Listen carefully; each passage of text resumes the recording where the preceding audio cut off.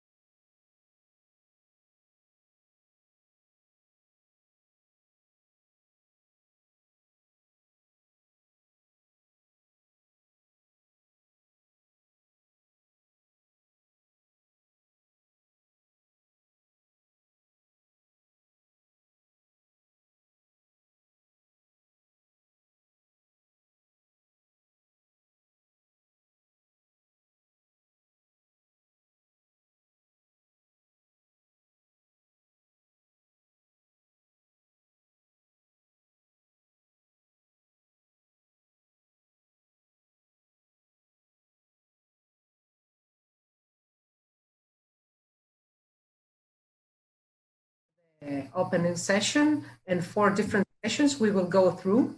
But right now, after the video that follows, I'm very honored to present, and I'm very honored actually to present dear Dr. Seri Anwar Ibrahim, who is the president of the People's Justice Party, leader of the ruling coalition in the Parliament of Malaysia, and he's the moderator of the honorary board of European Muslim Forum from Malaysia. And I'm giving to the floor. Thank you very much. Very much.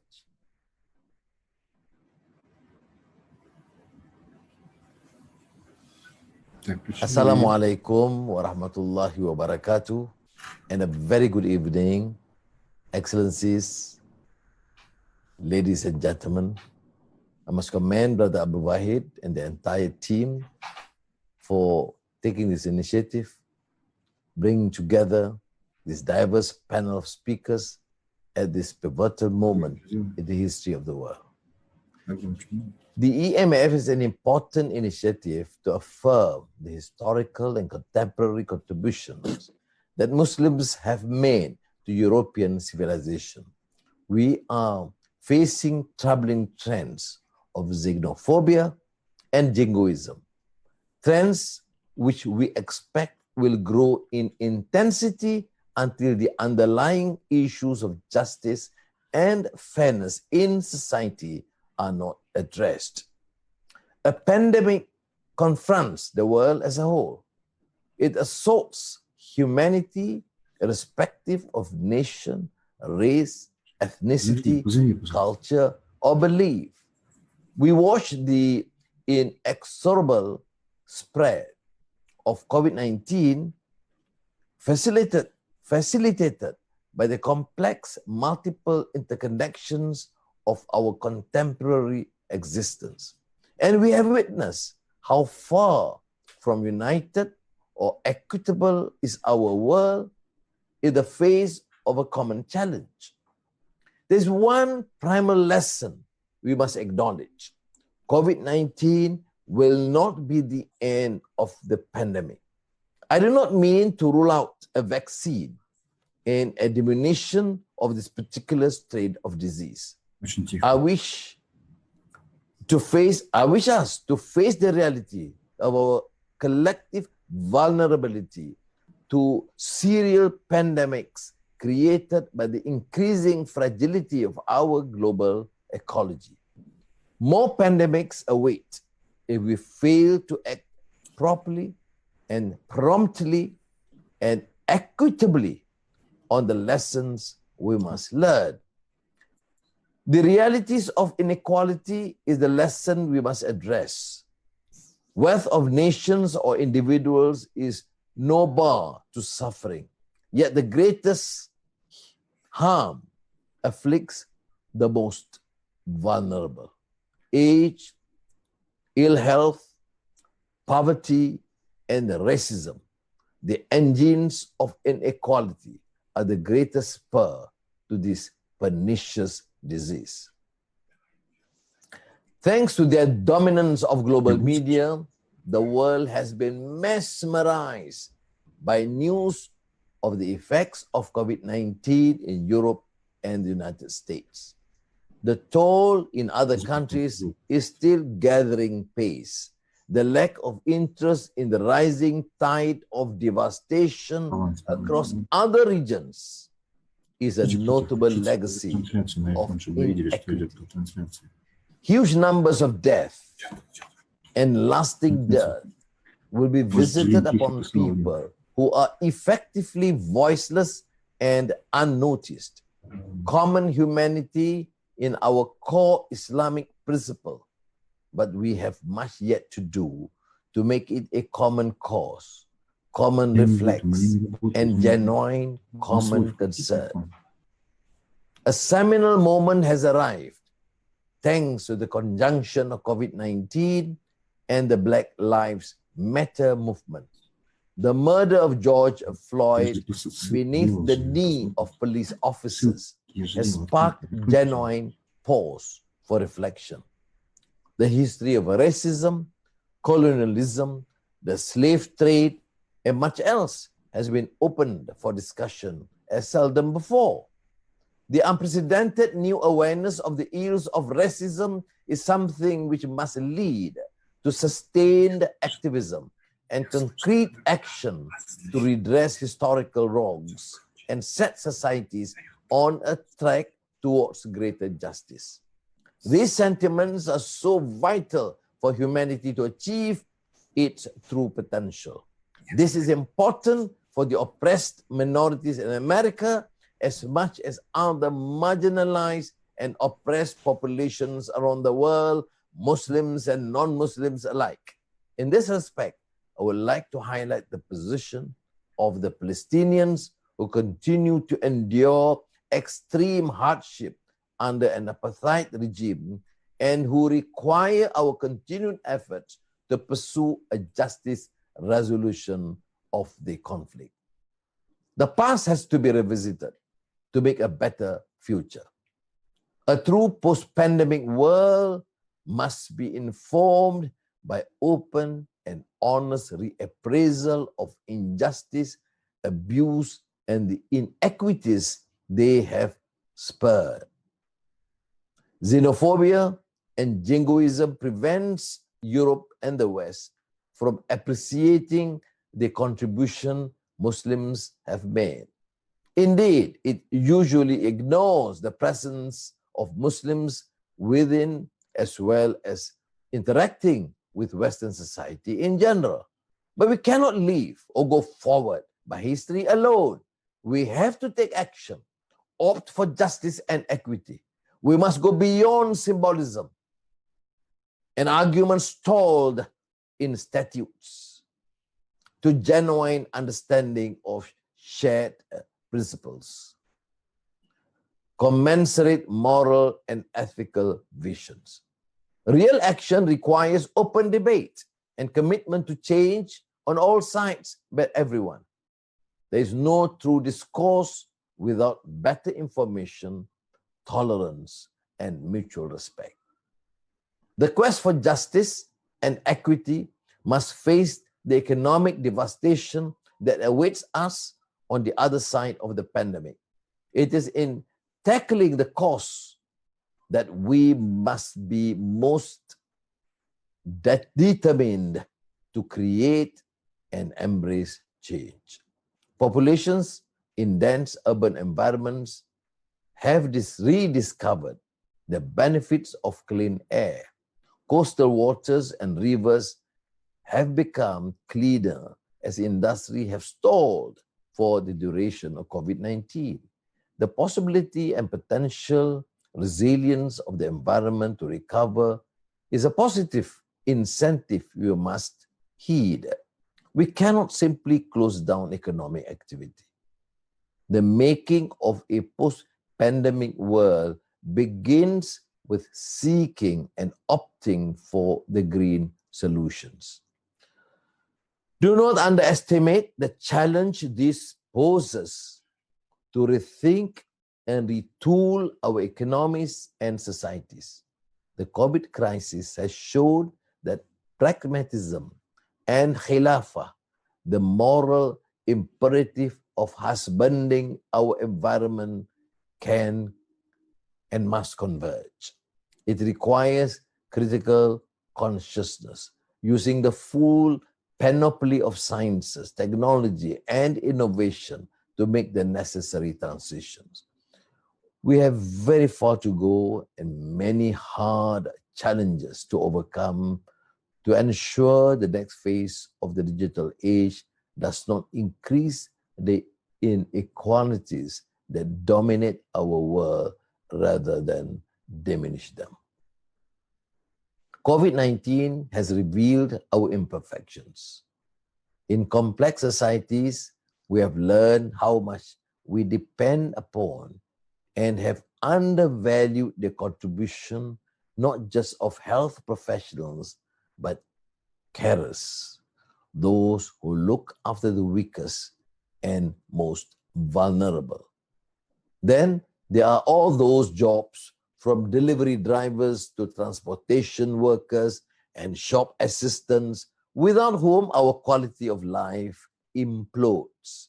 An equitable post-pandemic world must plan to realign our values and reassess what is valuable to our humanity and redress the balance.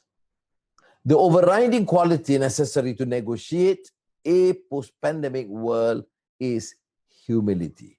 Science and technology are powerful, but COVID-19 is novel and unknown.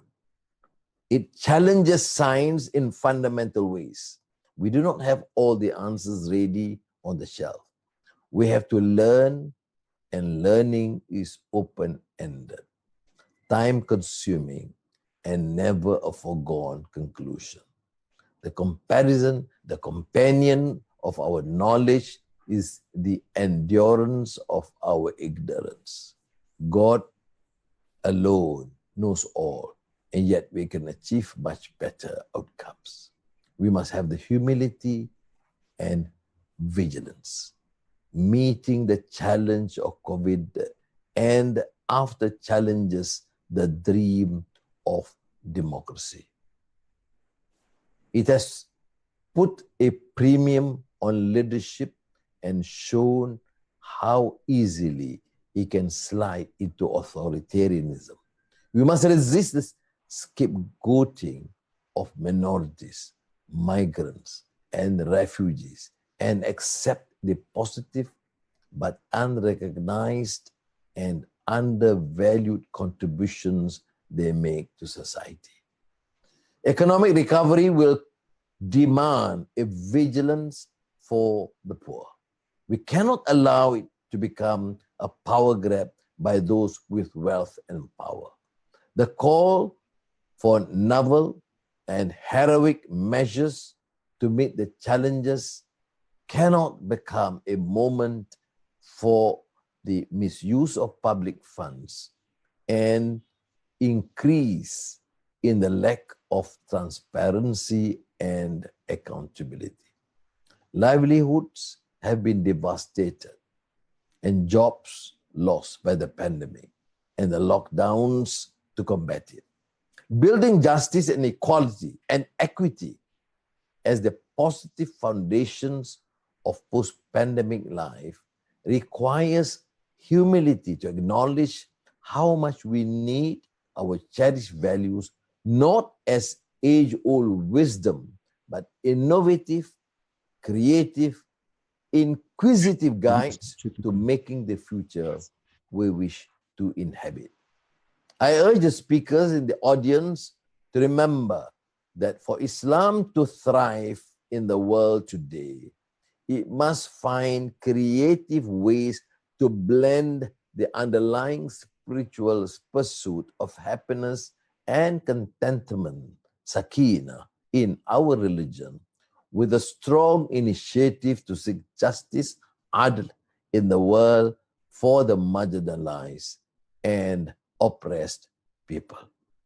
Thank you. Shukran. Wassalamu alaikum wa rahmatullahi wa barakatuh.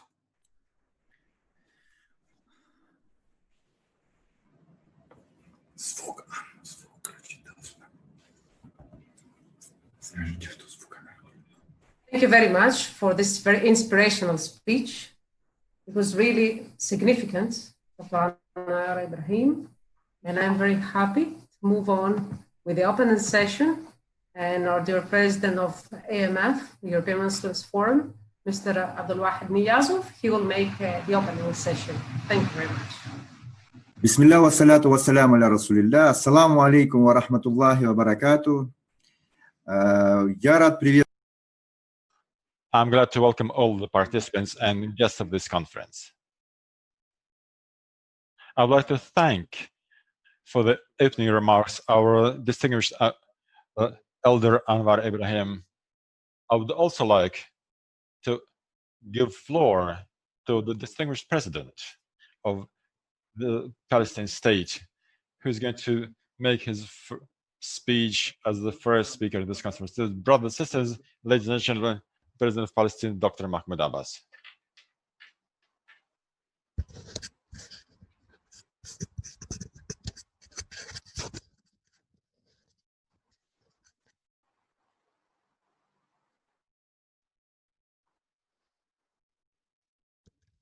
In the name of Allah, the most beneficent. My brother Abdul Niazov, president of the European Muslim Forum, organizers of this forum, ladies and gentlemen. All the attendees, peace to you and blessings from Allah. I'm glad to congratulate you on the occasion of this forum. This forum serves as a bridge between the Muslims in Europe and those who are around them, people from various cultures and of various outlooks. There's also a bridge that connects people in Europe with the world of Islam. I'd like to brief you on the present day of the state of the Palestine problem. The first and most important problem of all the Arab and the entire Muslim world. The Islamic Forum of Europe, which represents 170 million European Muslims, convenes today while the world is facing an unprecedented fight against the coronavirus pandemic,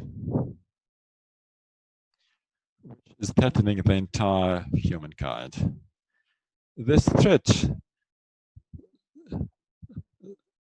against all of us demands that all the people from various cultures and various geographies unite their efforts against this dangerous virus and curb this virus in the name of saving our lives. But even a greater threat comes from racism, which is another pandemic, and you cannot live with racism. We must stand up against it and support all the forces that are fighting this enemy throughout the world. We in Palestine have been facing the most hideous instances of racism. Racism which manifests itself in the worst possible cases of racial discrimination. The invitation to participate in your important forum shows the great attention that you pay to the Palestine problem. It testifies to the fact that you help our people in fighting the Israeli occupation, which has been continued for more than 70 years now. This is particularly important in the light of the unprecedented challenges that we face, in particular with respect to the statement by the Israeli occupation government about their intention to implement their plan to annex the occupied Palestine territories at the consent of the United States of America and in violation of international law and justice. Here, I would like to clarify to all the participants of this distinguished forum that the Palestinian state does exist and has all the necessary institutions within the borders of 1967 with the capital in East Jerusalem. It exists even under the occupation of Israel, which has done its best to get rid of this state altogether. But this does not mean that Israel, as the occupation state, is entitled to engage in lawlessness and unlawful actions against our people. So we urge upon international communities to support the Palestinian people living in this condition of occupation. Mr. Chairman, ladies and gentlemen, the Palestinian state decided to take a number of decisions. One of them is not to believe that we in any way confined by any agreements with the occupation government and the US administration, which announced the so-called deal of the century and showed the map of annexation of Israeli territories. We made it very clear that the Israeli occupation government will bear full responsibility for this as the occupation state in accordance with the Fourth Geneva Convention of 1949. This decision, the Palestine decision, was made in response to the action of the Israeli occupation government to violate the agreement which they themselves signed. They have been violating these agreements on a regular basis, violating the principle of international justice, and thus violating the international peaceful processes aimed to create this state, and have been getting full support from the EGS administration. But despite all these difficulties and challenges, the most difficult challenges in our history, we, representatives of the Palestine state, still reach our hand of peace, and we say that we're ready to participate in a peace conference under the auspices of any approach, be it the International Four or any other governments, and we're ready to participate in negotiations that are held on the basis of international law and order and in accordance with the Arab initiatives. In this respect, we value very highly your support for the Palestinian cause at all the levels and in all the forums. And we urge upon you to increase your efforts to be able to bring this message of the Palestinian people in the parliaments and organizations of civil societies to the US administration and to the Israeli occupation government, so that they know that we flatly reject any plans or steps aimed to annex even a small part of the occupied Palestine land. We also call upon the Muslim communities in the European continent, in the countries of the European Union, to use all their efforts and to undertake urgent steps to stop attempts to annex Palestinian territories, and to urge the countries that don't recognize the Palestinian state to recognize it finally, and to protect the plan, to create this country supported by Europe and the international community. Mr. Chairman, ladies and gentlemen, we appreciate your efforts very highly to support the Palestinian cause, and we urge you to continue together with the international community and the entire world to prevent the Israeli occupation government from using this coronavirus pandemic, whose consequences would like to escape, to use this pandemic to implement the plan to annex part of the territories occupied back in 1967 and to break down the last remaining opportunities to create a Palestinian state for people who have been living in this unjust world. To conclude, I would like to reassure you that I would like to welcome you in the land of Palestine. But unfortunately, at the moment, the circumstances caused by the coronavirus pandemic prevent us from doing so. But we believe that we will be able to welcome you here in your second native land, so that you can see that we protect our land, the Muslim and the Christian Holy Land. Wish this forum a success, and wish you to take decisions which will serve for the benefit of our people, our state, and the entire world. Peace from you and blessing from Allah.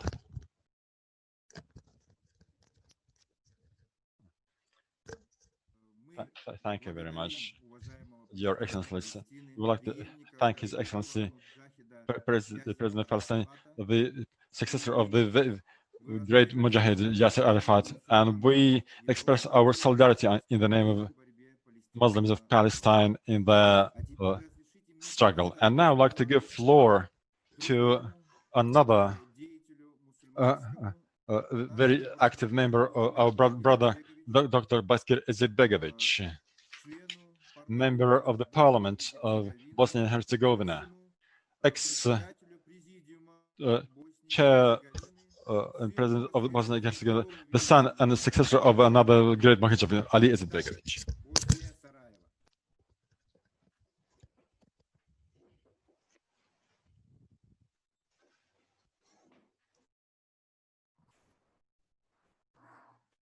And now we will have the honor to hear from Mr. Bakir Izetbegovic.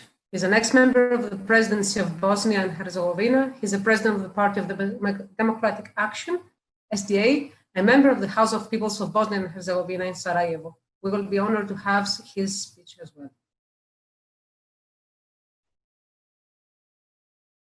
Dear Dr. Anwar Ibrahim, dear friends of the European Muslim Forum, esteemed presidents, prime ministers, intellectuals, ladies and gentlemen, Assalamu alaikum and good afternoon.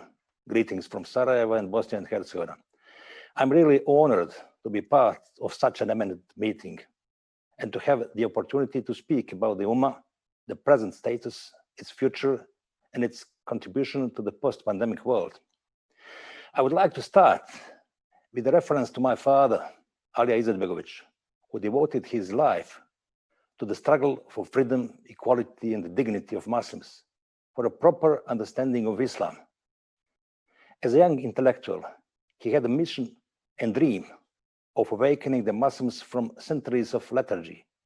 He wrote 60 years ago in his Islamic declaration these words: "The entire Muslim world is in a state of ferment and change. No matter what this world will look like after these changes make their first upward scale, one thing is certain: it will no longer be the world of the first half of this century. The age of passivity and stagnation has passed forever, because the world of 700 million people with tremendous natural resources, a world which occupies a first-class geographical position, which is higher to colossal cultural and political traditions, and is the bearer of the living Islamic mission, cannot remain in a state of subjection." These predictions were not the liking of the communist regime, and he was sentenced to 14 years of prison because of them. But repression cannot stop ideas and life. Ali became a president of those who had imprisoned him, and his predictions about the Muslims rising up became true. The Ummah has since been on the rise in every sense. The number of Muslims in the world has doubled. The economic power of the Islamic countries has grown tenfold. The number of schools, students, and teachers in some parts of the Islamic world has increased 100-fold. These quantitative changes have shifted the balance and led to social fractures, revolutions, conflicts, and in some Muslim countries, unfortunately, to horrible wars. Muslim leaders must first put an end to mutual conflicts, national and sectarian wars, violence of Muslims against Muslims, and only then they will be able to stop the violence done to Muslims all around the world by the others. The violence is global and widespread, from Palestine to China. And they will have to ensure freedom and the playing field for the young generation of Muslims. This well-educated, free-thinking generation deserves a free society instead of closed societies, rule of law instead of rule of one man, justice instead of oppression and corruption. It is only such a generation that could continue with the task of the present one, the generation which has started strengthening the backbone of Muslims, and that could restore the influence of the Ummah to the positions that it used to hold and that it deserves. And this is the position of a factor that contributes to stopping the negative trends and pointing mankind in the right direction. Because the direction that the world is heading today is not good. And we all are aware of this. In the past 50 years, which is time that most of us have witnessed, the world has grown and changed more than in the past 5,000 years. Science and technology have brought enormous benefits to mankind, but also acceleration and a direction that is worrying. Man is not able to control his own violence and selfishness, and has over the past couple of decades harmed to a worrying degree the substance, the material and spiritual substance which future of our children depends on. There is ever more violence, refugees, alienation, drug abuse, difference between rich and poor, modern slavery. In a modern society, the family is in crisis. There are more and more divorces and abortions and less newborn babies. The small blue planet that is beyond compare in the universe, our home that cleans and renews itself, that always gives us provisions, is wounded. Man has managed to pollute not just the air and the rivers, but entire seas and oceans as well. Entire animal species are being wiped out. And we have done all of this within a couple of decades. Man is obviously unable to slow down through his own will, but we have been slowed down, almost stopped in our tracks by an invisible, tiny creature we named COVID-19. Anywhere, in everything bad, there is something good. In the span of just a couple of weeks, the rivers cleaned up. The air in big cities also cleaned up. The Bosphorus and channels of Venice once again saw dolphins swimming in them. We will live with COVID for a while, and mankind will overcome this pandemic the same as all others before it. The immunity of people who are young and strong will gradually overcome corona, the same as it has overpowered all of the plagues, choleras, and flus in the past centuries. A vaccine should be certainly of help, but I hope that we will learn the lesson offered us by this small creature. Good and responsible people must overpower the bad and the irresponsible. What is needed is unifying leadership of good and active people all around the world. And we have such people among all nations, among members of all religions and ideologies. And everyone needs to rely on their own system of values, creating a synergy. Muslim leaders, whose influence is growing stronger globally despite all the controversy, must give their contribution. We must avoid the clash of civilizations that Huntington talks about, and attain a synergy that 7 centuries ago created the Renaissance, and in turn, the essence of the entire contemporary Western culture and civilization. An integral component of this culture was given by Muslims in philosophy, astronomy, mathematics, medicine, chemistry, finance, architecture, music. The contribution of Muslim leaders, thinkers, and politicians may rest only on the Islamic system of values, on true respect and understanding of God's creation, on the balance, mizan, that He established. If we really respect God, we will also respect His creation. First of all, man. We will respect ourselves, our own morals and dignity, and save our family. We will also respect the animals that He subjected to us, even the insects like the bees, that our survival depends upon them. The earth that we are created from, the air that we breathe, the rivers, the seas, and so on. We will oppose any sort of violence. Violence against men, against freedom, against ethics, against the mutual relations that God established, against the animal world, against the nature. I'm convinced that Bosnia and Herzegovina, one small country with a small population, but with an important position in the heart of Europe and significant experience in the struggle for peace, tolerance, reconciliation, and multiculturalism will give its contribution to the necessary dialogue and synergy. We know very well the meaning of Islamophobia, hatred, war, violence, being refugee, meaning of a genocide. We know what it is like when 1,000 of mosques are destroyed in just 1 year of war. And we have renewed all of them.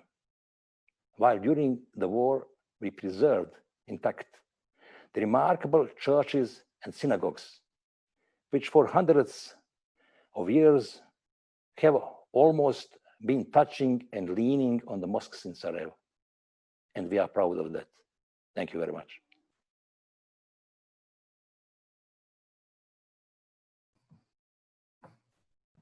Спасибо. Thank you. Distinguished Bakir Izetbegovic. Here we had Bosnia and Herzegovina, the Muslims of the Balkans, and an important part of the Muslim community of Europe. And now we need to give the floor to a representative of Russia, the largest European country with the largest Muslim population of 25 million. Russia is represented here by the head of Just Russia political party. For many years, he headed the Senate of the Russian Federation, Mr. Sergei Mironov. Distinguished ladies and gentlemen, dear friends, I am grateful for this invitation to take part in the work of European Islamic Forum. The Just Russia party that I had as a political and parliamentarian party has always understood and considered in our activities the interests and importance of 20 million of Muslims here in the Russian Federation. For sure, traditional Islam is an important part of Russian history. It has always contributed to the ethnic and cultural diversity, to economic and social development, to the protection and well-being of our multi-ethnic motherland. The situation is really unusual. The world has faced the pandemic for the first time in recent years. It has impacted deeply and negatively the social and economic position of many countries, key markets, and the entire network of international connections. The global economic slowdown has started, and we are still to estimate its consequences, but only by joining efforts of all countries and nations, regardless of their geographic position, political structure, national, ethnic, or confessional allegiance, we can overcome this common enemy, the coronavirus, and its economic consequences. These issues are important for us because Russia is a country which during its many centuries of history was able to unite naturally many nations, ethnic groups, and cultures. Islam has always had, does have, and will have deep roots and will continue to develop. We had gone through many ordeals. Let me recall the victory of many ethnic groups here in Russia and the Soviet Union in World War II. We just celebrated 75th anniversary of it, and we make no difference as we care for people living in different regions, having different nationalities and culture. We work together collectively. We work as an entire community. Let me give you an example of the Republic of Dagestan, where the population mostly follow Islam. Initially, in remote areas, the pandemic became too dangerous, and that's why the entire country of Russia responded to that situation by supporting the Republic of Dagestan. Quickly, many efficient measures were introduced. Doctors and medical teams, equipment were all sent to the Republic. As the result, we were able to overcome that situation, to win over the coronavirus and deal with the crisis. And today, this is what we need to do. We need to ensure that we follow the ideas of solidarity, and we need to unite all nations regardless of their religion and faith. We need to unite our efforts. We shouldn't allow that in the world of today, conflicts would increase. International law and diplomacy would stop working, and political blackmailing would prevail. We shouldn't allow that. That should be part of the past. My second point, we need to increase efficiency of fighting poverty and to avoid further growth of unemployment, reduction of income and social standards of many citizens in the post-crisis period. We should stop this gap between the rich and the poor from growing, because it's a reason for further conflicts. My third point, in the situation of economic crisis, we need to pay special attention to preserving inter-ethnic, inter-confessional peace and unity between nations. We need to be wise as we make political decisions that can hurt spiritual and moral relations between people. We need to exclude any manifestations of racism and religious strife. My fourth point, to overcome the economic crisis after the coronavirus shouldn't hurt the environment. And in the post-pandemic period, we shouldn't forget about environmental issues. And remember, we still need to preserve nature, to be careful about our natural resources, to develop green economy, and that we should start from childhood.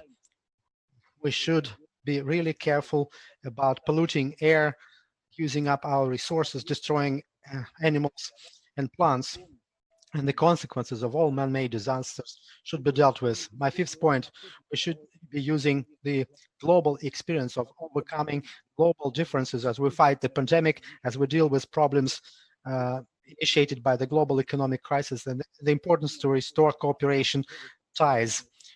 Mutual exchange of information should be as open as possible. In conclusion, let me sincerely thank the organizers and participants in this great conference that is online and is a vivid manifestation of how the European Muslim Forum adjusts to new conditions. As we analyze the post-pandemic economy, we understand that this matter is very important. Thank you for your attention.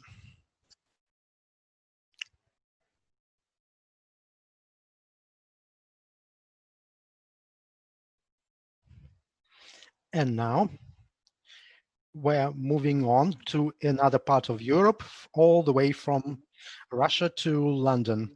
Here online, we have member of the House of Lords, Lord Nazir Ahmad. At the same time, he is also a member of the Council of our European Muslim Forum. Please, Your Excellency, you may have the floor.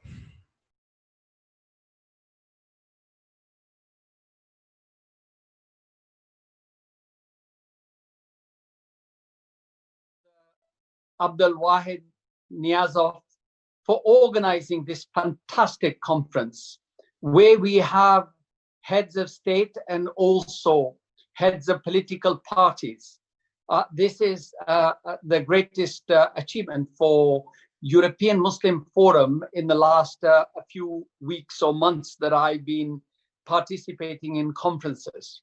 So it is great to see His Excellency Anwar Ibrahim and President of Palestine and leaders from Bosnia to Russia. And thank you for choosing such wonderful topics like COVID-19, environment, as well as racism, Islamophobia, and the issue of Palestine. And as a Kashmiri-born British parliamentarian, I want to bring the issue of Kashmir to your attention too. But I think that the speeches that we've heard so far have been excellent in terms of the long-standing issue of the Palestinian rights and the Zionist state, which is expanding and wants to take more territory from the Palestinians.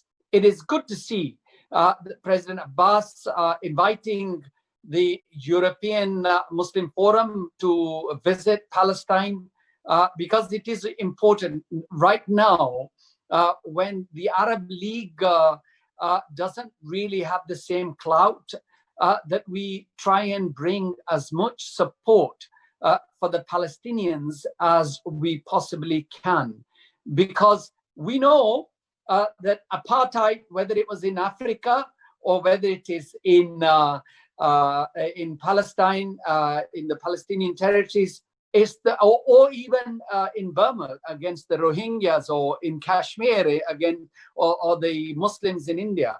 It is the worst form of racism, because you have institutional racism as well as the daily prejudice and violence against them. The continuous effort by the state to take their property and land and to drive them out of those places. It is what happened to the Jewish people in Europe and also, of course, in Germany by the fascist Nazis. That is happening to Muslims around the world today. So the conference is very timely. What we need to do is, I think our brother from Sarajevo talked about the unity amongst Muslims and also resolving the conflicts between the Muslim countries. I think if I can address Your Excellency, Brother Abdul Wahid Niazov, if I can address you on this issue, nobody better than you and the European Muslim Forum to lead a peace and reconciliation initiatives between Muslim countries where there is conflict, where there is misunderstanding, whether it is in the Arab League or whether it is in Yemen, in Libya, whether it is in Syria, in other Muslim, between Iran and Saudi Arabia, because here you have European Muslims who don't have political interests or even some sort of it. I can give you an example of something that I led. I had the honor of leading a British Muslim Peace and Reconciliation Initiative in Darfur, where we could go to the communities in Darfur and say that the Quran orders us, فَأَصْلِحُوا بَيْنَ إِخْوَيْكُمْ, and of course the Quran says, وَاعْتَصِمُوا بِحَبْلِ اللَّهِ جَمِيعًا تَفَرَّقُوا. So when there is fight between Muslims, first that they unite, but also there is a duty upon us to make sure that we create a reconciliation between those states, because nobody else, the UN will not do it. The European Union, I am in European Union right now or in Europe, but they will not make peace. The African Union will not make peace between these Muslim states. And if they even tried, there isn't the same confidence in those institutions as there would be in Abdul Wahid Niazov and all his team of executive and board members, because you don't have a political muscle that you can show that you are doing it because you want to extend some sort of power in the region, but you're doing it because as a Muslim, we think that there are issues more important, like Palestine, like Kashmir, like the Rohingya, like Bosnia. Balkans is still there. It's simmering away. You never know when it will light up again. So racism, whether those great people like Malcolm X and Martin Luther King and Nelson Mandela and Yasser Arafat, who fought racism or tried to fight, or now all of us together we are trying to do, but it has more consequences because it has the rise of fascism, the rise of right-wing politics in most of these countries, where the weak are being driven out and they're being oppressed, and there are abuses of human rights. They need to stop. And I think that we have a role to play, and I honestly think that there's a huge opportunity for us to be doing that. And here I congratulate you and your team, Brother Abdul Wahid Niazov, for Wahid, for organizing this fantastic, beautiful conference, and wish everyone a continuous success. Thank you very much.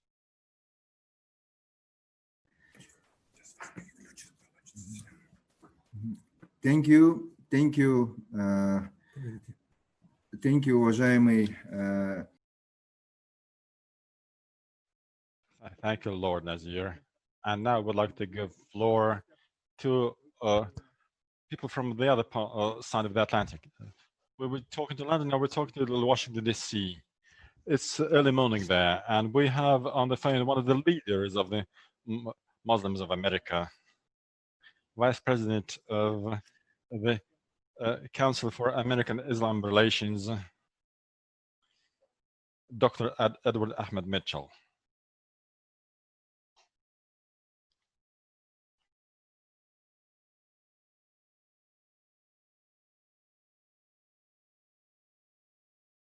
With you. My name is Edward Ahmed Mitchell. I'm an attorney and the Deputy Director of the Council on American Islamic Relations. It's a pleasure to speak to you here from the United States of America. Let me start by thanking the European Muslim Forum for inviting us to be with you here today. Our Executive Director, Nihad Awad, wanted to be with you personally, but unexpectedly, he could not join you. But I am here on his behalf, and I extend greetings from him and the entire American Muslim community. For those of you unfamiliar with CARE, let me briefly note that the Council on American Islamic Relations is our nation's largest Muslim civil rights organization. Our mission is to enhance the public's understanding of Islam, to promote justice, to counter Islamophobia, bigotry, to build bridges of understanding, and to defend civil rights and civil liberties of all Americans, especially Muslim Americans. I want to briefly today, inshallah, discuss with you what is happening in America in relation to three different issues, and the hope that you can take some lessons and benefits from what is happening and how we're dealing with it here in the United States. So there are three major issues that are impacting our country and so many countries in the world. The first, obviously, is the COVID-19 pandemic, which has been horrible around the world, but especially horrible here in America. The second is a national reckoning that we as Americans are having with the issue of racism, which has haunted our country for not just years, not just decades, but centuries. And we are dealing with this issue once again. And the third issue is our upcoming presidential election, which could have a major impact on the future of the Muslim community in America and our country at large, and I dare say people all around the world. Now, these three issues may seem to be unrelated: COVID-19, racism, the presidential election, but I can assure you they all very much are related. And let me explain why. First, the COVID-19 pandemic. This disease is not racist. The disease not pick on people of any particular nationality or race, but because of structural inequities, structural racism that exists in America, COVID-19 has had a disproportionate impact on minorities in our country, especially African Americans, who are dying of COVID-19 at a much higher rate than we are, than the rate that we make up in the general population. Now, this is largely a result of the fact that, number one, African Americans, minorities tend to be experiencing a lower socioeconomic status in our country. And if you are poor, if you're living in cramped conditions, if you don't have access to health care, then you are more likely to be getting sick and not being able to get treatment when you are sick. And so because of that, we're facing a serious issue. The other issue to note is that here in America, our country did not completely shut down. There are still people having to go to work, to man grocery stores, to do the quote unquote essential work. And those people often tend to be people who are people of color. And because they have to go out there on the front lines, they are also being exposed to the virus. I should also note that many of the doctors in America are people of color. They're also on the front lines against this virus. And our doctors are oftentimes hospitals understaffed, overwhelmed, underfunded, and people therefore also are at risk of getting sick. So I say that to say that racism is very much impacting how people are suffering from COVID-19 in our country. The next thing that I want to note is the national reckoning on racism. here in America, as you all know, the issue of racism against African Americans has been a persistent evil that has haunted our country for centuries. Even though segregation ended in our country long ago, the impacts of centuries of slavery, decades of segregation, racial terrorism continue to impact our nation. We've especially seen this in the issue of police brutality. You all have seen the videos. In recent months, several police shootings of unarmed Black men and women have occurred, and this has sparked upheaval in our country from people who have just had enough and are vigorously speaking out against systemic racism in our country, taking to the streets to speak out against it and demanding real change. Now, in response to that, our government has taken authoritarian steps that you would only usually see in some of the most dictatorial countries. Unarmed federal officers on the streets attacking protesters, shooting protesters with rubber bullets. And we've even seen police officers who are being criticized for police brutality, engaging in police brutality at protests against police brutality. And so this issue has been happening simultaneous with the COVID-19 pandemic. And then the last issue we're grappling with is our upcoming election. President Trump is up for re-election. Congress, congressional seats are up for re-election. And so all this is happening at the same time. We are struggling to determine what the future of our country will look like. Are we going to tackle this pandemic in an intelligent way that saves lives, or are we going to simply ignore it as it kills more people? Are we going to address the long-standing issues of racism in our country, or are we just going to try to beat it down with batons and tear gas? Are we going to have a free and fair election? And will the results of that election be respected? These are all issues that we're grappling with, and they are all very much interconnected. Now, finally, how are these issues impacting Muslims in America? How are Muslims in America responding to these issues in positive ways? I want to note that first, Muslims have been on the front lines of responding to the COVID-19 pandemic in America. A significant percentage of medical professionals in America are Muslims. We have many Muslims who came to America to go to school. They stayed, became doctors, and they are risking their lives, including Muslims who have died of COVID-19. There's a there's a young woman in Virginia who contacted CARE to let us know that her father, a retired doctor, decided to go back to work to help an understaffed hospital, Muslim man, Muslim immigrant, and he died of COVID-19, risking his life. He didn't have to. He wasn't getting a paycheck for it. He just risked his life. So Muslim doctors are on the front lines of fighting this pandemic.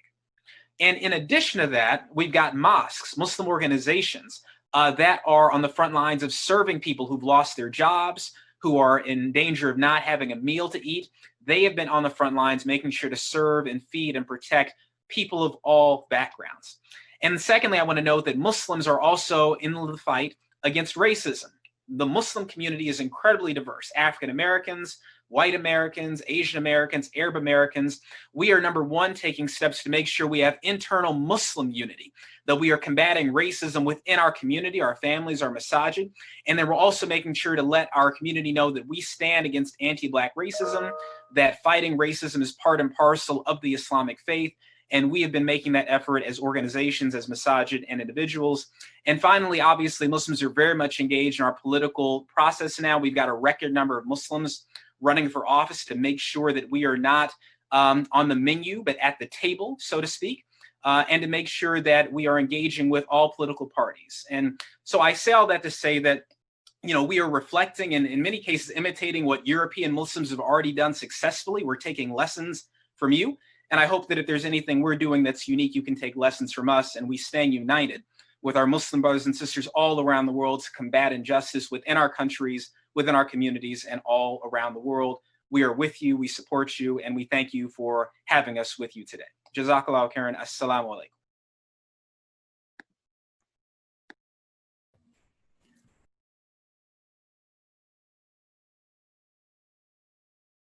Walaikum assalam wa rahmatullah. So we have listened to Washington DC from the US, and now we're moving to the Middle East. And we have here with us Dr. Badr Said Al Sumaid, General Secretary of International Charitable Organization from the state of Kuwait, and we would like to wish good health to Amir of the state of Kuwait, who has been doing a lot for Muslims all around the world, and who recovered, alhamdulillah, a short time ago. So you have the floor.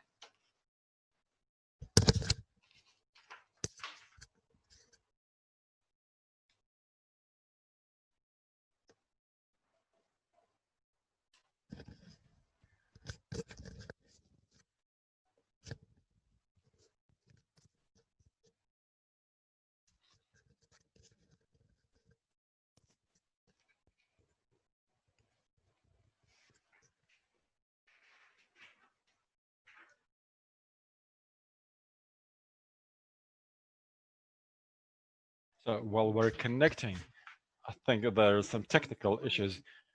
I urge speakers not to be too quick because we are conducting simultaneous interpretation to 4 languages: Russian, English, Arabic, and Turkish. So please don't be too fast in all you say. So we're waiting for Kuwait to connect.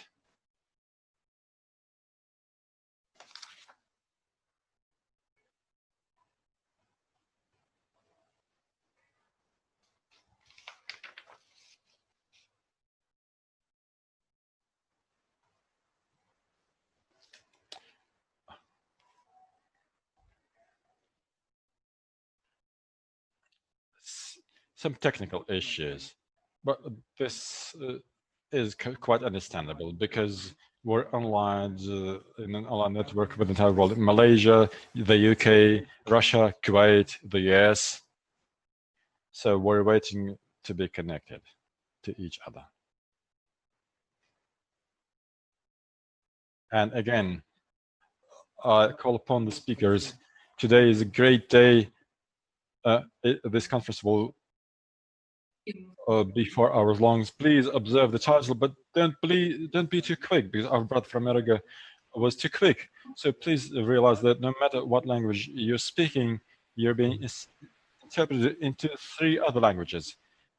We're broadcast online on Facebook and YouTube, saying the audience may be many millions, and we're waiting to be connected with Kuwait.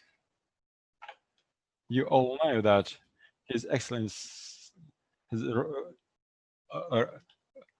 Royal Highness the Amir has suffered from the illness, and alhamdulillah, he's been able to overcome this illness. And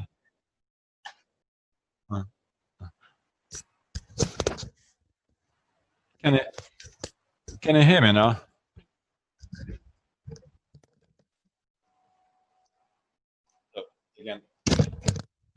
Again, in the name of Allah, the merciful and the beneficent.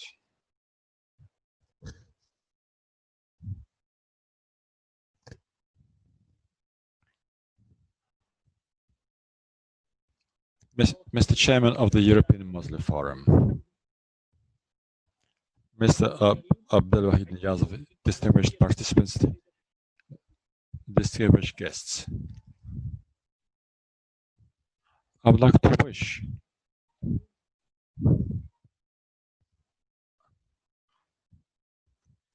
all the best, and to greet you and to congratulate the distinguished Amir of Kuwait on his recovery. Let us wish him good health and a lot of optimism, and I hope that you join in with me in these good wishes.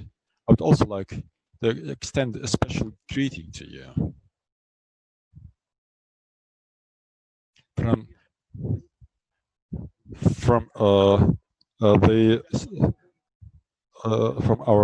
charitable organization. We would like to thank all those who have participated in organizing today's forum. It is a great honor and privilege for us to participate together with you, all the outstanding public figures and scientists and scholars in this event. I would like to thank the organizing committee of this conference and to say a few words about our charitable organization. It is one of the organizations which has been working for quite a long time in the Arab world.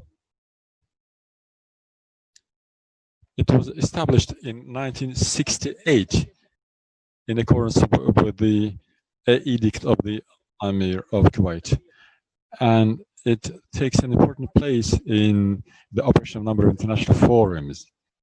It provides various types of support to Muslim organizations, to simple Muslims, and it carries out its humane mission by helping Muslims in various areas, in the economy, in culture, in education.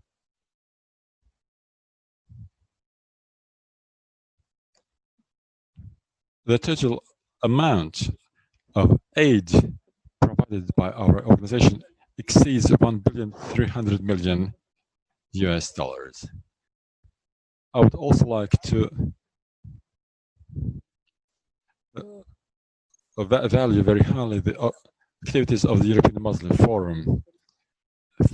I appreciate the urges to the Muslims to fight all types of discrimination and the support of the unity of the Ummah. I would also like to note your wish to create a forum for interaction between Muslims, not only in Europe but worldwide. Distinguished participants, this conference is quite important because we are striving to reach the aims which serve the interests of the entire Muslim Ummah. This is of particular importance today, now that we're facing a very special situation in our joint history, the post-COVID world. How will it look? It all depends on the efforts of our research centers. The world will not be the same the way it was before COVID-19.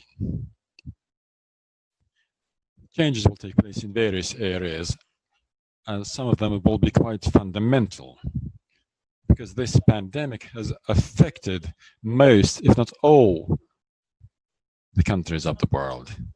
And clearly the negative consequences that we see and we will be seeing will affect various areas of our lives for a long time.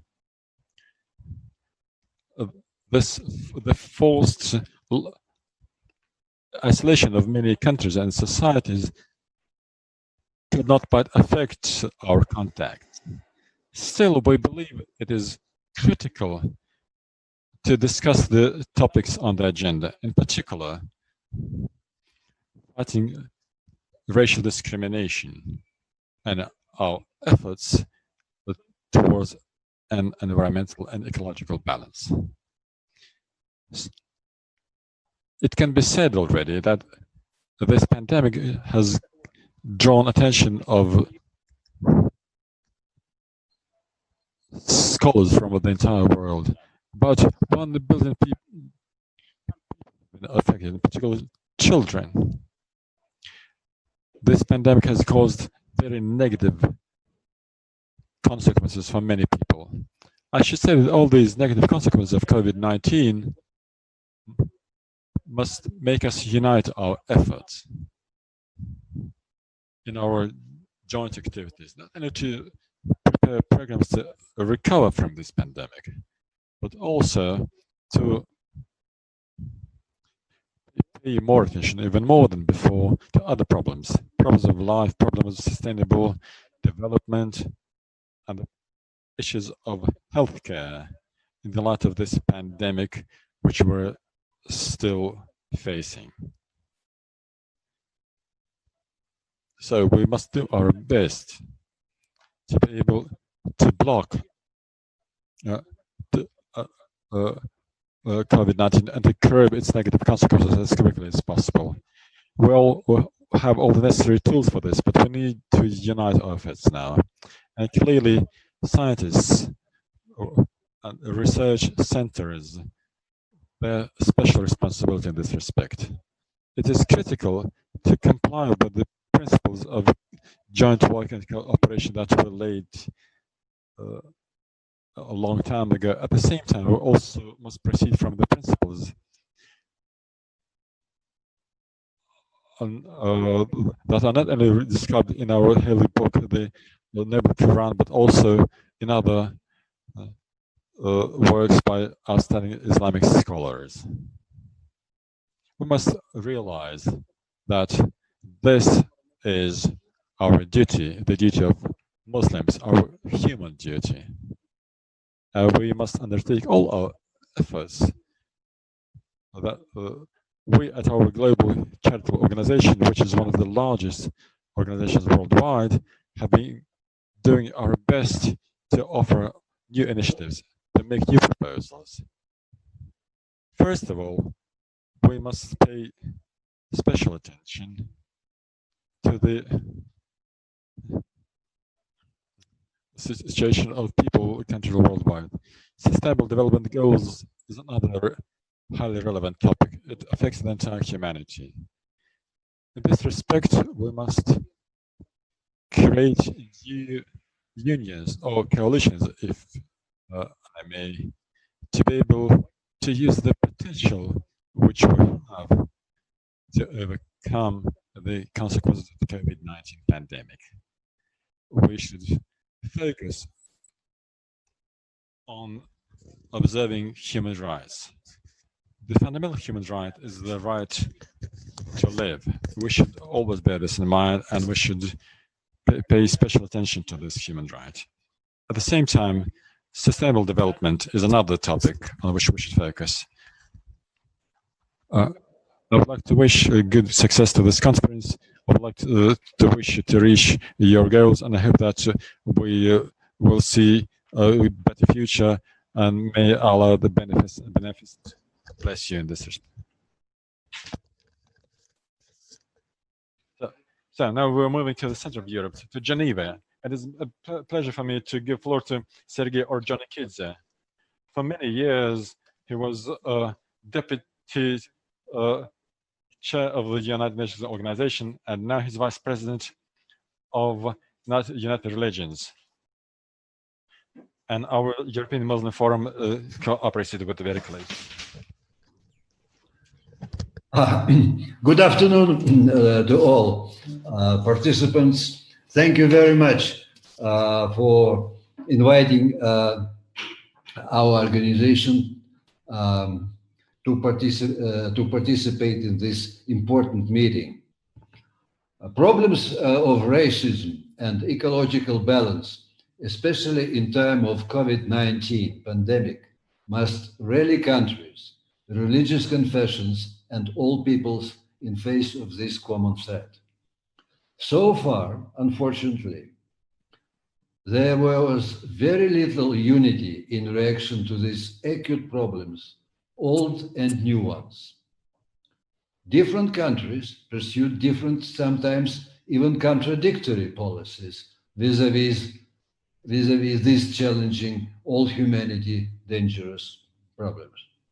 COVID-19 pandemic has changed the world, and in this unprecedented situation, we see the increasingly important role of all religious organizations, including, of course, Muslim ones, and our one, that should influence policies of states to bury racism once and for all, in whatever form and in whatever place they occur, as well as to take urgent measures to save the world from ecological disaster. We should influence states to join the Paris Agreement on Climate Change signed in 2016 as an immediate and very important necessary step in this direction. The role of the United Nations in coping with these problems is indispensable. The UN should take the leading role in combating racism, promote ecology, and saving lives of people from COVID-19 pandemic. And all states should unite their efforts to fight pandemic with each other and within World Health Organization to help to save millions of lives.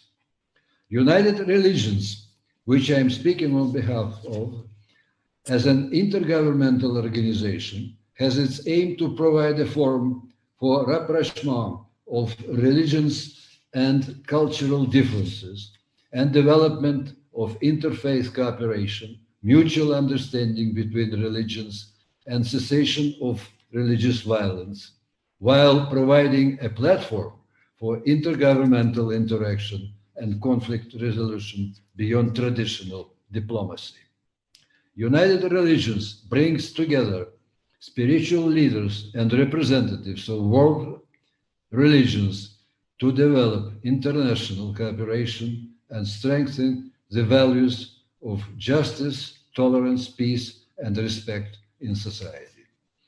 United Religions was founded and registered in Switzerland in 2018 with the headquarters in Geneva. The initiative for its creation belongs to Mr. Akif Gelalov, head of World Congress of Mountain Jews, founder and chairman of World's Global Telecom, president of ZAR Group of companies. The activities of the intergovernmental organization, United Religions, were supported by the world religious leaders, Pope Francis, Ecumenical Patriarch Bartholomew, the Secretary General of the Islam World League, Dr. Mohammed Abdul Karim Al-Assa, Chairman of the World Muslim Communities Council, Dr. Ali Rashid Al-Naoumi, as well as authoritative worldwide world leaders and public organizations, and all of you who participate in this meeting and who are interested in consolidation of peace, tolerance, progress, cultural and humanitarian development, to take part in active mutual cooperation with United Religions by signing up relevant documents and agreements. We also invite religious and public organizations interested in support of ecological balance and improvement of the environment to participate in the global conference, the Faith for Earth Dialogue, which will be held during the UN Environment Assembly 5 in Nairobi in February 2021. The United Religions will hold there a separate session with participation of world religion leaders. Another important source of improving the representativeness of the world community in such horrifying scenarios like fighting injustice, racism, and ecological disasters can be found in unleashing the potential of the private companies and sponsors who are eager to help by creating structures and solutions that can systematically improve the situation regarding the protection of human health and life. It's well known that the pandemic has exposed insufficiencies in accessibility of global telecommunications infrastructure. In this regard, I want to draw your attention to a very promising initiative in this landscape of digital and telecommunication technologies that aims to develop a dedicated global digital platform for people with disabilities. And I would like to remind you that there are nearly 1 billion people with such disabilities on our planet, according to the estimate of the World Health Organization. And in situations that I would like to emphasize, in situation when we have 15 million people in the world who are suffering from COVID-19 pandemic, disabled people need help especially. So this initiative is called, our initiative is called GLEOS. This is abbreviation for Global Equal Opportunities Social Service. We ask for your support of this important humanitarian initiative. We would highly appreciate if you could extend your personal involvement and support and facilitate that the representatives of the Muslim states that are always have played important role in all UN system organs express their support of the GLEOS initiative. I wish our meeting to be productive, and I wish our meeting to be a success. Thank you very much.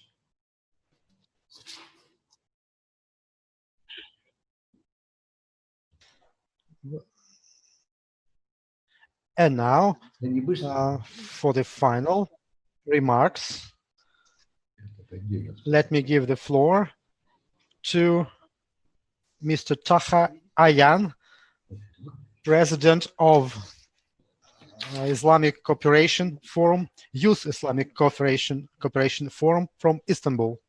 You're welcome. Bismillahirrahmanirrahim. Distinguished and honorable guests, ladies and gentlemen, His Excellency Abdulwahid Niazov, the President of European Muslim Forum and our brother, His Excellency Miguel Angel Ruiz, President of the Barcelona Multicultural Foundation, His Excellency Sir Iqbal Sakrani, Founder and First Secretary General of the Muslim Council of Great Britain, very distinguished speakers, the leaders from all around the world, the leaders of our Ummah, the thinkers about our Ummah, ladies and gentlemen, dear brothers and sisters, Assalamu alaikum wa rahmatullahi wa barakatuh. I am very pleased and honored to be here with you in this special online conference of European Muslim Conference, deemed Post-Pandemic Ummah, the leader's opinion. I thank the European Muslim Forum and especially to our brother Abdul Wahid Bey for inviting me to this esteemed gathering, along with other distinguished Ummah leaders attending with us here today. Those who work to find solutions and play roles for the well-being of our communities, and those who work to shape the future with knowledge, experience, and determination, and those who are proposing very concrete solutions to our problems.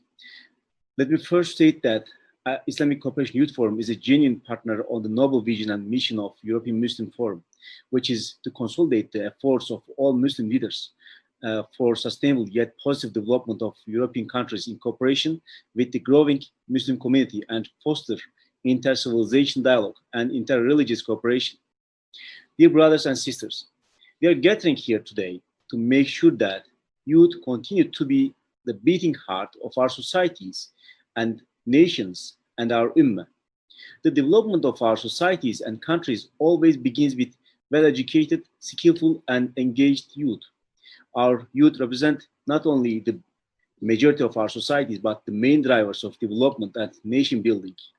United with our youth, but the main drivers of development and nation building, especially, we can stand together against racism and stand strong in support of development and environmental sustainability.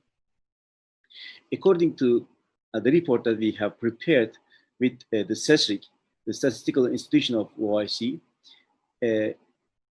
among the OIC member states, for the OIC people, nearly 28.5% of all population are youth between the age of 15 to 24. By 2030, the OIC member states will be home to nearly 30% of the world's youth.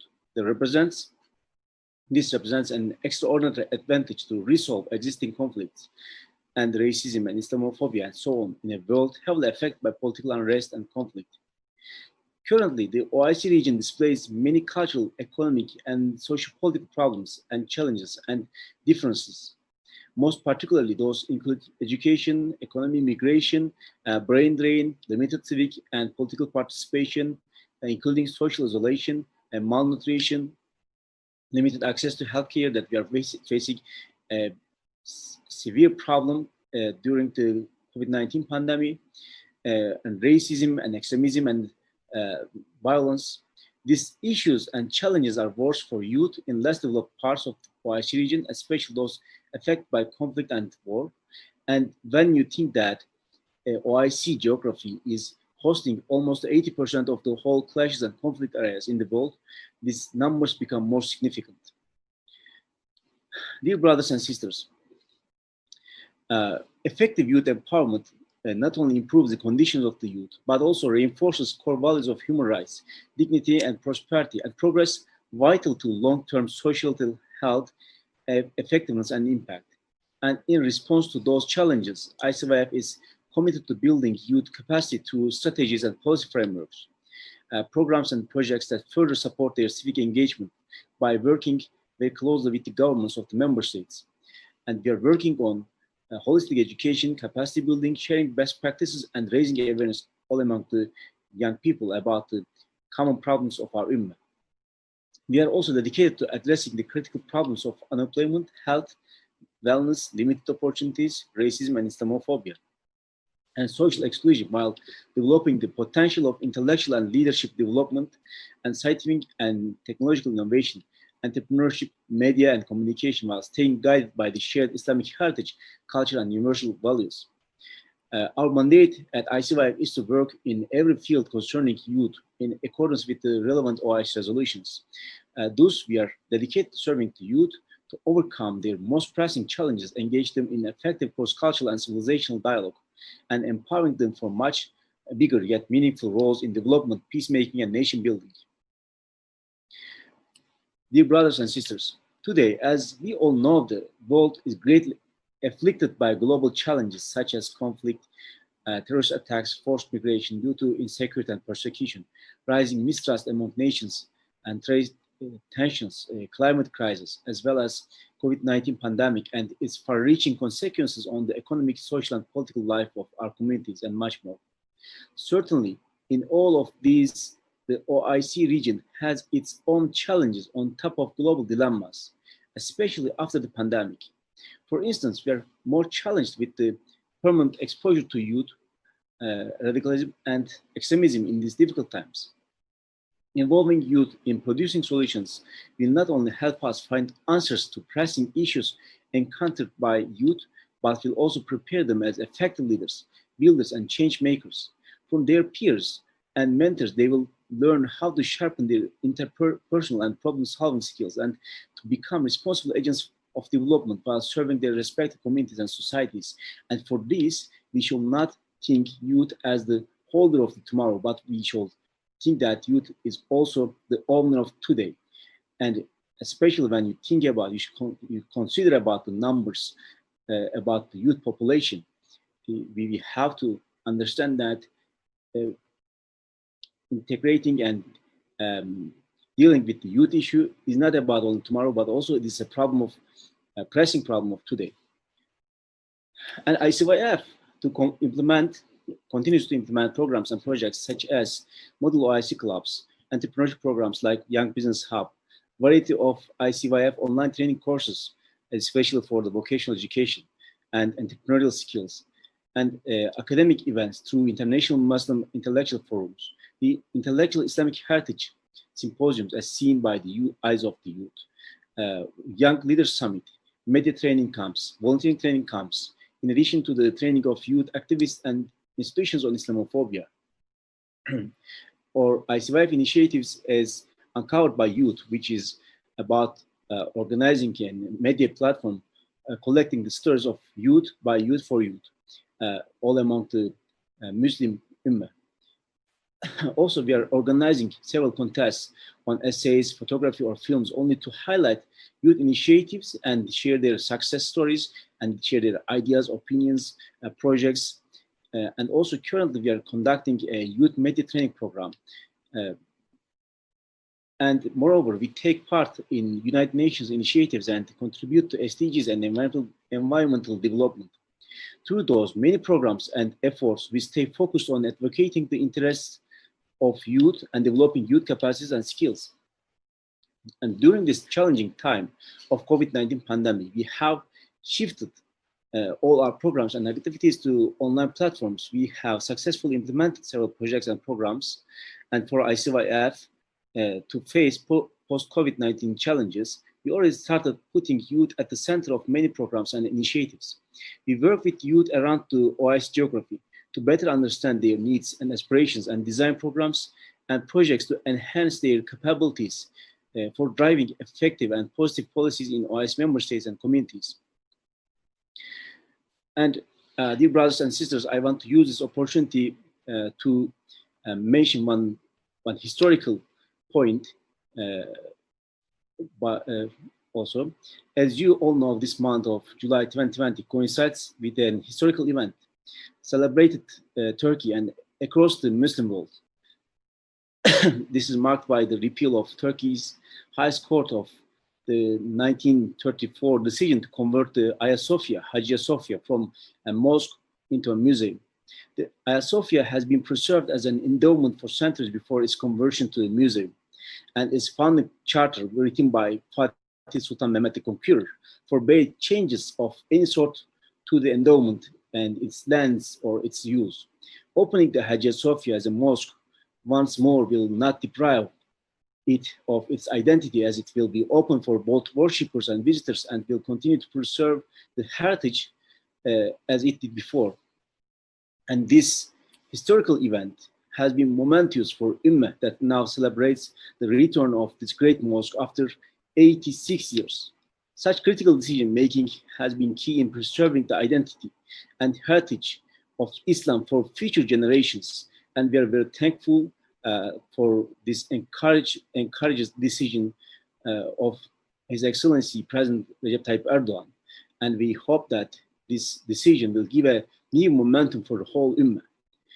Dear brothers and sisters, before I conclude, allow me to assure you that the ICYF, Islamic Cooperation Youth Forum, is always open to work with OIS member states and all relevant institutions, or all NGOs, all universities, all educational institutions worldwide towards the betterment of our youth for joint programs and partnerships in developing a culture of tolerance, development, inclusion, and social cohesion in their communities and all around the world. Our efforts are driven by the spirit of Islamic values and heritage and a far-reaching culture and civilization, nonetheless focusing on global understanding, dialogue, solidarity, and cooperation. And I want to mention one point again, that now the issue of youth is very critical, at a very critical point, and our youth is almost at the age of being lost. So we have to do something urgent. We have to act immediately to give a hand to our youth about their education, about their economical well-being, about their health well-being, and all kinds of projects, plans, ideas, helps, and supports will be very effective. So again, I want to underline this problem. And I would like to seize this golden opportunity to call on our youth organizations, our Islamic institutions, our leaders, and our communities to build more bridges of dialogue, understanding, and cooperation to serve for the sake of the youth, our youth. I pray to Allah Almighty Subhanahu wa Ta'ala to grant us success in our missions, programs, and projects, and to help us serve to the youth of the Ummah effectively and immediately. I also extend my recognition and deepest appreciation to the European Muslim Forum, who made this unique program possible, and I want to congratulate them for these perfect arrangements and organizations. And I'm really thankful to His Excellency Brother Abdul Wahid Bey for inviting us and making us being part of this unique opportunity. Finally, on this blessed days of Zulhijjah and the upcoming occasion of Eid al-Adha Mubarak, I wish you all joyous, happy, and peaceful time, and for the rest of all the Ummah, especially during these very difficult times of the COVID-19 pandemic. Thank you very much for your kind attention. Wassalamu alaikum wa rahmatullahi wa barakatuh.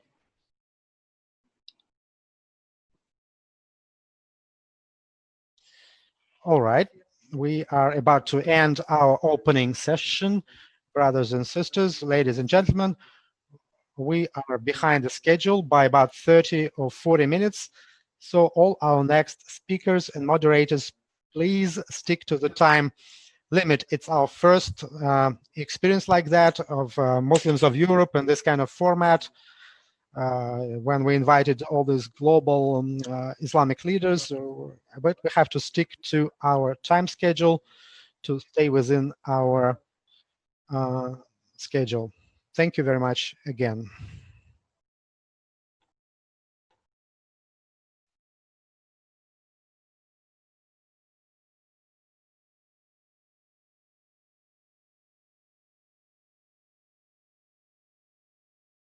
Wahid Niyazov for this initiative and giving us the opportunity to see live all these inspirational speakers. I thank the speakers, each one of them. They contributed to this conference with great quality, and we will continue because the time is running.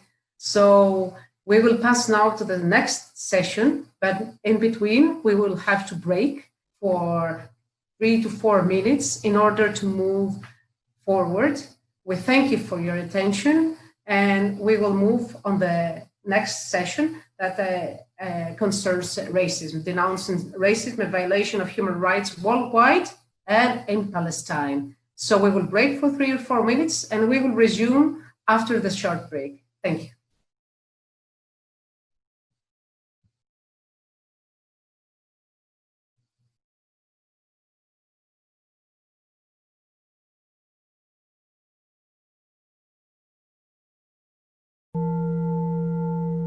It's 2020.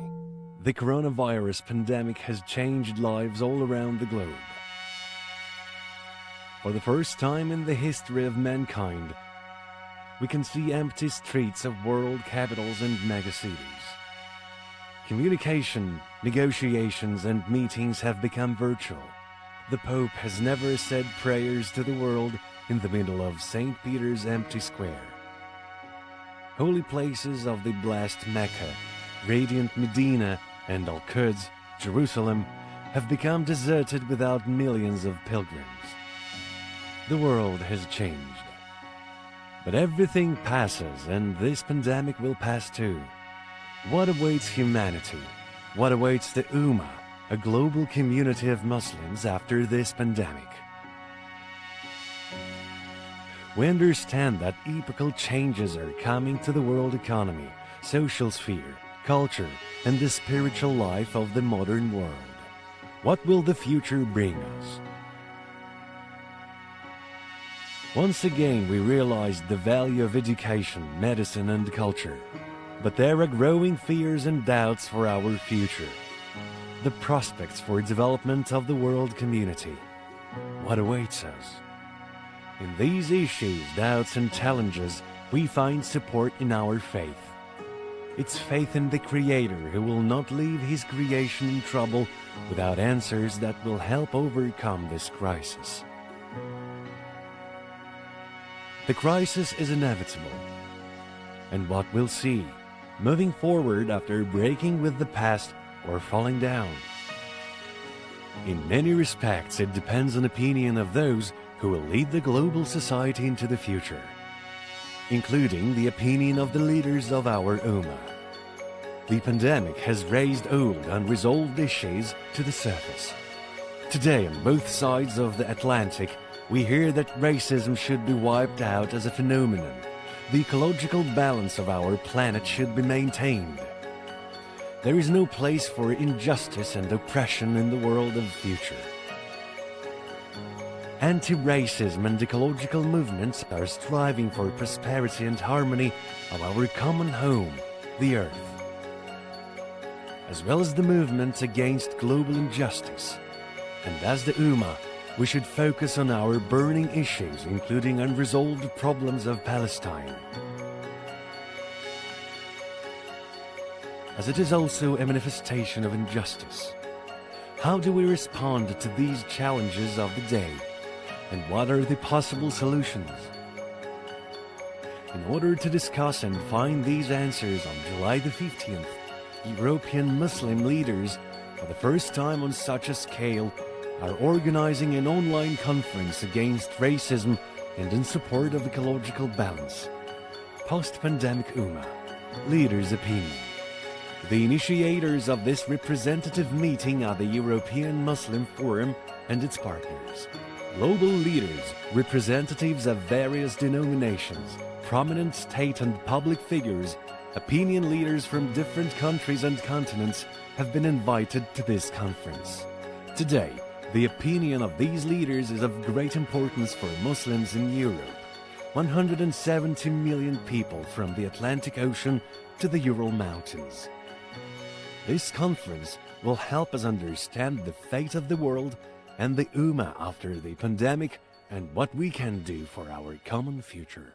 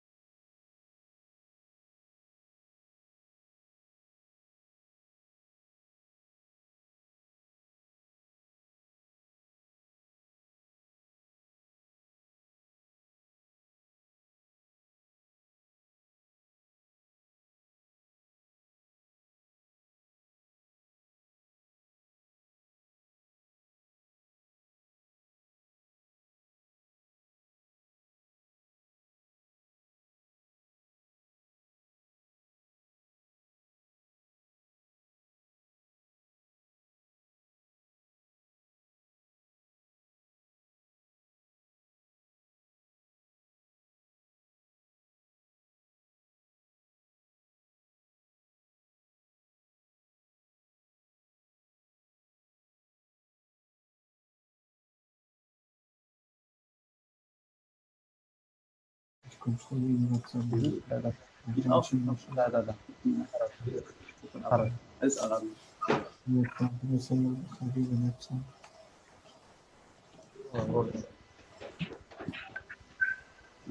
الجالية المغربية راديو الجالية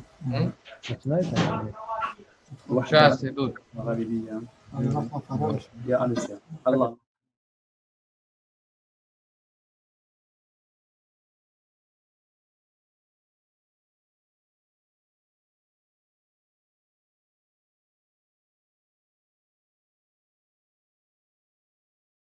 السلام ورحمة الله. Welcome back. This is the second session. I'm very happy to introduce the second session. It's very important. The subject is very important.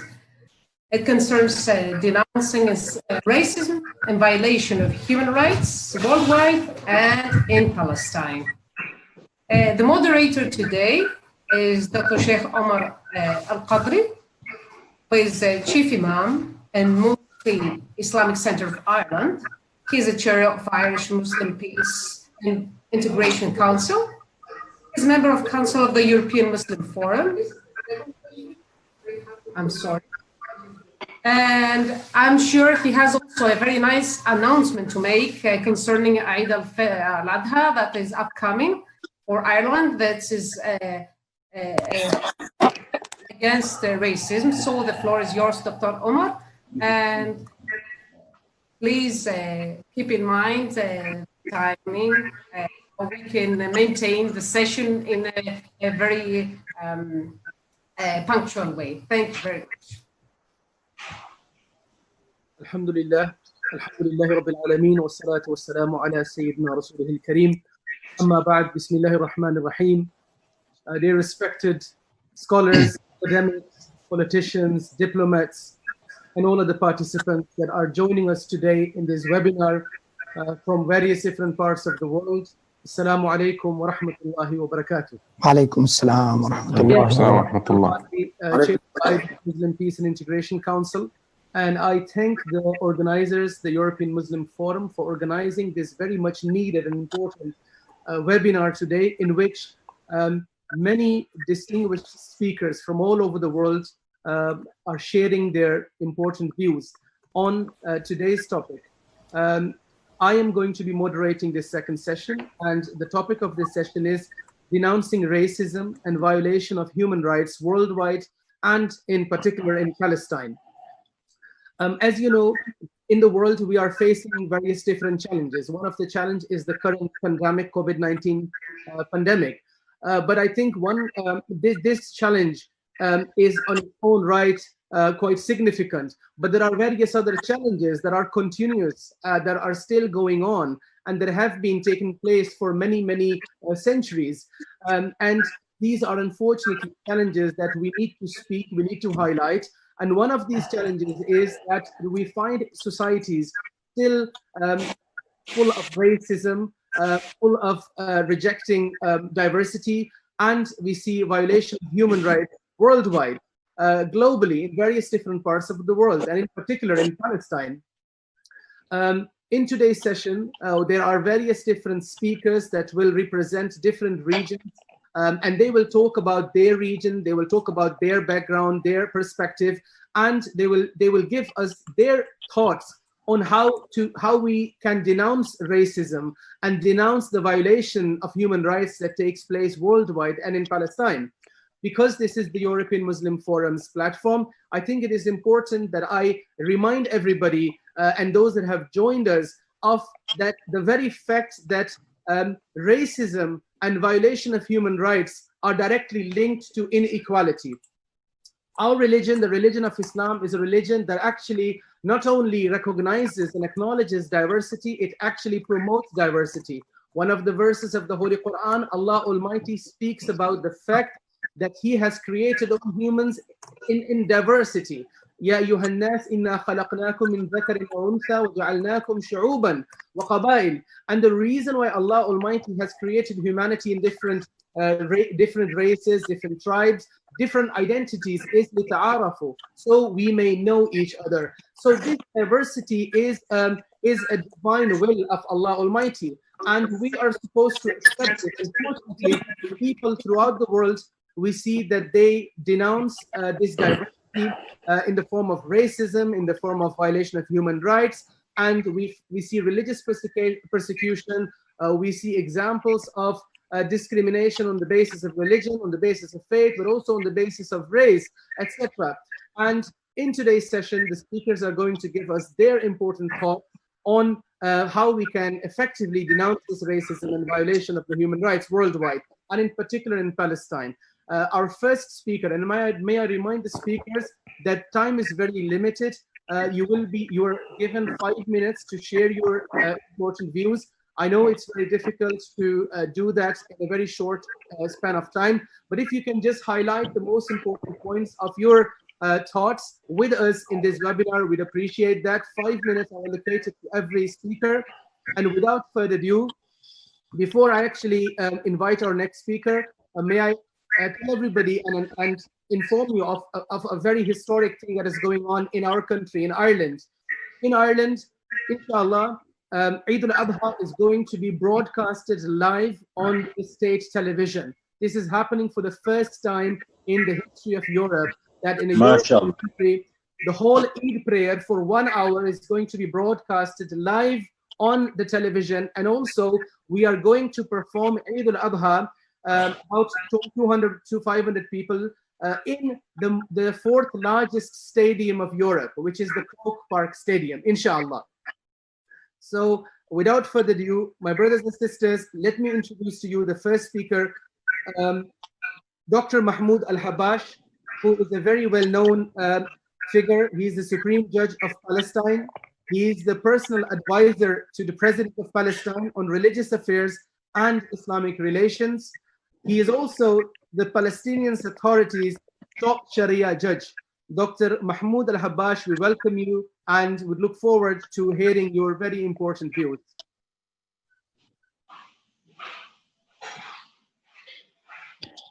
بسم الله الرحمن الرحيم. شكرا جزيلا لكم.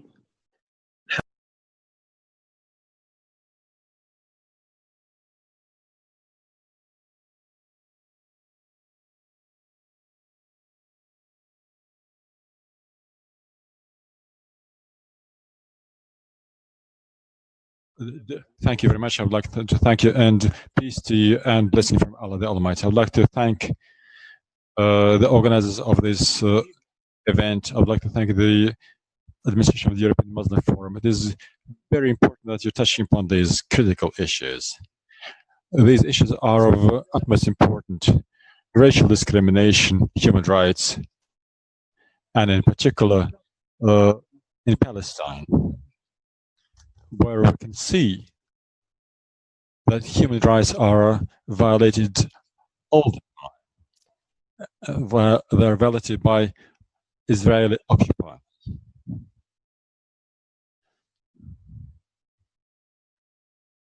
First and foremost, I would like to congratulate on the coming celebration of al-Mubarak. The people of Palestine have been living in dire conditions. The reason for this are those who believe that their rights are more important, and these rights should allegedly be observed to the detriment of the rights of our people, the people of Palestine. The Balfour Declaration is a promise of sorts to those who don't deserve what they have received as a result. And at the moment, the people of Palestine have been facing racial discrimination and an outrageous violation of human rights, including political rights, religious rights, and the rights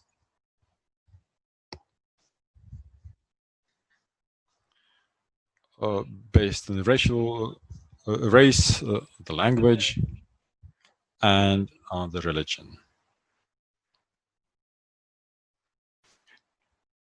After the tragedy in 1948, you can see the territory of Palestine on the left hand. That's what it was in 1948. In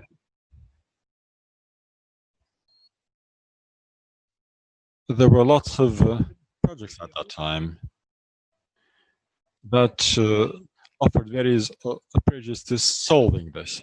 And now look at what is happening. It's on the right-hand side here. This is what is left to Palestinians after the so-called deal of century. The green color shows the area designed for the Palestinians. The rest is for Israel. How can you engage in a dialogue about any form of peace? What sort of peace can exist in conditions like this? When political rights of Palestinians, their religious rights, the right to carry out their religion are being violated. These rights cannot be used under such conditions. The Israeli occupation authorities violate human rights of Palestinians every day. They've been building illegal settlements in Palestinian territories. They've been cutting trees, olives, that have been growing there for thousands of years. And then they burned it down, and all this for the benefit of Israeli settlers. 5,000 people, 5,000 Palestinians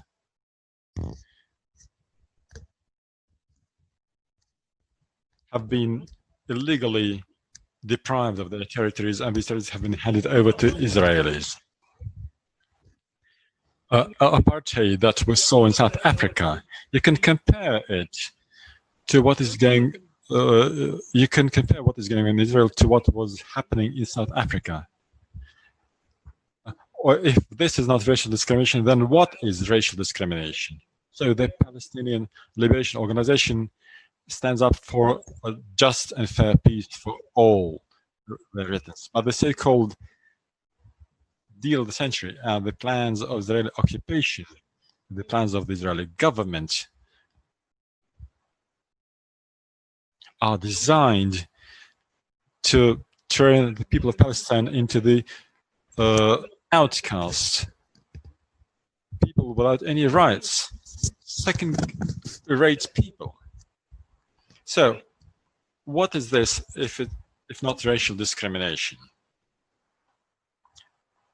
And Israeli settlers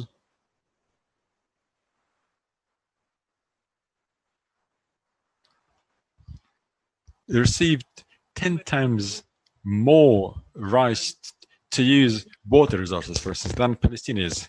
What human rights can we talk about under conditions like this? We say very clearly that this deal of the century is a continuation of the racial discrimination policy. It continues the policy aimed at continuing these outrageous human rights violations. It's a military crime, and Israel must be punished for this crime. This is as clear as a day, and this is obvious to everybody. They must not just speak, they must do what they say. This will be observation of human rights. We don't attack anybody. We do not intend to attack anybody. We protect ourselves, we protect our rights. And we will continue to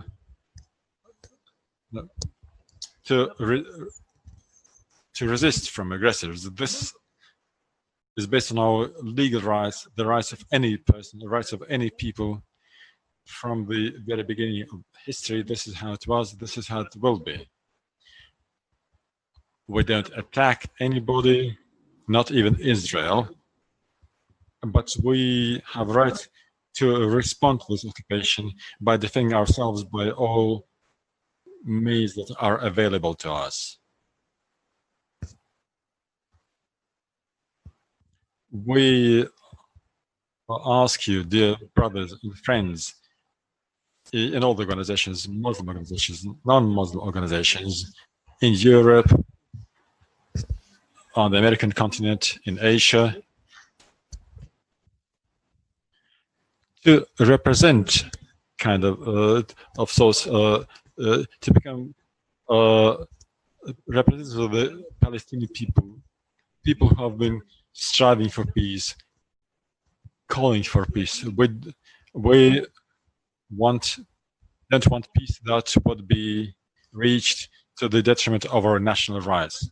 We want to keep our rights, and we hope that all countries worldwide will hear the voice of Palestinians,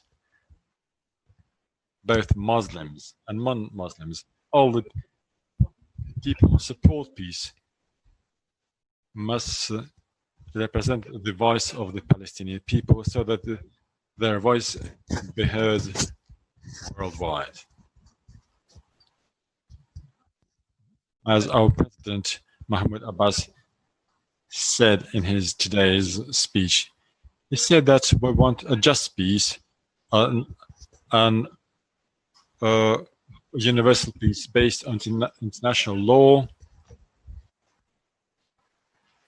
based on human rights, but not on the basis of the so-called deal of the century, which gives these human rights away to Israelis.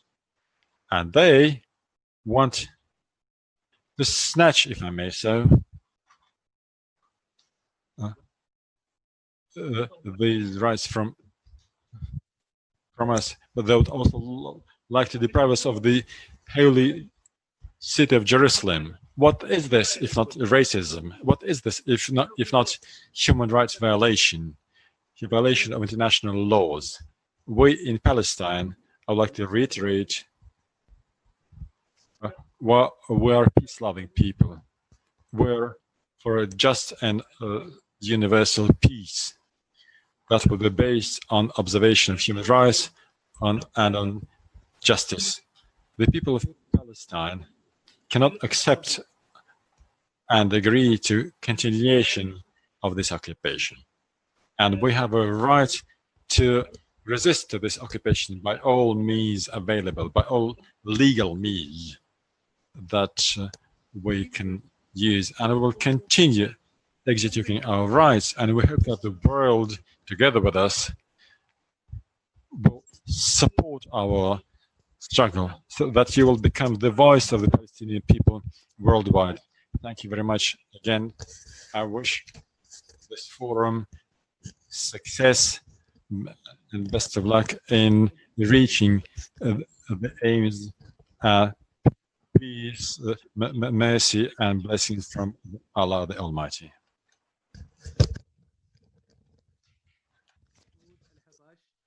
We thank him for his very precious words. He reminded us of the ongoing continuous violation of human rights in Palestine, and also reminded us and reminded the world that what is happening in Palestine is exactly what happened in South Africa. It's apartheid. It's apartheid that many decades ago the world took a stand against, and now the world needs to also take a stand against the apartheid of the Israeli government. And he called upon the international community to take a stance against this apartheid, and highlighted that the only thing that they want, the Palestinians want, is peace. That's only what they are asking for, and that is a basic human right. My dear respected participants of the webinar, we are going to our next distinguished speaker. The next distinguished speaker is Mr. Egemen Bajiz. He is the ambassador of Turkey to the Czech Republic. He is a former Turkish politician, a former member of the Turkish parliament, and the former minister for EU affairs and chief negotiator of Turkey in accession talks with the European Union. Currently, as I mentioned, he is serving as the ambassador of Turkey to the Czech Republic. Mr. Egemen Bajiz. I can't find the answer to that on HomePod. Salam alaikum. Greetings from the capital. Salam alaikum.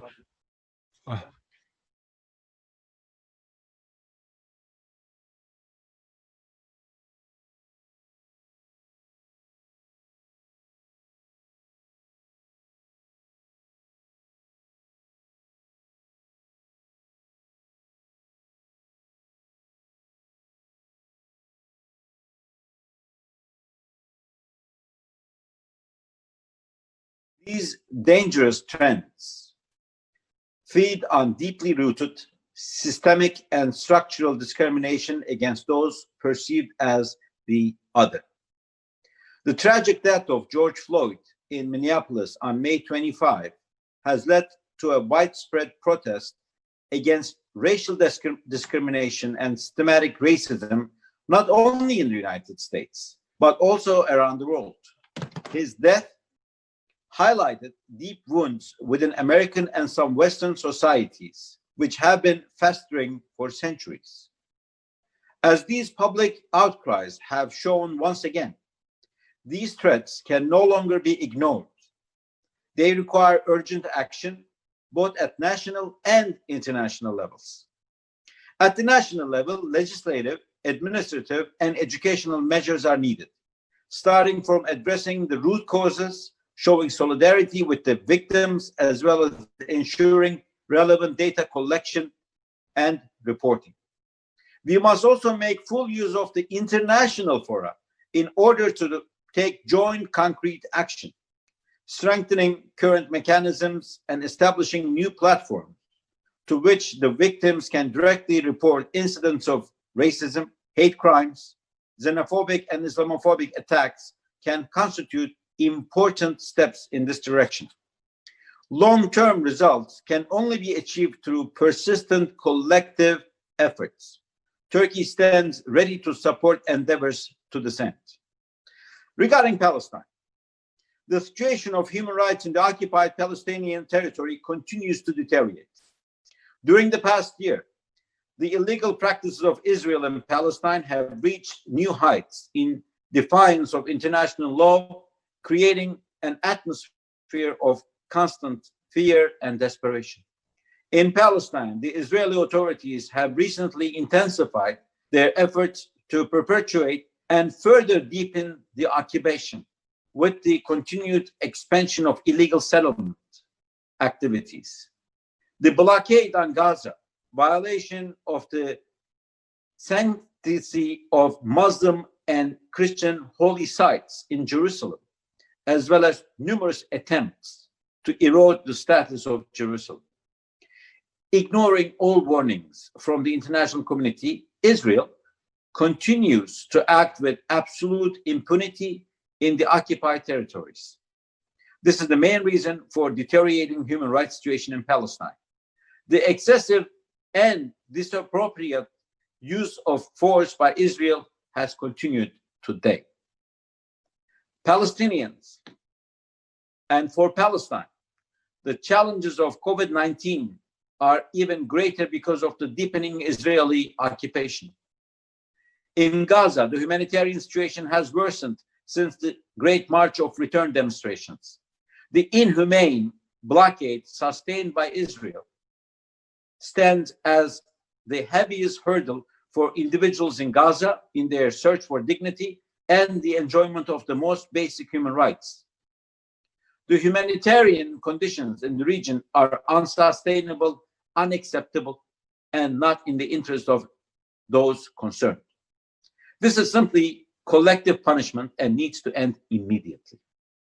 The international community needs to take responsibility to break the cycle of injustice which targets the Palestinian people. With this understanding, we commend the report recently released by the Human Rights Council on the business enterprises involved in activities relating to illegal settlements in occupied Palestinian territory.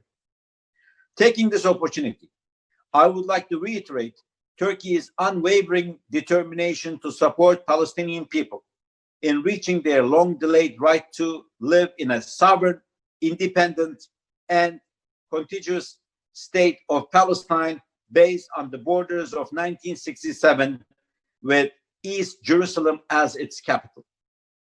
During the harsh conditions of the Corona-19 outbreak, it is essential for the international community to increase its assistance to the state of Palestine.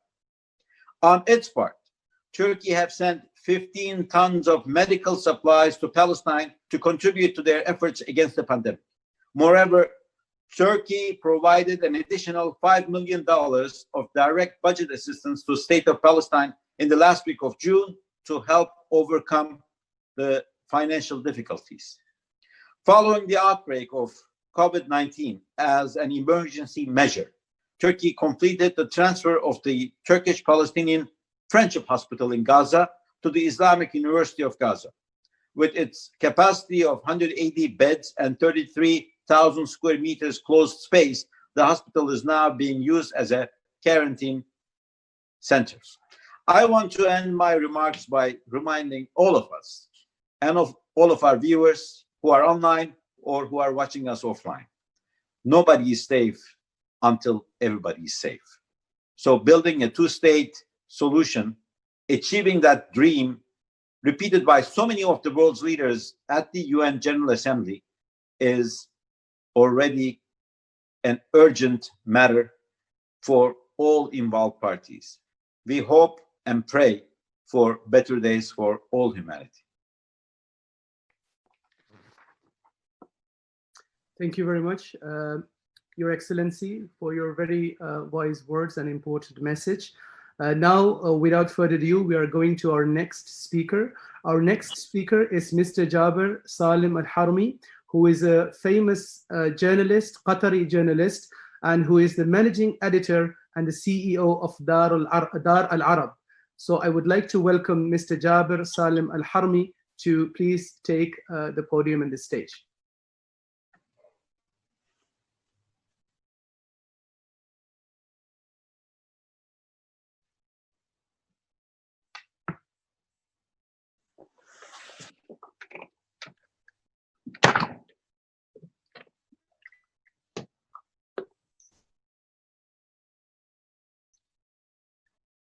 Okay, I've just been informed that our next speaker actually is going to be, because of the absence of Mr. Jaber Salim Al-Harmi at the moment, hopefully he will be able to join us shortly. We are going to the next speaker, who is a famous Russian journalist, Mr. Maxim Shveshenko. So I would like to ask him to please address us in this very important webinar. Assalamu alaikum, dear friends.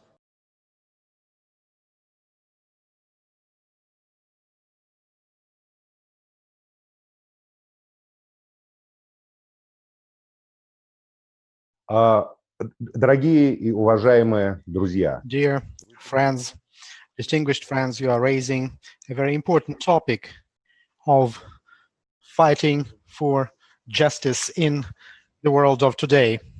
One of the most important factors in this process is as we fight xenophobia, Islamophobia, racism, other forms of manifesting inequality, segregation, and humiliating people. But what is the reason of all these evil deeds? We can talk a lot about the facts, like the fact that Palestine has been occupied, that there's racial segregation in Africa, about humiliating people from Central Asia, here in Russia, where residents of Kyrgyzstan or Tajikistan are considered to be second-rate people all over the world. We see humiliation of people who belong to the Islamic world. Sometimes they call this world the third world. What is the reason of all that? I will tell you why. It's about imperialism. It's because the ruling elite of today's humanity on purpose deliberately turned one part of humanity into slaves, into a source of cheap labor, into a source of income, source of revenues, so that the minority in the West would live well. That's why I believe that Islamophobia, and we see how most of those exploited and enslaved by the West are in the territory of the Islamic world, with dominating or prevailing Muslim population. Greed of the ruling imperialist elites is the source of Islamophobia. They don't stop in their greed. If they need oil, they will destroy political stability in any country. If they need gas, they will install dictatorship wherever they want. If they want cheap labor, they will start a civil war and initiate flows of refugees whom they use in the EU or in the US or even in Russia as mere slaves whom you don't have to pay any money, you don't have to sign any contracts with them, and then you humiliate them. And they tell them, you are different from us, you are Muslims, you have darker skin, you don't speak Russian or our own language well, or you don't know history very well. In Russia, even though the authorities say that they are fighting it, we see that many people have no rights. Most of them are Muslims. In the streets of our city, they have no protection. Like I'm in Moscow. They work without protection at most dangerous jobs. Most of them have no contracts at all, no labor contracts. So it's not about hatred towards Islam as culture. Of course, there are madmen like that, but it's not about them. It's about those capitalists, predators. Some of the Persian Gulf elites, the so-called kings and emirs, do participate in the imperialism oppression of their own brothers. They invest money into American or British imperialism. They invest money in Israel and they cooperate in Israel. During Jummah, they go to mosques where they pray, and after Jummah, they go to banks and transfer money to Israeli accounts. And the next day, they speak in protection of Palestine. So I don't think that ignorance is the reason of Islamophobia. I think that the reason of Islamophobia as the reason of most hatred is the pride and the conspiracy of ruling elites. This world is basically unjust in its social foundation. It's unjust towards Muslims. It's unjust to many residents of India who may not be Muslims. It's unjust to many Christians. The world is unjust, and justice is not our dawat. Justice is not our call. The prophets used to respond to this issue. Prophet Isa, Prophet Musa, and of course Muhammad. And the injustice continues in this world. So this strife is going on. This is insurmountable evil expressed in Islamophobia will continue until we understand that the reasons of injustice is not in our heads or in our mentality, but in the social structure of our life. Only a just social structure, when people and nations get rights at the level of entire countries and the entire humanity, will help us overcome this injustice. Tell me, is the UN the tool of justice on earth? No, of course not. The UN, United Nations, is a Freemason club that sort of divides the world. You give these people the Gulfs, you give these people the oils, you give these elites the gas. They don't discuss the destiny of nations. But where do they have these discussions? What kind of international conference discusses the fate of real people? They only talk about the rich, the billionaires, the kings, the presidents, as if the rest of humanity doesn't matter. I visited Afghanistan for many years, 40 years. The war has been going on for 40 years. They've been making huge money on Afghanistan. Those who instigated that war and keep supporting it. For 40 years, we don't know the truth about why we have this oppression in Palestine. Is this the conflict between the Jews and the Palestinians? We know it's not true. We see how many Jews from the US, the communists, support the Palestinians. Stanley Cohen, Hedy Epstein, and many others who don't hesitate to say that they're Jews, but they attend Palestinian rallies. They are together with Fatah, with Hezbollah, with Hamas, with resistance. I know in Israel some communists, they are Israelis and they support Palestinians. Is this a matter of religion? Is it only about telling each other about our prophets and our religion that we can overcome this barrier? I dare say that only social changes, fundamental social changes, can help us get rid of this injustice. Today, we have a country on earth where Muslims rule, the Islamic Republic of Iran. The country that has a parliament, that has presidential elections, that has national sovereignty.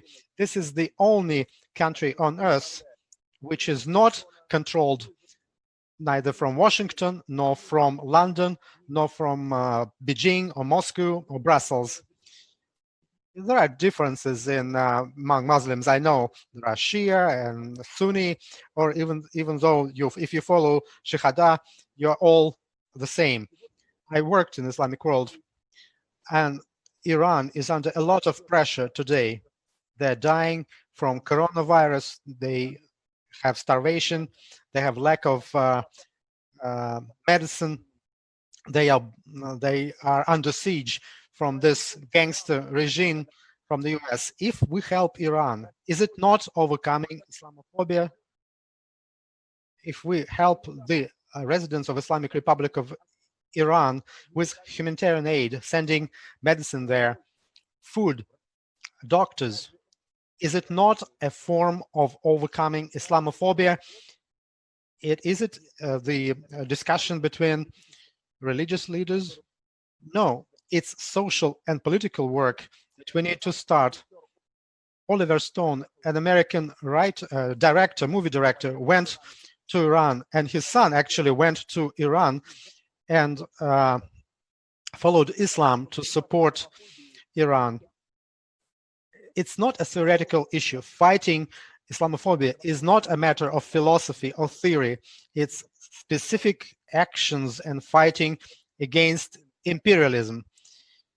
If you don't think that, the source of Islamophobia and hatred to other nations is imperialism and greed and serving Iblis by those who think they are the masters of the world, we will never overcome this, neither in the US nor in Russia or England or the Persian Gulf countries. That's why I think solidarity and social struggle and brotherly attitude to one another, they are all foundations and the prerequisite of success in this matter. Without the political content of fighting Islamophobia as fighting for the rights of nations and peoples, or for the rights of every human being, we won't be able to get anywhere. Thank you for listening to me.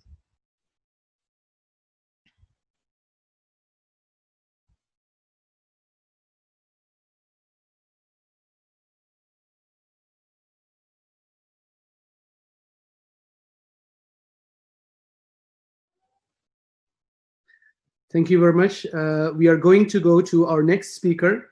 Our next speaker is a Tunisian British activist, a businessman, and who also is the founder and the CEO of Islam Channel. He founded Islam Channel in 2004, and Islam Channel is the first European Islam-orientated satellite television channel, which currently broadcasts globally. And I still remember from 2007 and 8 when I personally used to go to present various different programs on satellite TV channels in the UK, that the Islam Channel has the largest audience-ship in the UK at that time. And currently, many people around the world are being inspired through the broadcasts from Islam Channel. I give the stage to our brother Muhammad Ali. Assalamu alaikum wa rahmatullahi wa barakatuh.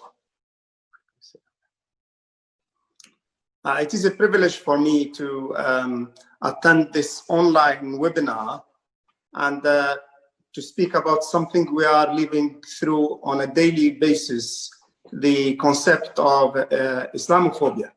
If we look at today's numbers, Islamophobia is no more a phenomenon that is on the fringes of society. It's moving and is gaining grounds on a daily basis. More than 75% or 74% increase on Islamophobic incidents in Austria, one of the most peaceful countries in Europe. When you compare it to France or to Germany, we are having big numbers, increase in 40%, 54% in France, 40% in Germany. This also is reflected on new policies accepted and adopted by mainstream political parties. So if you look at France, Belgium, Denmark, where the banning either of hijab or niqab or any form of Islam, this is not pretty new. Nothing is new. No one can say because of the fall of Soviet Union and the Islamic State in Iraq or the 9/11. This is well before. Earlier on, Dr. Habash from Palestine spoke about the one who gives what he doesn't own to the ones who do not deserve it. The Balfour Declaration, it was in 1917. That time we don't have Saddam Hussein, we don't have Al-Qaeda, we don't have Islamic State, we don't have any. But in 1917, Palestine land was promised to the Jewish diaspora to set up a state and to literally expel a people, the people of Palestine who have been there at least for the last 5,000 years. This also goes back to the relationship between Islam and Europe, and this here is an invitation for Muslims and non-Muslims alike to reflect on it, to reflect on the past. Islam came to Europe in three main and major occasions, and the three occasions are not they didn't leave a good legacy for us. Islam started in Spain on the 1st century or the 7th century of BC and AD, and is the 1st century of Hijrah for Muslims. And Muslims remained in Spain for 800 years. And we all know the Inquisition, we all know the torture and the expulsion of Muslims. That someone may tell me that's from the past, but is that it is extended to our day? It is today, it is there. Spain, the new government in Spain, they adopted a law to give citizenship back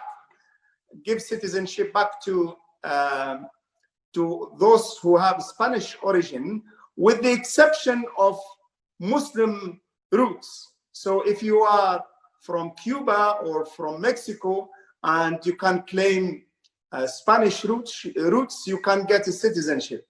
But if you are what we call the Moros, who around 10 million of them live nowadays in modern day Morocco, Algeria, and Libya and Tunisia, those with the Spanish roots, they can't go back.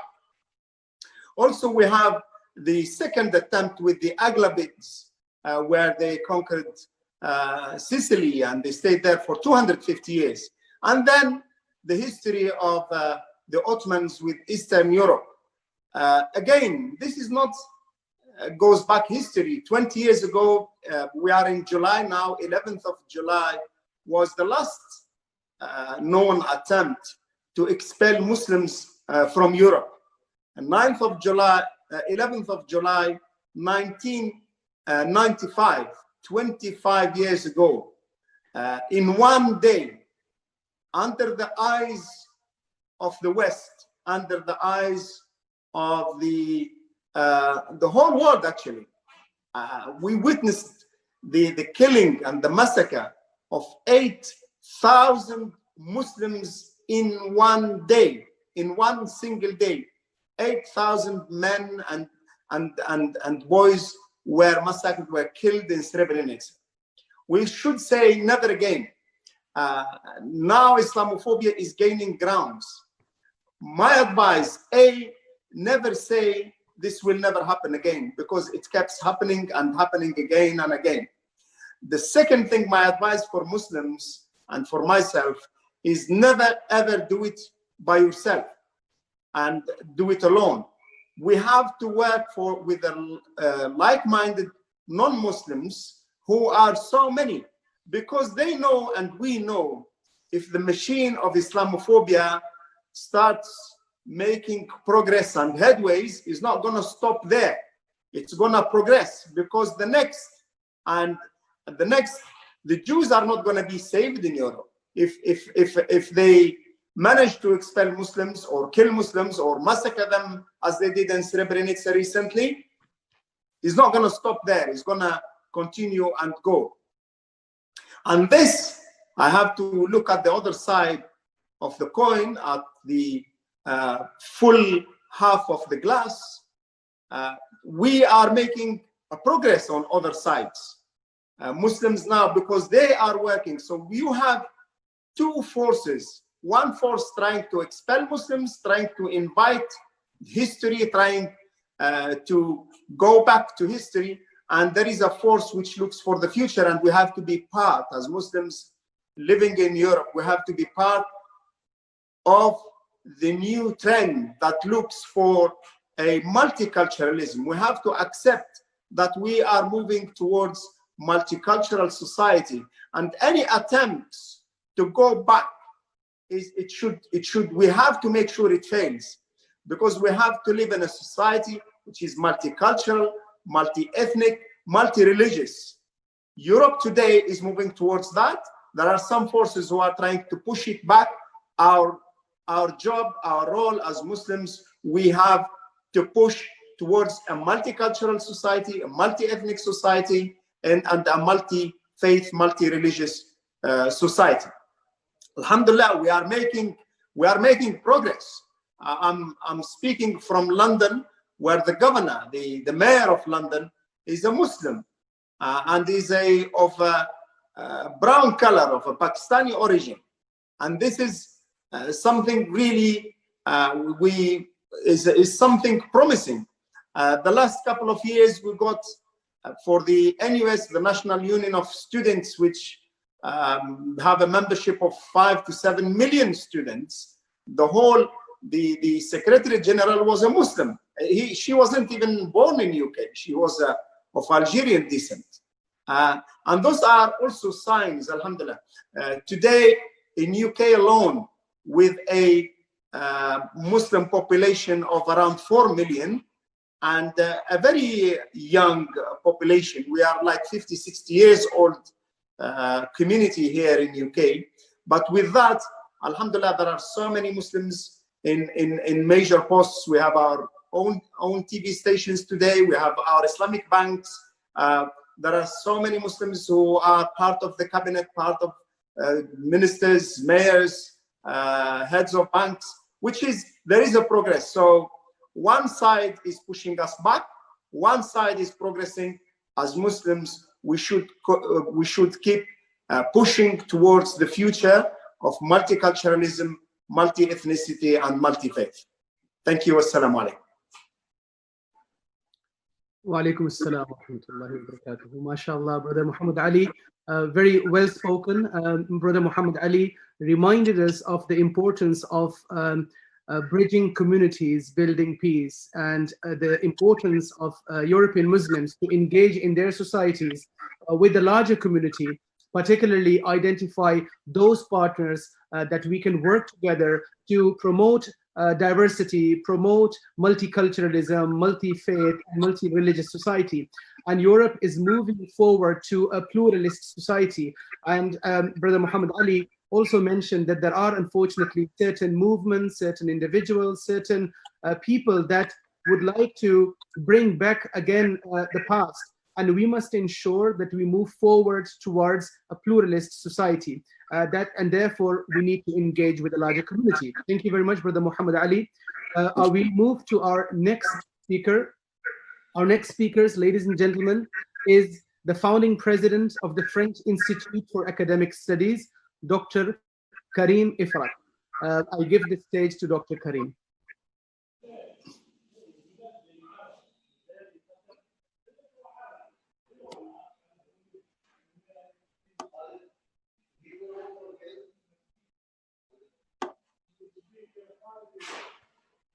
Dr. Karim, if you can kindly unmute yourself.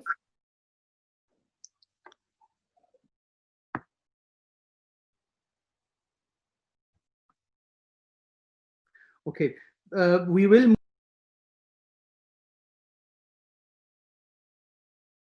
He has already joined us. Dr. Karim, you are on mute. If you can please unmute yourself. Okay. بسم الله الرحمن الرحيم. والسلام.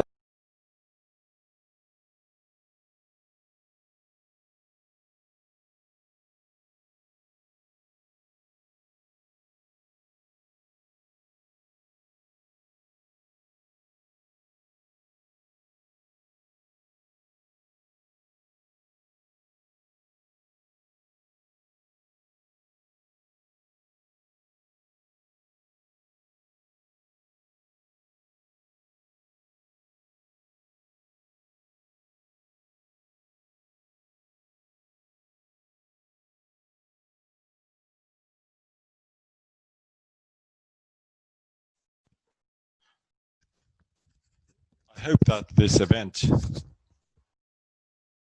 will meet with success and will result in practical steps which we have discussed today.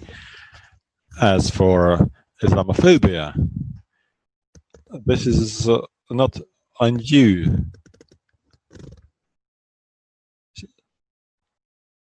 problem. This was present here before as well.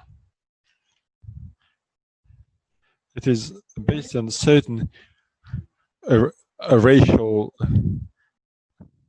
biases.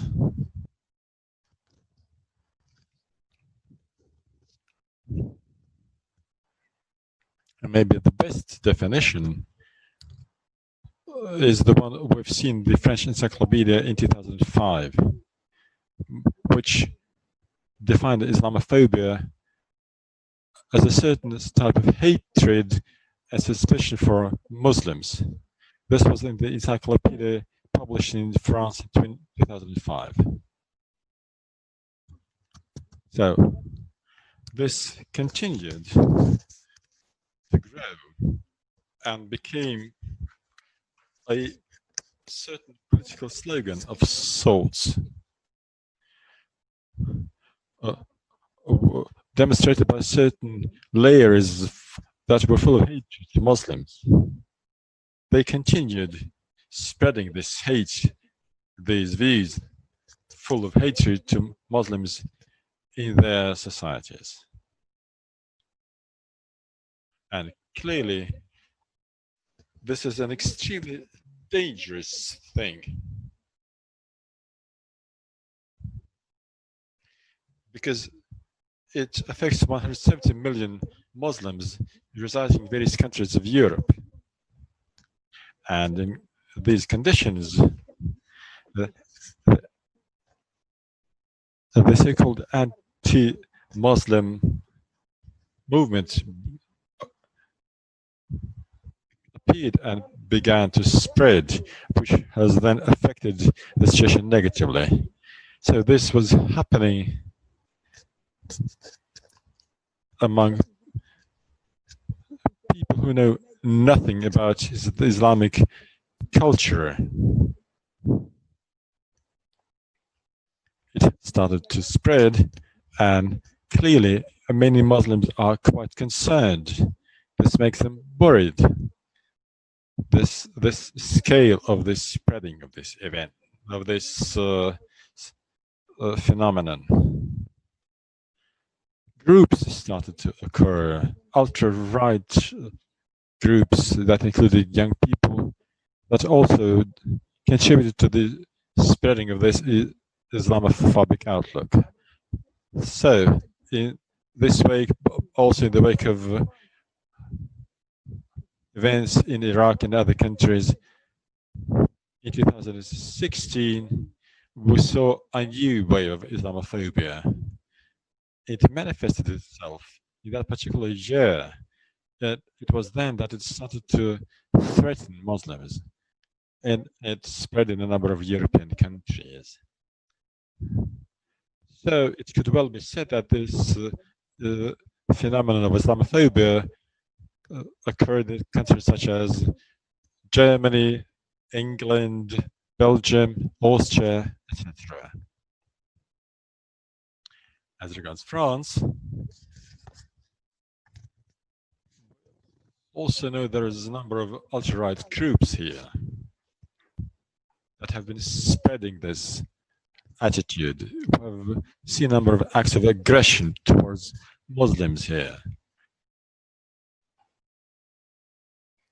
And clearly, this issue came into focus of attention from various NGOs and civil rights organizations. Now we need to increase our efforts, to double our efforts in counteracting this. And maybe one of the indicators of the fact that Islamophobia has been on the rise is the decision by the Malaysian government that it took when it decided to include the Islamophobia on the agenda of the Islamic conference attended by government of 5 Muslim countries. This fact in itself is a good testament. And clearly this current situation makes us to double our efforts to struggle against this phenomenon and its consequences. We should not sit on the fence, and our duty is to explain the danger of this phenomenon and to warn and about its possible spreading. We must use all our efforts to use the mass media, to use social networks and other means, including information means, all that we need to explain, that we need to deepen our dialogues between the Muslims and Western countries. Thank you. Dr. Without further ado, we are going to our next speaker, but may I remind our speakers that we have very limited time. If you can kindly stick to the 5 minutes that you have been given. Our next speaker is Dr. Mahmoud Ahmed, who is the director of Al-Azhari Islamic Institute in Hamburg. He is the Imam of the Islamic Center in Hamburg, and he is the chairman of the Board Peace Party in Germany. I know it's very difficult for the imams, for the shuyukh, when they have been given the podium to only talk for a very limited amount of time, but I will be very thankful if the respected sheikh and the following speakers can please ensure that they only speak for 5 minutes. Jazakumullah khair. جزاكم الله كل خير. السلام عليكم ورحمة الله وبركاته. إخواني وأخواتي الأعزاء الفضلاء، بارك الله فيكم. جزاكم.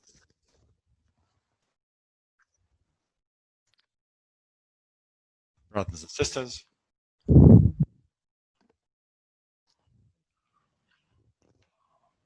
I wish you all the best.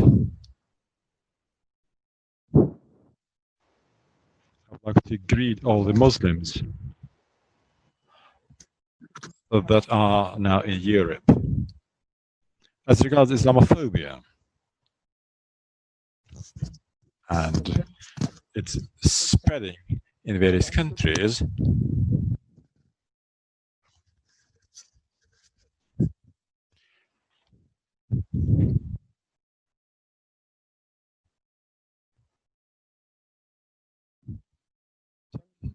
Islamophobia is a phenomenon which has spread in a whole number of countries. Muslims are regarded as scapegoats for all the sins, all the problems.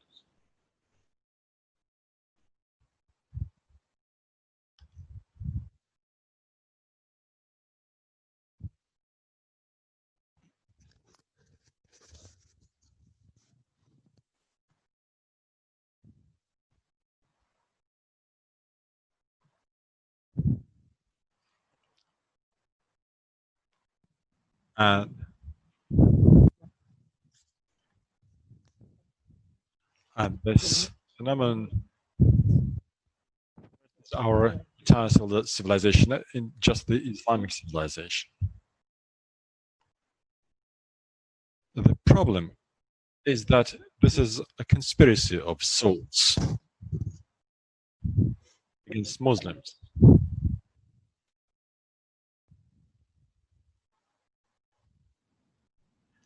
We've seen various acts of terror against mosques. We have seen this in various countries, including even Germany, even Berlin, but also Hamburg.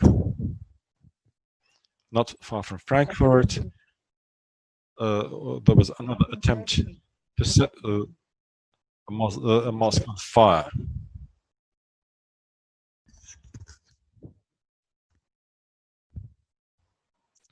But this causes responses. Unfortunately, mass media play a very negative role in instigating this Islamophobia and in campaigns against Muslims.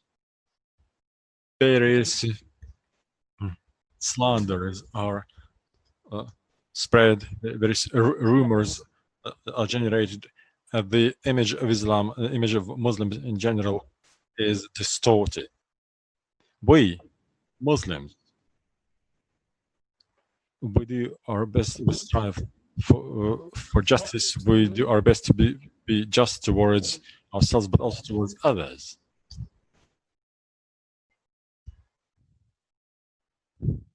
And we dispel this Islamophobia, all this hate speech against us. But unfortunately, we're quite closed. We're quite closed. We're spread, and this is what the forces that Europe want on religious basis instigate this against us. This is what they use.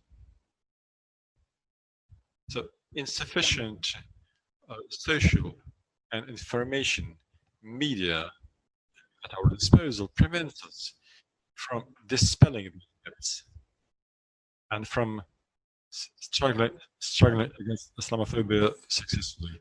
I, for one, have on many occasions been a subject of such Islamophobic acts, even from policemen. Sometimes people see that you're a Muslim, that you're different from others, and they immediately think you're their enemy. They immediately think that you're an alien element. This is why we need to be very serious about it. We need, with great care, help each other. We need to support each other. We need to defend ourselves together against these attacks which are held against us. And this issue of Islamophobia is particularly acute here in Europe. So we must demonstrate that we support moderate Islam, that we're not extremists. Our religion is a great religion. We take pride in it. This is a religion which, for honor and dignity as the most important values of a man. We take pride in this. We pride ourselves in the fact that we are for liberty of religions, for liberty of confessions, for man's freedom, as long as this is freedom which is not to the detriment of others. We're for brotherhood among people. We're against racism, against discrimination. These are the principles. These are the laws which protect Islam, and we must show this side of Islam, and we must raise these qualities in our environment among those who confess Islam. Another important issue is the Palestine problem. The Palestine problem is a problem that would seem to be of religious nature, purely religious nature, and the problem which is you can find in one particular narrow region. No, this is a problem that affects all of us Muslims. Look at the efforts exerted by the Palestinians when they fight for their rights. You know how important Palestine is to all Muslims. You know that Jerusalem is the first most important place for Muslims, and so we must ourselves, between ourselves, raise awareness of all the Muslims that the land of Palestine is the holy land that we must protect in the name of our religion, in the name of Allah. We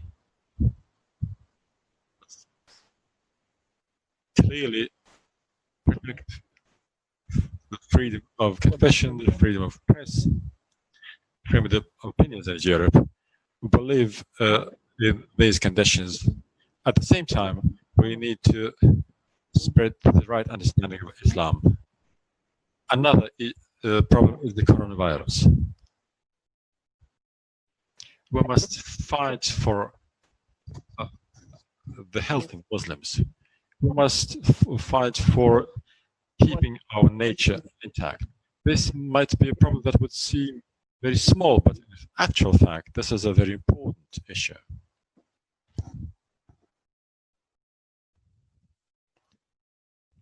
Да, еще минуточку, я заканчиваю.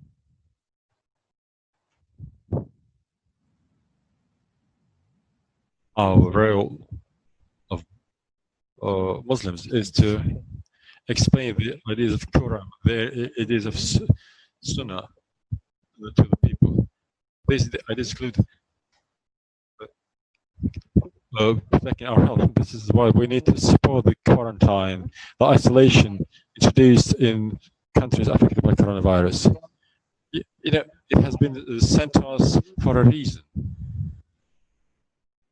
And it's given to us so that we may remember how important it is to fight for people's health, to keep your health.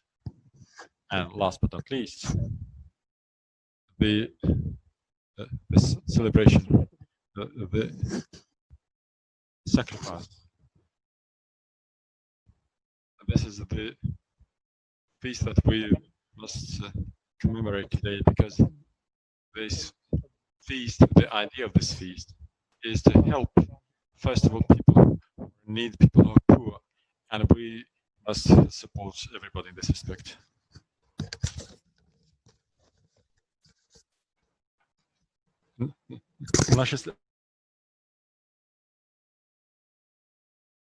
Television, and as you all know, dear participants, that there is currently a conflict going on in Armenia, in an Armenian-Azerbaijan conflict, and because of this conflict, unfortunately, many mosques and places of worship have been destroyed and demolished.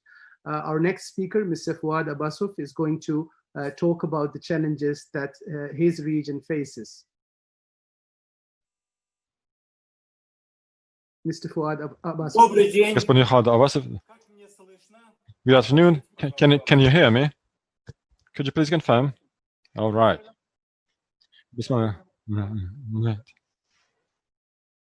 I'm going to speak Russian, if you don't mind. A very short time ago, as late as 2 Sundays ago, it was on July the 12th, as you quite correctly mentioned, the border of Azerbaijan was violated, and the Armenian armed forces attacked Azerbaijan. This did not happen on the border of Azerbaijan, as it is believed to be. This wasn't in Mount Karabakh, because Azerbaijan and Armenia for the past 30 years have had a problem in Mount Karabakh. No, this happened on the in another place on the border between Armenia and Azerbaijan. I would like to connect my speech to this problem. We all know that Azerbaijan has proved to the entire world that its territorial integrity, and the United Nations organization confirmed that the lands of Azerbaijan were occupied by the Armenian Republic, the Armenian armed forces. And they must leave this land as quickly as possible. But 30 years later, these lands are still not left. And July the 12th, another conflict happened between Azerbaijan and Armenia. This did not happen in Karabakh, but in a different place. So we must realize that in accordance with the UN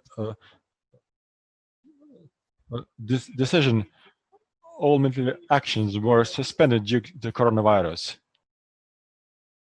The coronavirus pandemic is so widespread that, and Azerbaijan also called upon the rest of the world, and so that the rest of the world on Azerbaijan initiative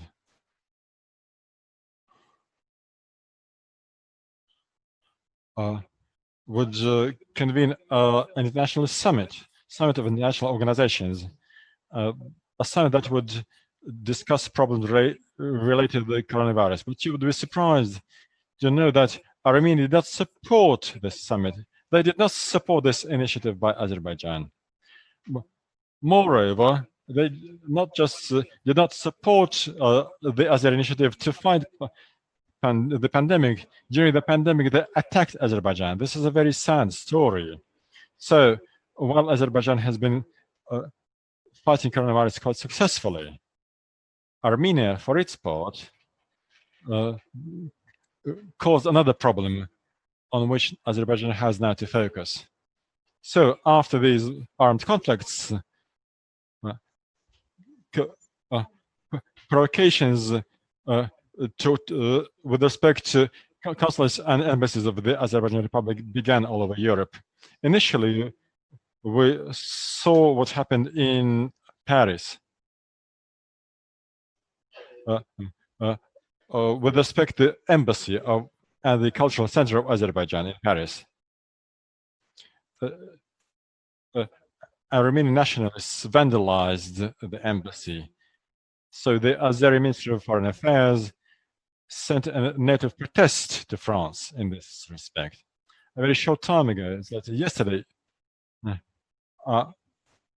the consulate service of Azerbaijan was attacked in Los Angeles, also by Armenian nationalists. There were about 2,000 of them. Still, and 50 people protected the Azeri embassy. So they're brutally beaten up by these Armenian nationalists. And I think that the authorities of Los Angeles will not stay impartial, and they will find those who organized and carried out this attack on the consulate service of the Azeri Republic in Los Angeles. So, in my speech, I would like to call upon the entire Muslim world to unite their efforts around the territorial integrity of Azerbaijan, to support Azerbaijan in its call upon the entire global community to denounce Armenia for their terrorist activities in Azerbaijan. I would like to extend my deepest thanks to the Republic of Turkey, to the government of Turkey, who from the very first days of this conflict supported Azerbaijan, both at the political level, but also at the military level. We heard statements by the Minister of Defense of Turkey, statements by the Minister of Foreign Affairs of Turkey, who supported Azerbaijan. So I would like to express my thanks to Pakistan, who does not recognize Armenia as a state as long as Armenia's claims on Azerbaijan don't stop. So I think that if we Muslim countries, in particular Turkic language countries, unite our efforts around this idea,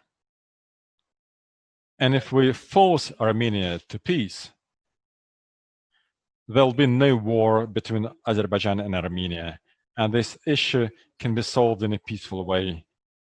Azerbaijan, for the past 30 years, more than 30 years, has been attempting to find a peaceful solution negotiations, but the Armenian side doesn't want to start these negotiations. So I would like to point out the issue of mosques and the cultural heritage of Azerbaijan in the territory of the occupied Mount Karabakh. As you quite correctly mentioned, these cultural centers are vandalized, they're being destroyed. Some of them have thousands of history, thousands of years of history, but this territory is occupied, and Azeri people are prevented from visiting their native lands and from protecting the historic buildings. So this is how I would like to draw the attention of the participants of the conference to the fact that we need to protect our mosques, our cultural heritage centers that are now on occupied territories. I would like to greet the decision to protect a decision to protect mosques and cultural centers in Nagorno-Karabakh. I'd like to thank Abdulwahid Niyazov for organizing this conference, and would like to thank all the participants for listening to me. Thank you.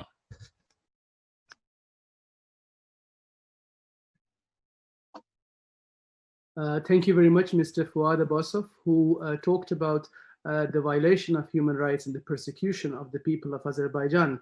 And he called upon the international community to take a stand against this. And he also highlighted how Pakistan is the only country who actually has refused to recognize Armenia because of the violations against the people of Azerbaijan. And I should also remind our viewers that Pakistan also happens to be perhaps the only Muslim majority country that also refuses to recognize and acknowledge the Zionist state of Israel. Our next speaker is Mr. Abdul Hamid Jawad, who is the president of the Council of Islamic Relations of Canada and the head of the Canadian Muslim Youth Community. He has joined us from Canada, Mr. Abdul Hamid Jawad. Assalamu alaikum wa rahmatullahi wa barakatuh. Wa alaikum assalam wa rahmatullahi wa barakatuh. First of all, I really appreciate the organizer of this beautiful conference. We need, as a Muslim, we are not minority by power, but as a population, of course, we're a minority in Western country. Anyway, إن الحمد لله والصلاة والسلام على أشرف الأنبياء والمرسلين. My greeting, salam to brothers and sisters who watching me live right now. Of course, Canada is as a multicultural society. We appreciate, first of all, the government of Canada gave us chance and all the time support the minority groups and nations. Canada established by a multicultural society. One of the beauty of this country is a multicultural society. We have different religions, especially the Muslim nations, Ummah, alhamdulillah, growing every year. We have a lot of masjid right now, especially by the COVID-19 and this last beautiful Ramadan. We had Azan and the history of Canada. COVID-19 gave us, teach us a lot of new knowledge. The non-Muslim, they learned about the good things from the Islam, from our Prophet Muhammad, about the tahara, about the cleaning, what we do. So it was very successful and it was very positive situation for everyone, Muslim and non-Muslim. And we came back to what we did as a Muslim community. Of course, it was effect to our society for all Canadian across the country. But at the same time, it is make us close our hearts to each other, to support each other between masjid, mosque, other worship places. And we also had a good role and great opportunity to support our Canadian nations in this country who was needed. Of course, the situation of COVID-19, it was exam from Allah to everyone. Has to thanks to Allah what He gave it to us. He can give from us, take from us anytime.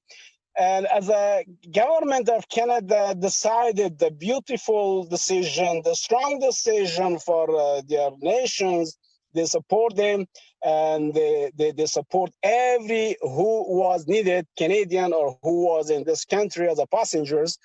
I'm talking about the multicultural society, about Canada, especially the Muslim Ummah or the Muslim community in Canada. We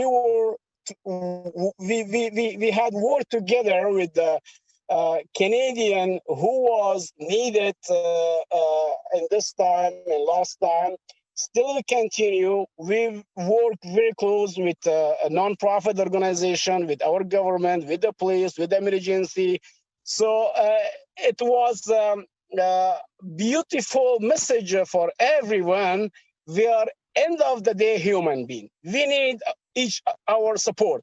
Racism, who hit us, now they know we are beauty, we are positive, we are in the place, we are in intelligence, we are in the economy, we are in the airport, we are in the first who need us as a doctor, as an engineer, as a taxi driver.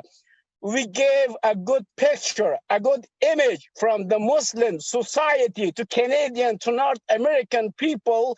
We are not terrorists. We are peaceful people. We bring peace. We bring love. We bring support. We bring money in this country. We build this country. Who gave us bad name? They are bad. They are terrorists. We are not. We are peaceful people.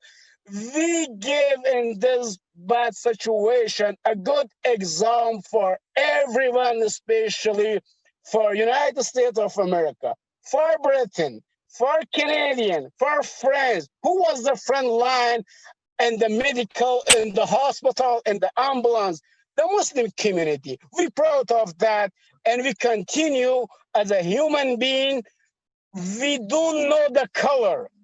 We don't know the religion. Of course, we're proud about our Islam, but the message of Islam is love, respect, rahmatul lil alameen, not just for the Arab or for Afghan or Turkish or Algeria or Libyan. It is message for every human being. We love to work together. Who were not know about the Muslim, now they know, they have to know, they must know. We show them our activities, our policy, our plan, our generosity on the COVID-19 and everywhere in Western countries. Jazakumullah khair. Thank you very much, dear brother Abdul Hamid Jawad, who spoke very passionately from Canada about the fact that Muslims actually, there are 2 billion Muslims in the world almost, and they play a very positive role contributing to society.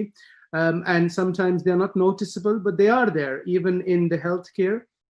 Many Muslims today, unfortunately, in Ireland, the first Muslim doctor who was treating patients of COVID-19. He was 3 months in the ICU. He passed away today. And hundreds of people from all over Ireland are paying tribute to this Muslim doctor. And this is a testimony to the fact that Muslims are playing, sometimes not noticeable, but they do play a very positive role in societies. Ladies and gentlemen, we go to our next and final speaker. May I remind our final speaker that we are running off schedule for the next session. So I'd appreciate if you could kindly stick to the 5 minutes. Mr. Anwar Touaimi, who is the Secretary General of the Scandinavian Council for Relations. The Scandinavian Council for Relations is the largest well-established Muslim organization based in Scandinavia, and he is the member of Council of the European Muslim Forum also. Mr. Anwar Touaimi. Thank you so much. I'm still in my car. I have to go somewhere on a trip. So I want to respect, I want to participate. So because of that, if there is something wrong, I apologize. Thank you. Have a good day. Assalamu alaikum. Yes, Brother Anwar. Assalamu alaikum. تفضل. بسم الله الرحمن الرحيم والصلاة والسلام على مولانا رسول الله وآله وصحبه أجمعين.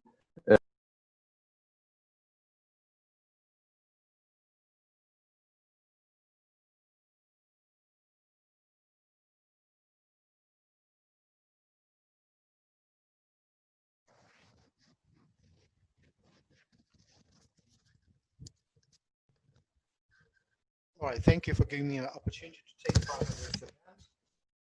And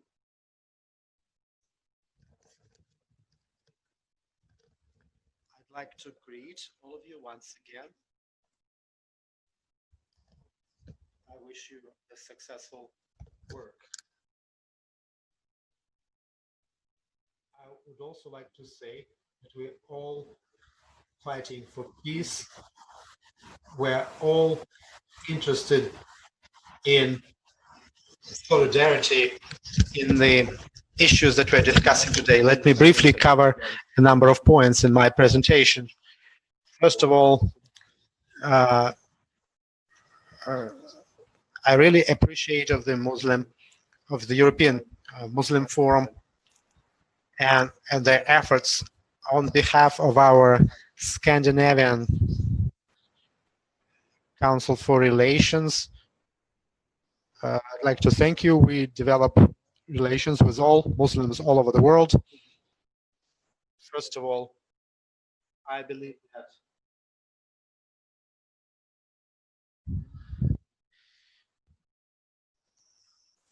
that we need to pay special attention to the issues discussed at this conference, especially considering the fact that Islam is the religion that unites all of us, and Islamophobia is really a dangerous phenomenon. It was mentioned several times today, but let me emphasize again, the entire world faces issues. For example, in Denmark, there are problems that have to do with taxes and duties that are imposed on Muslims, and there are problems with their views and the policies that they follow. Muslims suffer from a number of negative points there is the extreme right movement which provokes Muslims. They burn the Quran publicly. We are, of course, indignant, but the initiators of that act and many of those who supported them are in prison right now. At the same time, in my presentation, let me say again that the peoples of Scandinavia, they don't support racism.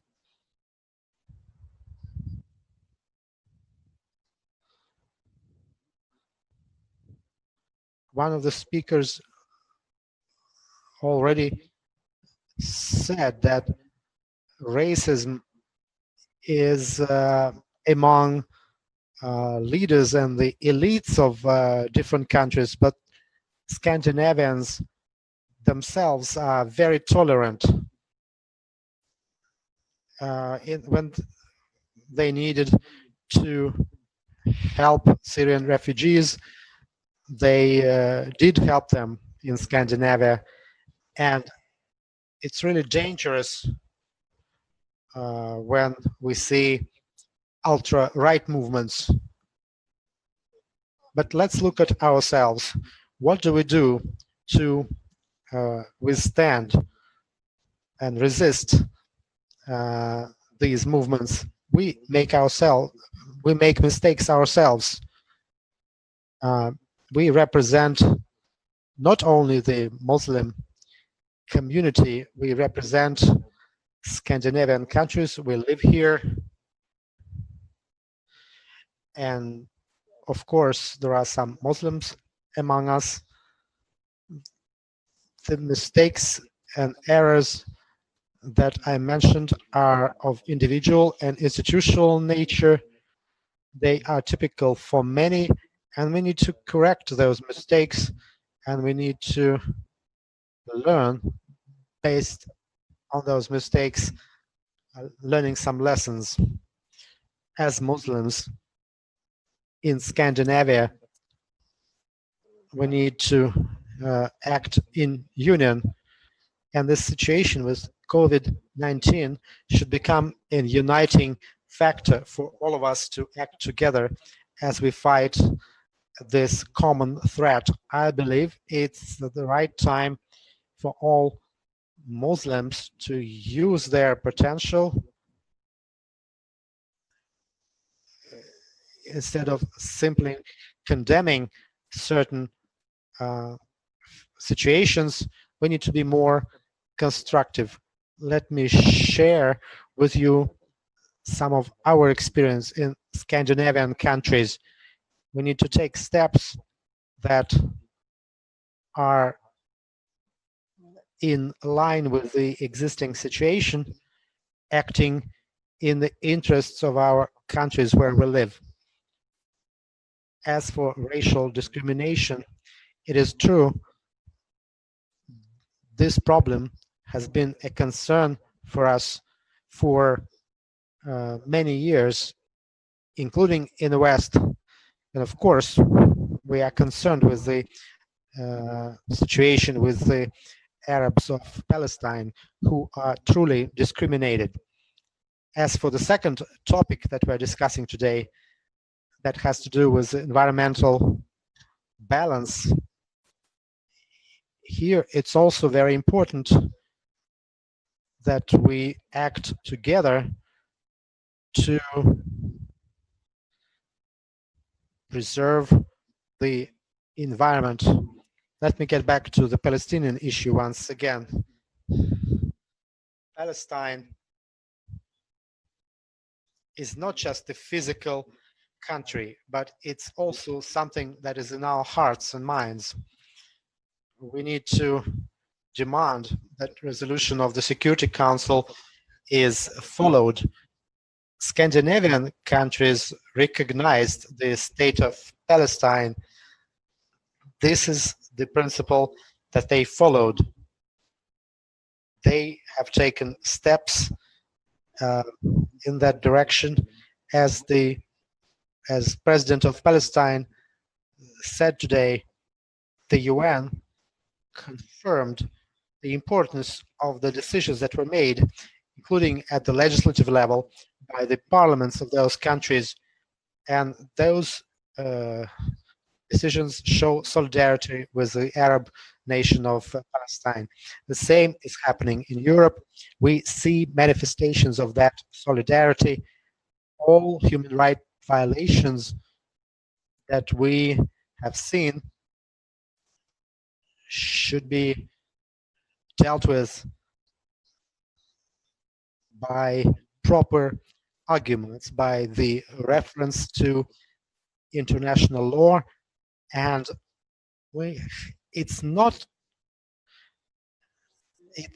this is about violating human rights, and we need to use legal arguments that will show the true nature of Israel's policy towards Palestine. Many Palestinians cannot travel to Europe, unfortunately, and we need to mobilize the public opinion and the civil society to support Palestine. We need to say that is up to the public opinion to do that. The civil society really matters in Scandinavia. We, for that matter, we prepare a variety of reports. As for the environmental issue, well, Scandinavia, as you know very well, pays significant attention to the protection of environment. They're trying to find this balance between man and the environment. These results are clearly seen in Scandinavia, especially if we look at how these countries live. And perhaps they pay all this attention to environment, to preserving nation, make the Scandinavian people one of the happiest people on earth as they use the results of this policy in protection of environment and ecology. If you go back again to racial segregation and discrimination and human rights, we are we support those who spoke on that matter. And now we talk about peace, and this olive branch behind me is the symbol of peace. What Palestinian nation wants, it wants sustainable peace that should be based on justice. And thank you for your attention. Thank you.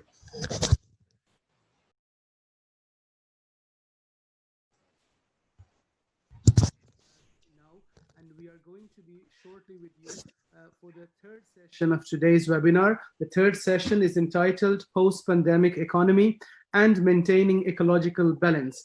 It will be moderated by Mr. Ghazi Murad Umarov, who is the Deputy of the State Duma Parliament. We look forward to the next session, which is a very important session also, and hope that you will stay tuned with us for the next session. Assalamu alaikum wa rahmatullahi wa barakatuh. Thank you very much. Thank you, Dr. Omar Al-Qadri. It was a very fruitful session. Very distinguished speakers gave us a lot of precious information. Now we have to make the synthesis. We have to combine all this. This was very, very important information, and we should work hard to see what we can do all together on this. It was very important. I know everybody is a little tired, so we say we will break until the next session. Very distinguished speakers gave us a lot of 5 to 7 minutes. I think it will be good, and we will see you in the next session. Inshallah. السلام عليكم.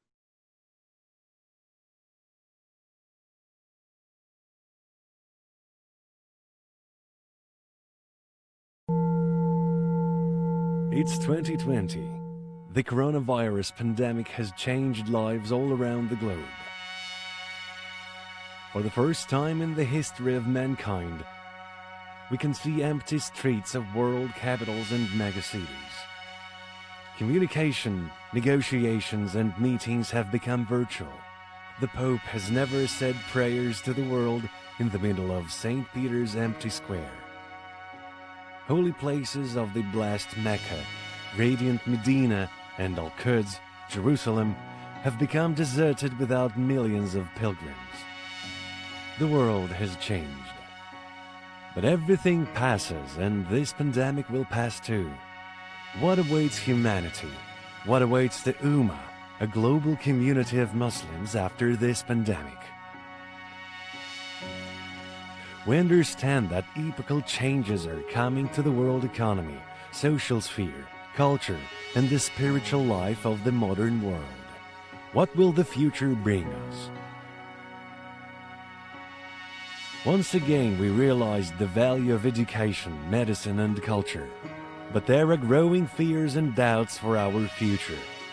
The prospects for development of the world community. What awaits us? In these issues, doubts, and challenges, we find support in our faith. It's faith in the Creator who will not leave His creation in trouble without answers that will help overcome this crisis. The crisis is inevitable. And what we'll see, moving forward after breaking with the past or falling down.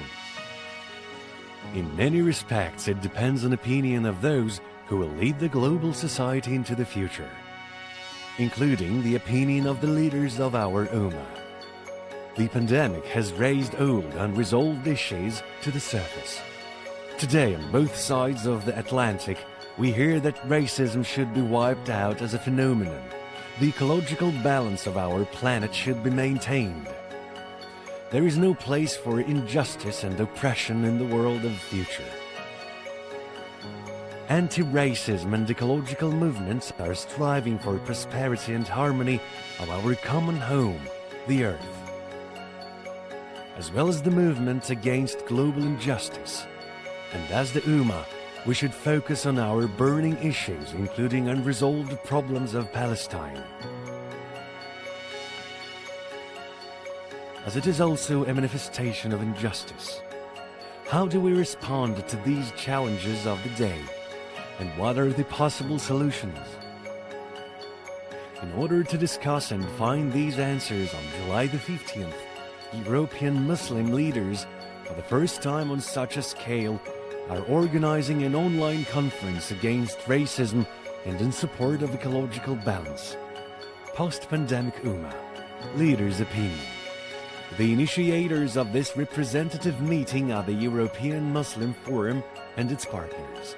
Global leaders, representatives of various denominations, prominent state and public figures, opinion leaders from different countries and continents have been invited to this conference. Today, the opinion of these leaders is of great importance for Muslims in Europe. 170 million people from the Atlantic Ocean to the Ural Mountains. This conference will help us understand the fate of the world and the Ummah after the pandemic and what we can do for our common future.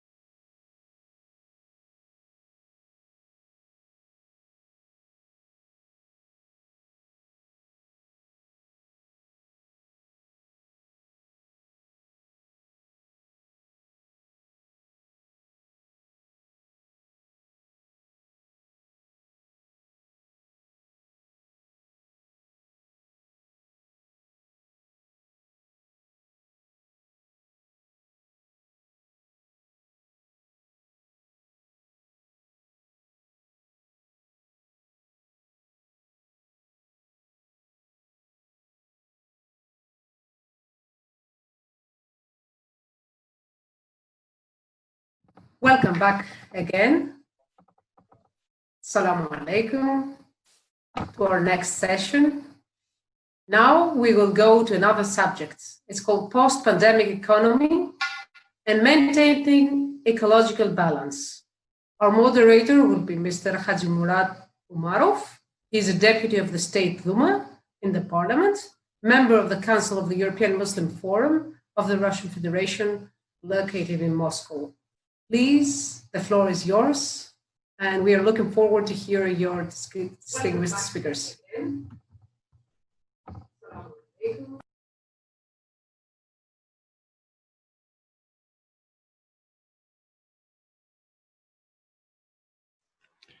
Good afternoon. Assalamu alaikum.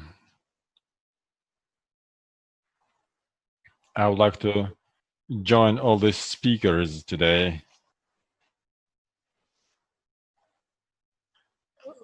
in praising this session because you are touching upon very relevant topics. I think that our session number 3, will also play an important role in this conference. So we're going to discuss post-pandemic economy and maintaining ecological balance in Europe, but also worldwide.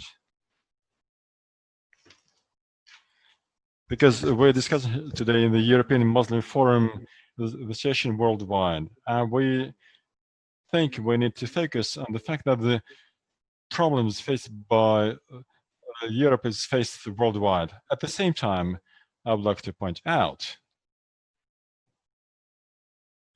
that economy in Islamic countries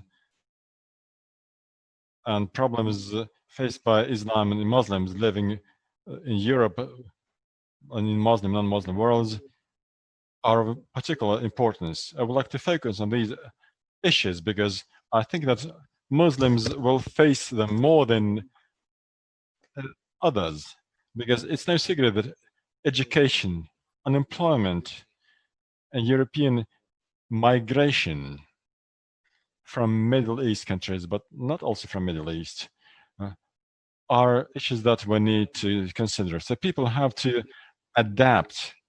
It was hard, even without the pandemic, to adapt to life in new conditions and to face new realities.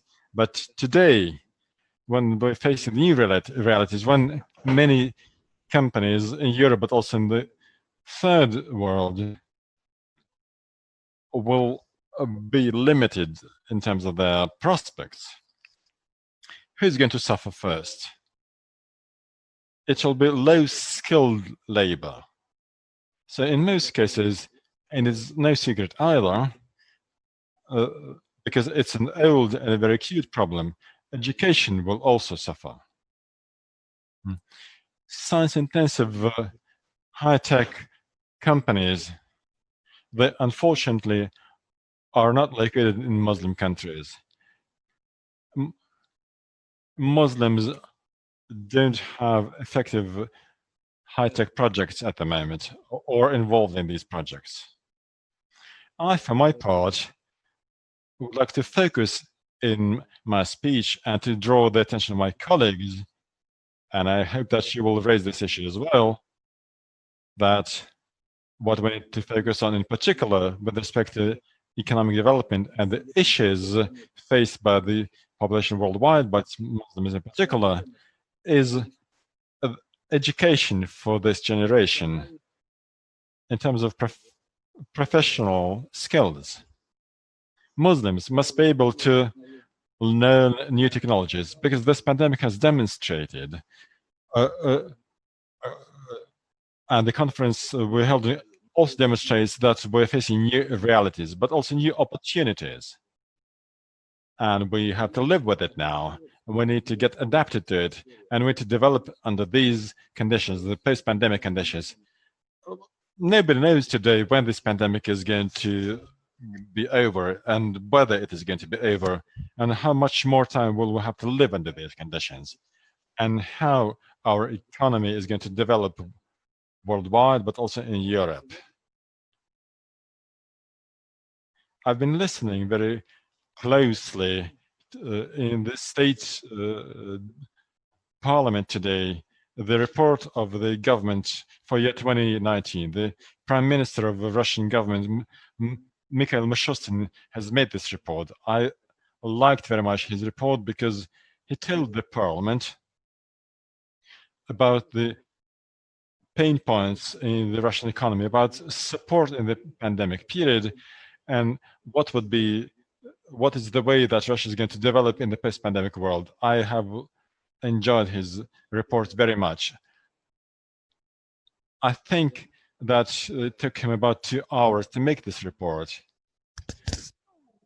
You will be able to watch this, see this in your mass media. So, I draw a conclusion from this report. I understand that we're going to develop, to discuss the economic issues faced by Muslims in Europe, but also worldwide. And I would like to point out that Russia and our Prime Minister Mishustin and our government are gaining serious pace in the post-pandemic period. They use their best efforts to help the Russian economy to grow. If something wasn't happening before the pandemic world, now I see that there's a chance that in the post-pandemic world, many issues that weren't tackled for years and years will be tackled now. And that citizens of Russia and Muslims of Russia, and we have more than 25 million Muslims in Russia, will get great new opportunities for economic development. So I would like to urge representatives of many other countries to use this as a real model, to look at how Russia is going to develop science-intensive technologies, agriculture, industry, infrastructural projects, construction, digital technologies. I think that the Islamic world will be able to use this as a real model to make a breakthrough as well. So for Islamic countries, for able-bodied people who have fear of God, they will use this as an opportunity, will use Russia as a real model. You know, I've participated in many conferences because I've been a deputy of the Russian parliament since 1999. I've never seen a case where so many countries, so many participants would be involved in a video conference. This already demonstrates a lot to us. I think that this initiative should be strengthened and supported. We need to interact more closely. We shouldn't be afraid of speaking the truth. And we should use, serve as a real model, as an example to the younger generations, to show them the way how to develop our economies, in particular, to develop their own welfare and their national economies. If we follow our faith, we need to become active agents of economic processes. To develop economies, we need clearly to use our efforts to help young people to get good quality education. As for environmental issues, it is another topic which is of very high importance, because it's also no secret to anybody that many Muslim countries, countries where our brothers in faith live, sometimes they face problems with the pollution or with the lack of careful attitude to nature, to ecology. So this pandemic has demonstrated yet another time that we live on a very small, very beautiful green planet, planet Earth. I would like to use this opportunity to give now floor to my friend, to Murad Kabaev.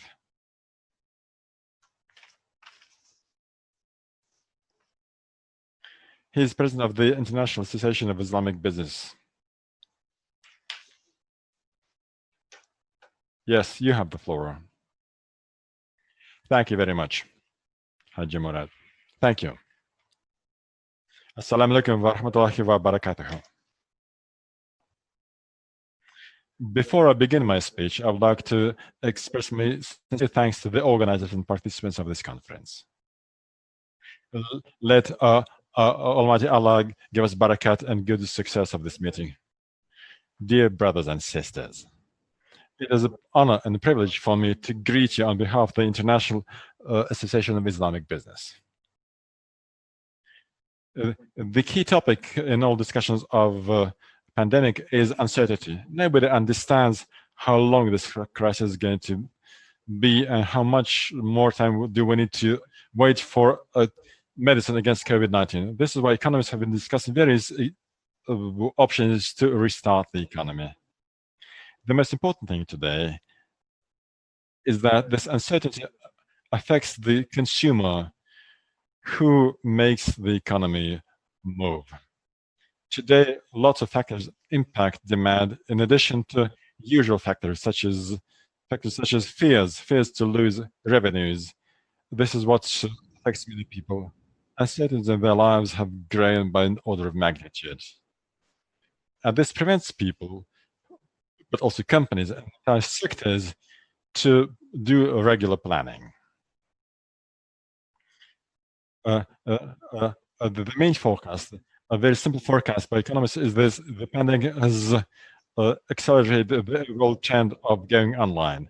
Most probably telemedicine is going to develop, which will also depend a lot on our habits, because if we want to talk to our doctor face-to-face or to talk online.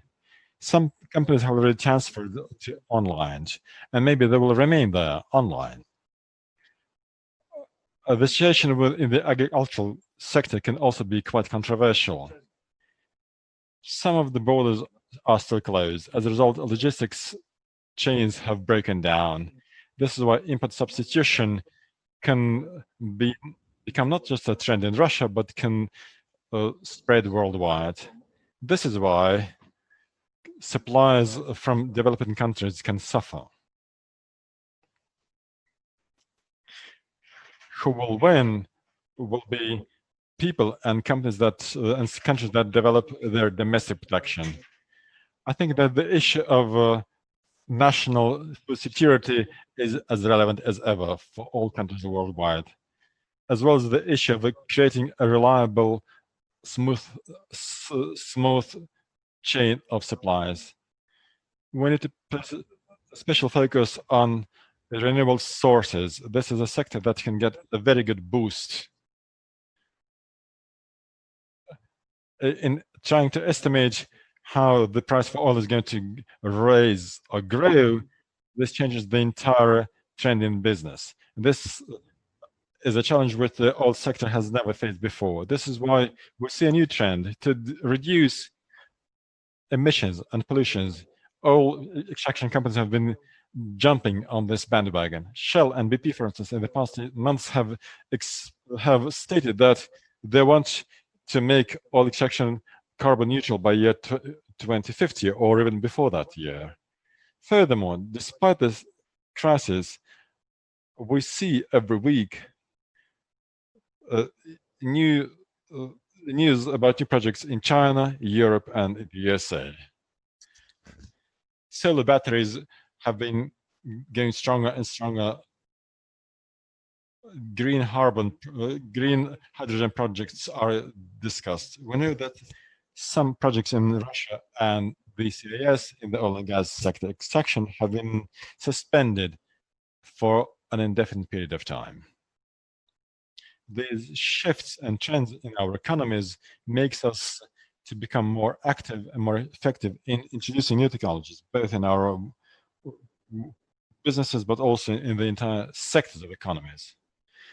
But one way or another, we as responsible citizens, people who are responsible before our countries and the entire world, should not be afraid of the coming changes. We need to learn to adapt very quickly and easily to changing conditions. And clearly, we must also bear in mind that there are people who are in hard, difficult situations in these conditions. Mutual human support, mutual trust, and ability to rely on the Almighty Allah will ensure success in any trials and hardships. I would also like very briefly to add a few words about our association. Our association unites all the Muslims and non-Muslims. And by non-Muslims, I mean people from various religions. But we offer a model of Islamic business where there's no karam. And please, people from various ethnicities come to us, from various confessions come to us, and they see that our model is a model that offers a healthy way of life. This brings my presentation to an end. Thank you very much. Assalamu alaikum wa rahmatullahi wa barakatuh.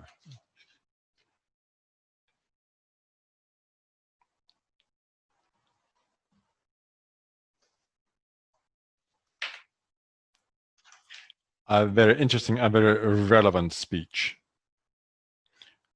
Marat, I think that your initiative deserves a special meeting, a special discussion.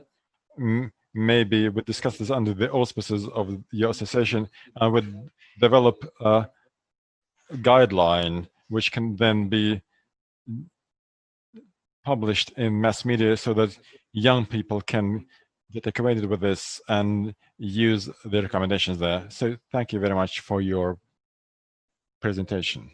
And now I would like to give floor to my colleague, Ravil Kosnolin, Deputy of the State Duma of the Russian Federation, and my colleague.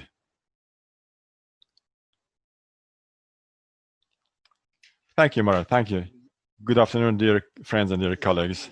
I would like to join all the speakers. I'd like to thank the organizers of this conference, because this is indeed a unique situation when people from various countries and regions can learn about the problems, about your views, about the proposals that you have as a result of the situation. I'm from Tatarstan, and I would like to discuss a number of concrete issues that our region is facing. We represented this region at the state parliament. I'd like to show you the ways and the measures to tackle these issues that we have proposed. Unfortunately, Tatarstan, well, we're a donor region. Over the past 5 months, has not received more than $500 million in the Republican budgets in tax revenues. And we understand very well this is the money that could have been spent on healthcare, on environmental issues, on education, on developing our industry, small and medium enterprises, etc., etc. So this money is not there. So Tatarstan has, under these conditions, to revise the strategy for its development. And in this respect, I believe that all of the Muslim Ummah can look at Tatarstan as a real model, as a way to continue work. Because Tatarstan, for the first time in the Russian Federation, has built a city of innovation, the Innopolis, which is designed to train high-level IT experts. So the trend we're discussing together, the trend for digitalization of all the processes and all our way of life, aims to use the Innopolis University and to train highly skilled people in the digital area. And this is where the Russian Federation government has helped us. We know that to be able to engage IT experts from other regions in Russia, all the taxes were drastically cut. It's taxes that previously IT experts had to pay. Insurance taxes have been reduced, so has been the income tax. So at the moment, the proposals offered by the Russian Federation, in particular proposals for the Innopolis area in Tatarstan, are very interesting, because those who are in the digital sphere, those who work in software products, could do this in Russian Federation. So this is one of the ways, one of the methods that we could offer. Because all this online trend, we have discussed this today in the plenary session of the Parliament, ways to work online. This will clearly require more experts in this area. So what do these preferences and privileges include? Well, this includes a special tax regime. The social security rate will be cut into half, and the income tax will be reduced from 20% to 3%.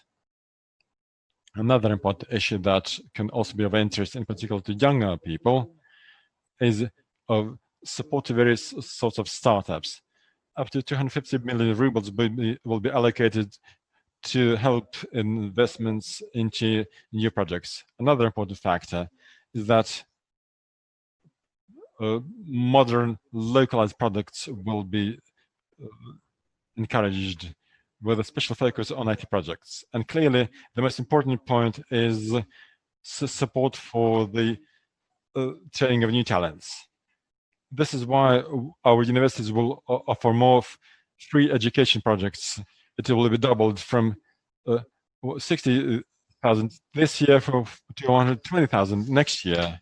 I think this is one of the ways which not only Tatarstan, but the entire Ummah can follow to be able to train young people for life tomorrow, because lots of jobs are simply going to be extinct due to digitalization, automation, computerization.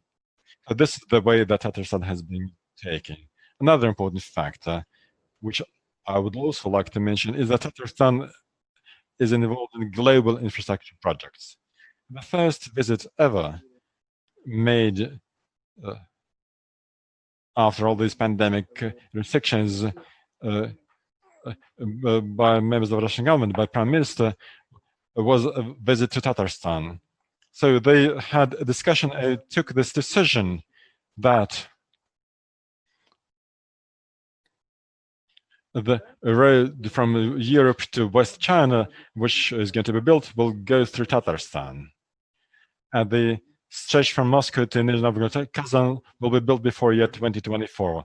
Has to be built and commissioned. So what is important here? Well, firstly, it's going to be a powerful infrastructural project that will link Western Europe to West China. This will involve lots of infrastructure startups related to the road infrastructure, lots of jobs, and clearly lots of new IT experts that will be in demand in the course of implementation of this project. In my opinion, these two examples can show you, and do show you, how in a particular region, and as you all know, Tatarstan is the northern outpost of Islam. The Bulgarian Islamic Academy is today practically a leading Islamic educational institution. This year, the first masters in Islam have graduated. They come from various countries, including CIS countries. So, Tatarstan is ready to meet all the challenges and to withstand all the challenges. So I think this is a positive example that colleagues can use, both in the CIS countries, but also in other countries worldwide. Again, we're ready to invite, and we do invite, young people from other countries to get education in Innopolis University. And I'm convinced that this will help further strengthen our international ties, including the interest from our Islamic Ummah. That brings my presentation to an end. Thank you very much for your attention, dear friends, and all the best to you.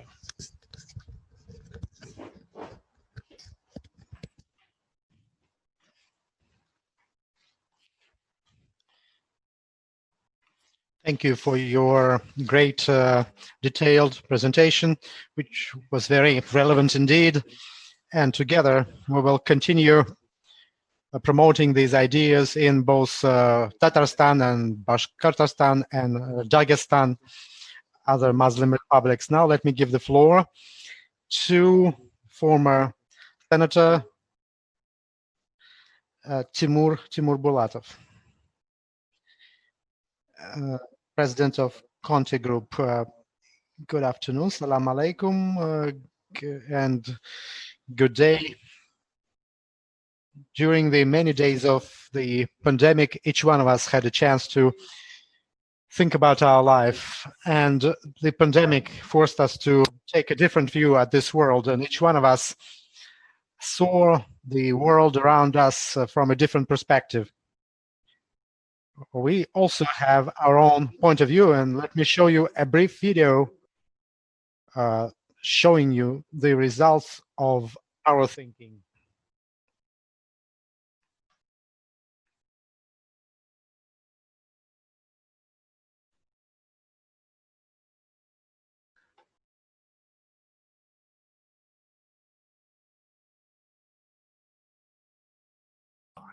The coronavirus epidemic claimed hundreds of thousands of lives, devastated millions of companies, and led hundreds of millions of people to being desperate and poor. Civilization is on the verge of a global crisis. This is indeed a reality. It is unlikely that we are fully aware now of the consequences of what is happening. We ask ourselves questions again and again. What is the nature of the virus? Is it an artificial substance? Is it the result of a conspiracy or our barbaric attitude towards nature? Or maybe a pandemic is God's providence. The strict lesson that humanity needs to realize the main thing, that the civilization is already on the verge of destruction. The point of no return has not yet been passed, but it is very close. The pandemic exacerbated an old problem, the use of car bonds that became the major way of modern industrial production and has come into great conflict with the need to preserve the ecology of the planet. Just look around. Black smoke instead of blue sky, harmful gases and heavy metals in the atmosphere, poisoned water in rivers and lakes, billions of tons of garbage on Earth, in the oceans, and even in space. The planet is slowly dying. We destroy it, and at the same time, destroy ourselves and future generations. Surprisingly, while billions of people during the pandemic were in isolation and in hospitals, the planet seemed to take a sigh of relief. Dolphins appeared in the waters of Venice. Smog disappeared over megapolises. Rivers cleared. The planet seems to give us a sign. We can and must change. Yes, in order to survive, humanity must radically change its attitude towards itself and its home. But how? Today, it has become quite clear that in order to save life on Earth, technologies that violate the ecology of the planet must irrevocably become a thing of the past.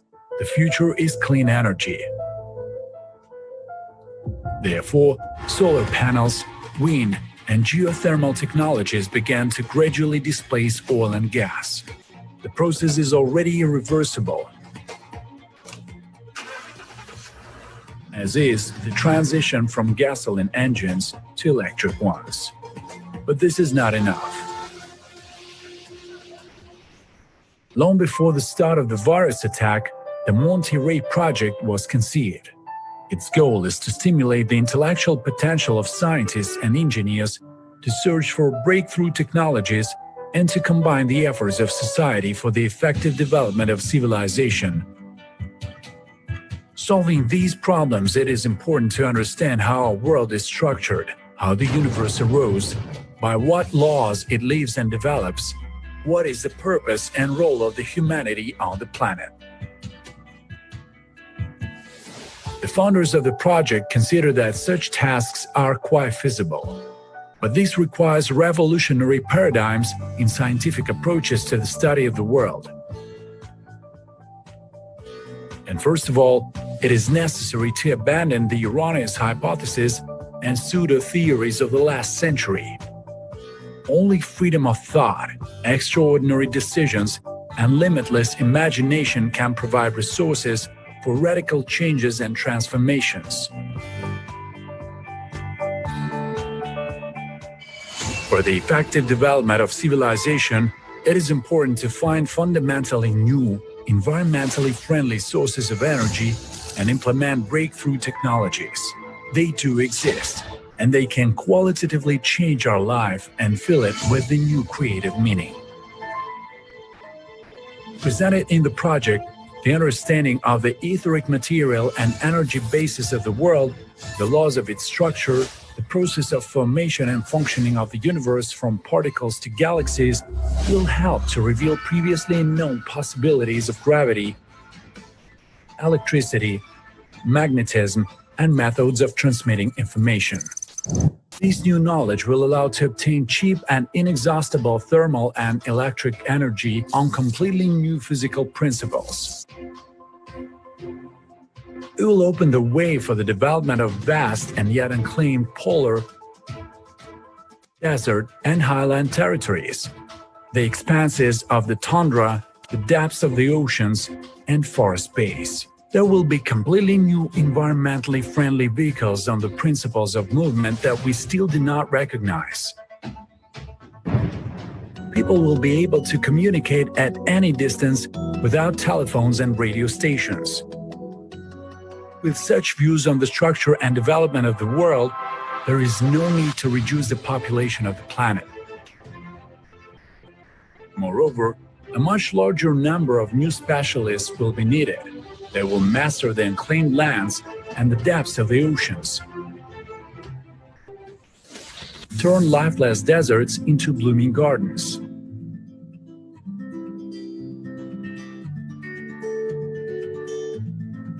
People will have plenty of cheap energy, water, and high-quality environmentally friendly products. There will be fascinating, interesting, and necessary work for everyone in this society to benefit on the development of civilization and preservation of our planet.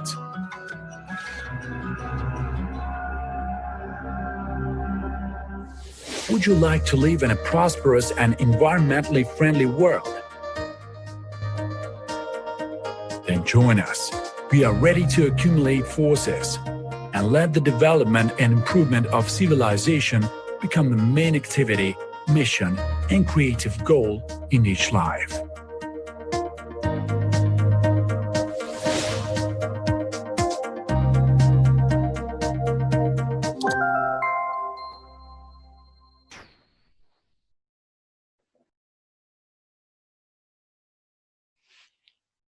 The pandemic has forced us to trying to transform our civilization.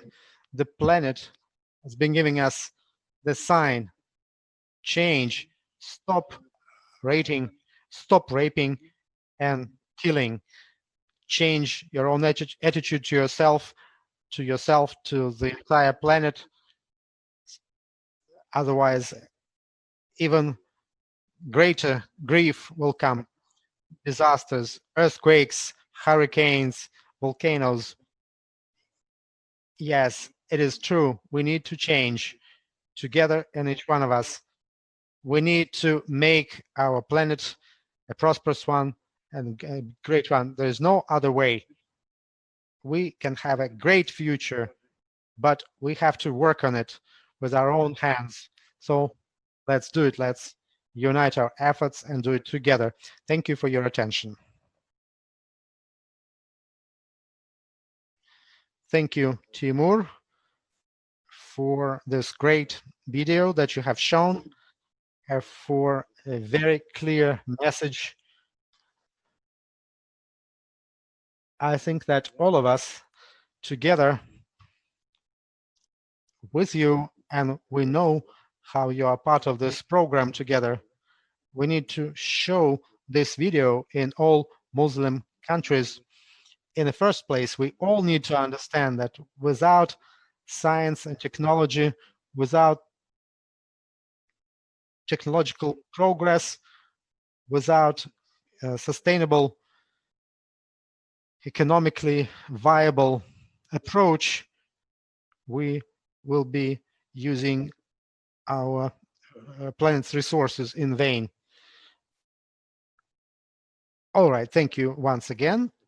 And let me give the floor to the chairperson of Turkic Tatar Association of Stockholm, Mr. Radik Fenelson.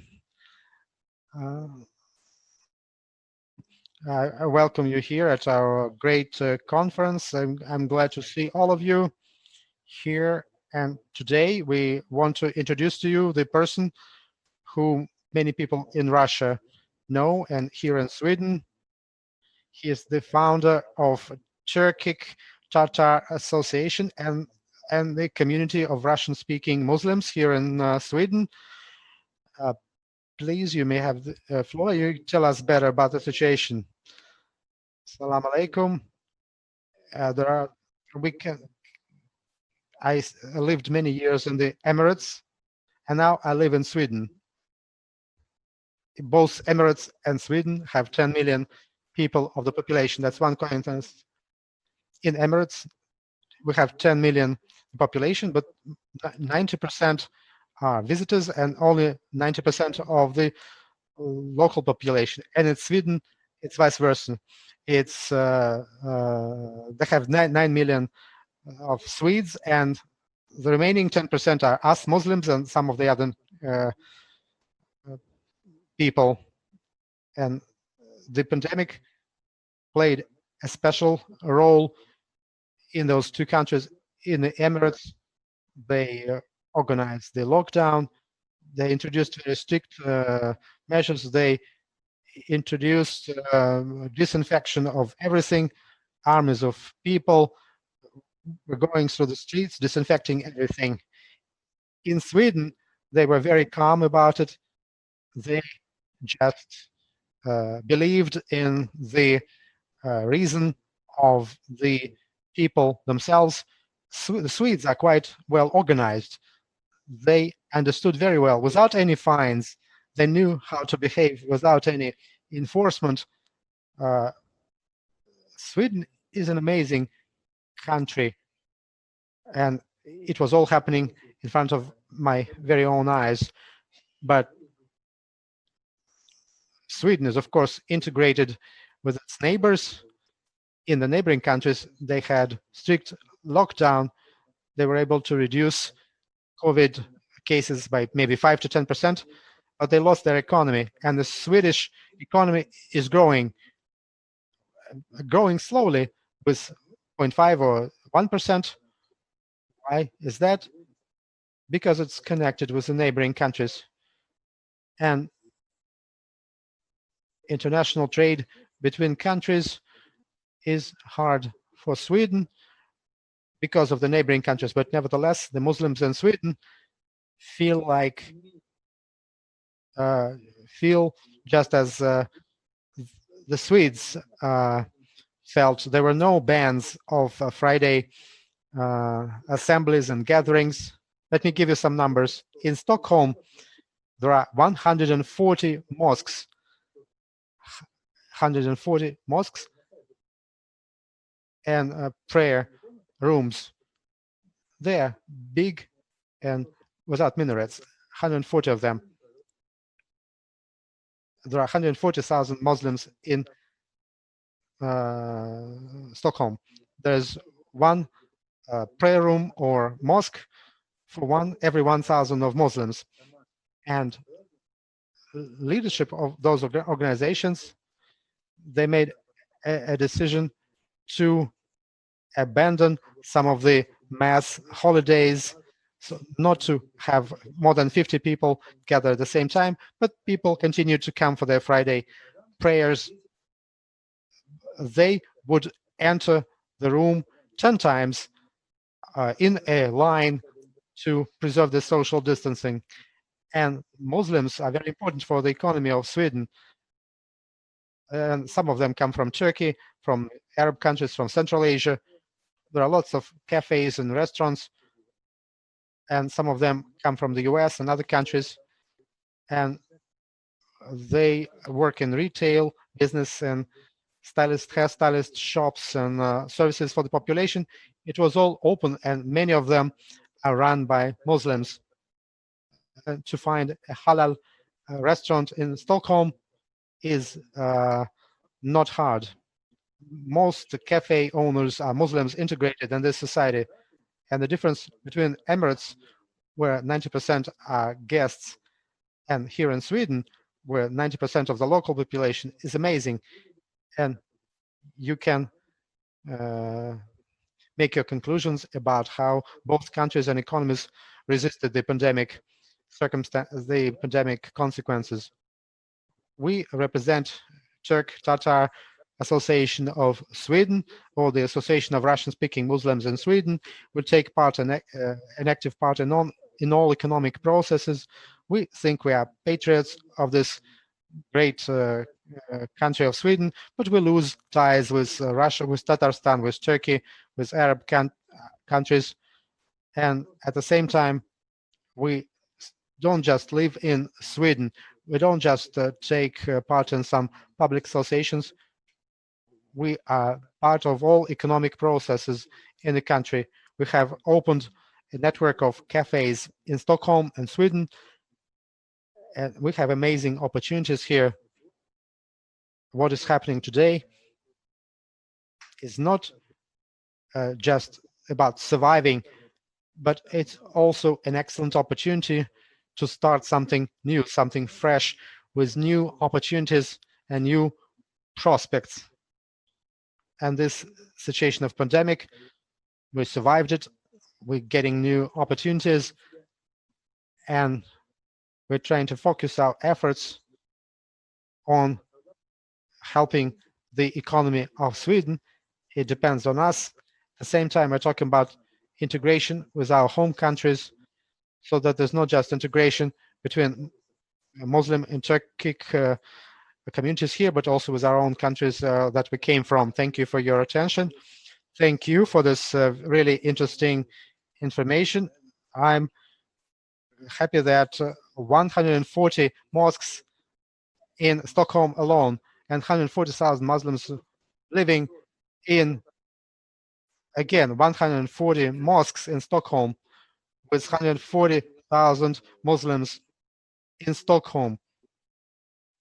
So 140 mosques and 140,000 Muslims, not just mosques, but also prayer rooms. It's also like a small mosque where people can come and do namaz, and that's very indicative statistics for Moscow, for many other Russian cities. There's nothing that we can boast of in that sense. You are way ahead of many countries. I'd like to thank separately from all of us, from the audience and presenters, to the leadership and the head of the city of Stockholm. It's an amazing and great factor. This is an example of how you get respect and prospects and Abrahamic confessions, and where you get that, you have peace and economy growing, and life will be quite comfortable for people. We are grateful for your excellent presentation, for the valuable information. Good luck and good health to you. Let me just add one more thing. We're talking about religion and tolerance to all faiths, but my children go to a Swedish school. They have a law. If there are more than 3 school children that speak their own language, let's say Tatars, if there are more than 3 of them, there has to be a teacher of this language, of Tatar language, once a week. 2 hours, they get 2 hours of Tatar language. If there are some Bashkirs or Yakuts, or if there are some Yakuts in a school in Sweden, they find a Yakutian teacher who would teach them the native tongue. The Swedish experience is particularly relevant for the Russian Federation today. And thank you. Good luck. And goodbye. Assalamu alaikum. All right. And our next speaker is Bruno Pozzi, Director of the Environmental Program of the UN in Europe.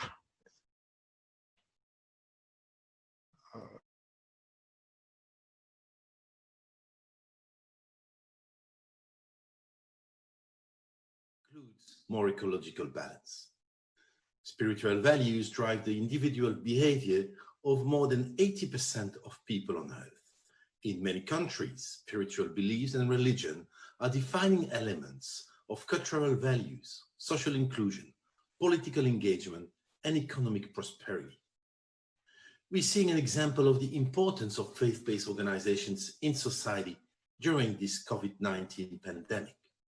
They are spreading public health information, helping people to cope through trauma healing and spiritual support.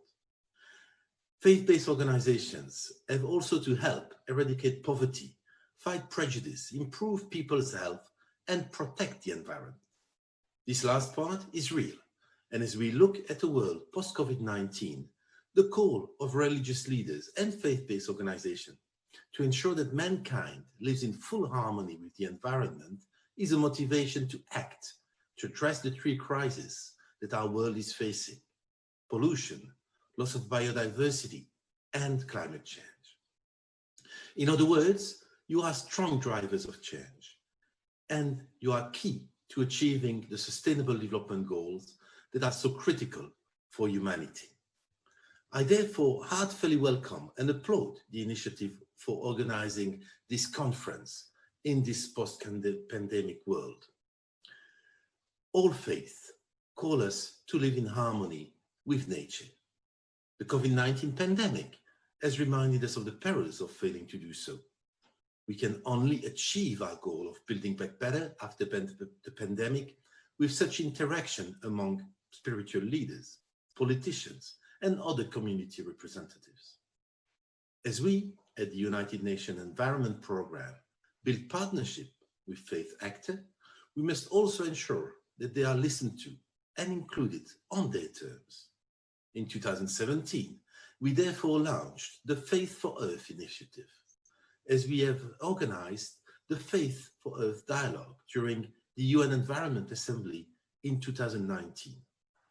This aims to empower faith organizations to advocate for protecting the environment, to help green their investment, and to be equipped with knowledge and networks for reaching out to decision makers and the general public. Next February, in 2021, we will be organizing a global conference on the dialogue to be held during the 5th UN Environment Assembly in Nairobi. There, we look forward to work with religious leaders who have such an important role in building a healthier, happier, and greener future, starting from within ourselves.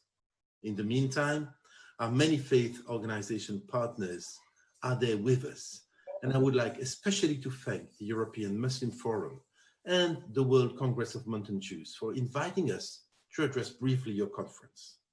I wish you a very successful debates in faith, and I wish you a happy day.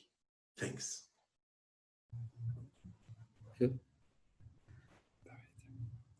Спасибо, очень хорошее выступление. Thank you for your very good and positive presentation. And our next speaker is Excellency Malia Soldi, President of the Papal Academy from Vatican.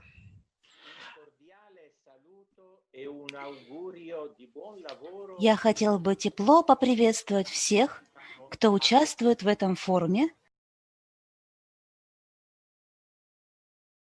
I'd like to cordially welcome you. If you're participating in this forum, I was asked to present on the interaction between the pandemic and environment. It is my pleasure to briefly mention two aspects and make one conclusion. About the pandemic, during the entire history of humanity, we faced many different forms of the pandemic. These situations keep repeating after a certain period of time. It's important to understand here how different countries and nations were able to deal with those ordeals. The pandemic is an excellent lesson for all of us for today, particularly for the area of scientific research where humanity has reached a significant progress. But the problem of the pandemic also is related to other issues from other areas and fields that demand an answer. The scientific research in the context of our today's ordeals and tests are helpful in medicine and psychology. But the role of religion here is also very important, because a religion, when it is correctly understood by people, helps to study the phenomenon of the pandemic in the best possible way. Primarily, it helps us to find the inner energy that we need to return the humanity back to the true path. This is the first aspect that I'd like to draw your attention to. The second point is environment. Today, the environment is paid huge attention because we suffer from the negative results of industrialization that treats the human personality without any respect.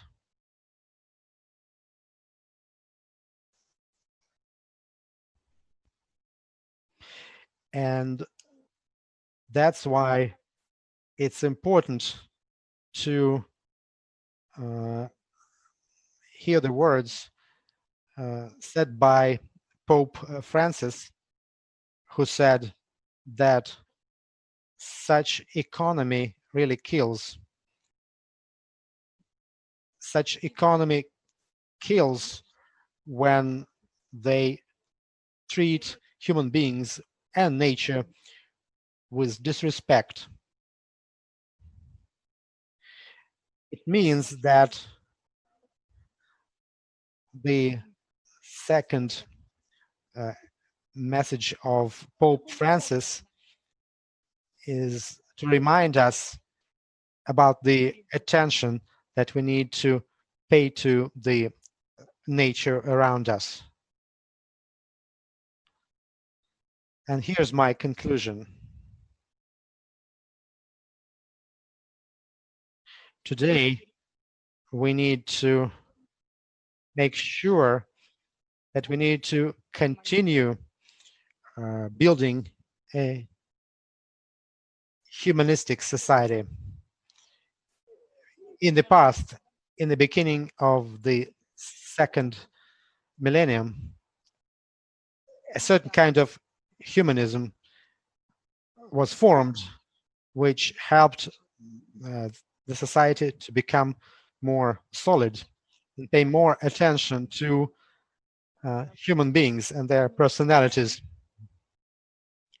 It is this kind of humanism that is particularly important for today's dialogue between science and ecology.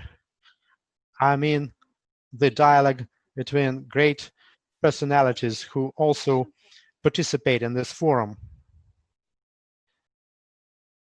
It is particularly valuable and inspiring for all of us, because only through this approach the humanity will be able to continue its growth in even a greater unity. It is obvious that this is the critical factor for the respect of between different cultures and nations. The pandemic and the ecology are the two realities that make us pay even greater attention to a human being. With great and best wishes to the participants and organizers of this conference.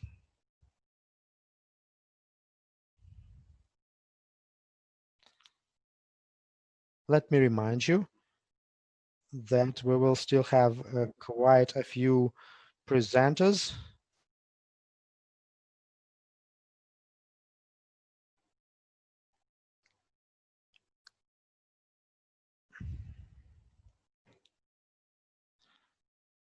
And that's why we need to be brief and precise. And now I give the floor to Cengiz Ozgenchil.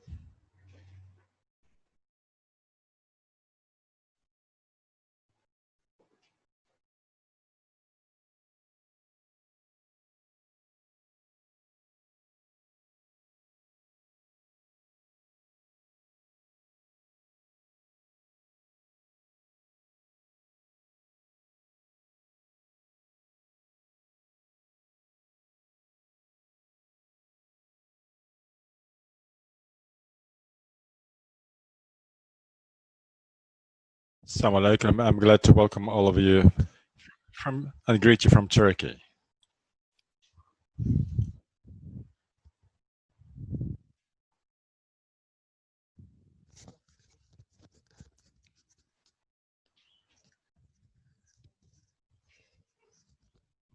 Before I begin my presentation,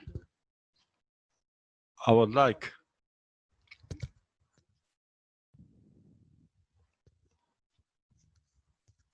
to mention one aspect.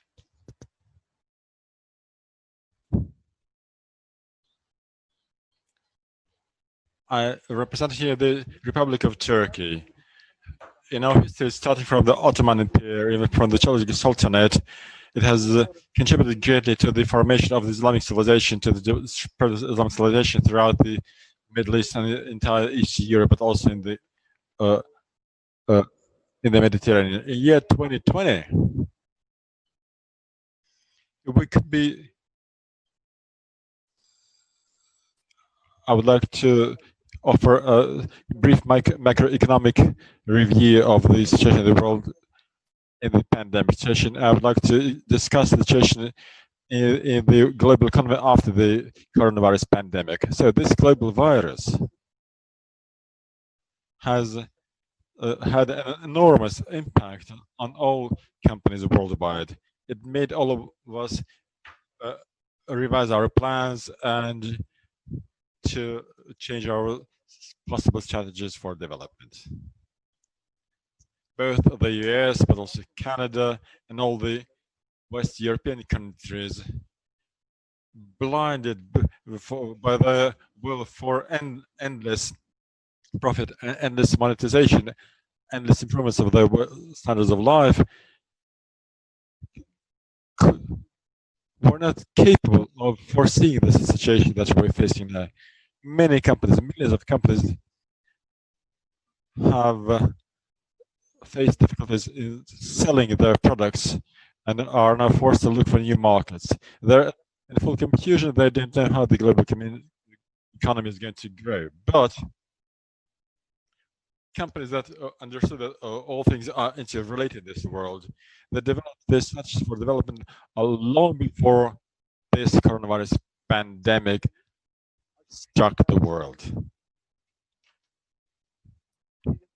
The global economy is so over-regulated. It so much depends on political interests of large financial corporations that today it turned out it was not ready for the tribulation that we're facing. And clearly we're going to see waves, economic impacts that the coronavirus pandemic is going to bring. We can only guess now how the world is going to develop and the global economic situation is going to develop. The year 2020 has brought us an unprecedented ordeal. We never had this before. If we had, then it was a long time ago. So we have lost our ability to withstand it. So the health situation demonstrates that after the coronavirus pandemic, the global economy is going to be totally different from what it was. The structure will change. Clearly, coronavirus has affected every single person, every single company, but also the global economy has been affected. Many companies will still have to face this problem. This is inevitable. The liberal, the capitalist system of economy is now going to undergo a very difficult test. Is going to look at the meaning of its existence. I think the whole global economic system is going to be redefined now. I'm not sure that the existing rules of global liberal capitalist economies will stay after the pandemic. The Anglo-Saxon economic model will also change. And the healthcare model, the results of which we can see in the US and the UK, demonstrates that it is not related to the people, to the concerns and cares of the people. The coronavirus pandemic demonstrates, if I may so, the beastly face of capitalism, and shows how inhumane it is, how far it is from the concerns of simple people. This is indeed a very serious situation in the coronavirus history.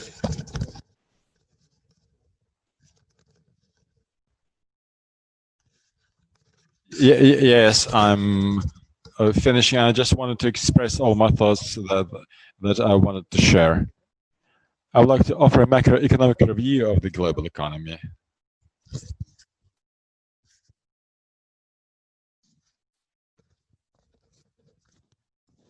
I think I will get back to food security of countries in the pandemic and post-pandemic world.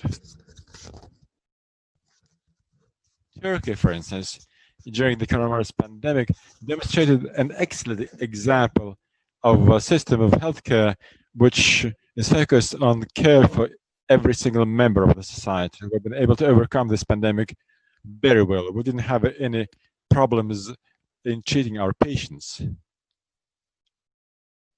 So clearly after this epidemic, I'm sure that the healthcare system is going to be revised in many countries. It will change. So many problems that have been accumulating over years will clearly be on the agenda after this pandemic. I have a lot to say, but unfortunately I don't have much time. But I would like to thank all the participants and all the organizers of this event for the opportunity to speak.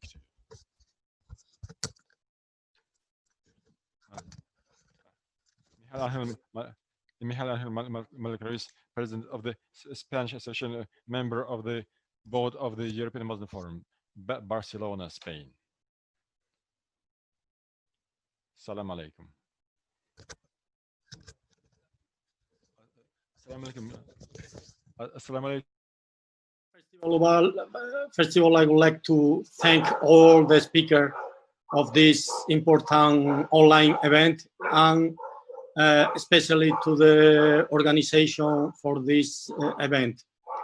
Well, all the people know the situation in Spain, especially in the last few weeks in Barcelona, is very dramatic, a new focus, a new hard situation, and especially for the Muslim community. But I would like to don't speak about the fear, about the bad situation. In front of us, I would like to speak about the coronavirus as an opportunity for change. Without a doubt, we have living in a time of great confusion. And all through the peak of such confusion is being experienced this day with this strange social situation It does not escape anyone that we reap much of what we have sown. The state of confinement with which most of society is beginning changed beyond the questionable measure in putting us in the dilemma is now to face such a situation. An analysis and technical data regarding what this virus and the terrible measure adopted involve or do not involve it in superfluous, but it's the time for each of us to reflect on our situation. It is important to reflect about the situation of the Muslim community in a system of the way in which we face the difficulties. To this end, the deen of Allah has provided us with wise tools with which to face this situation. The first thing we must do is act with moderation. Allah made Muslims a moderate nation in everything. Moderation is moderation in all matter.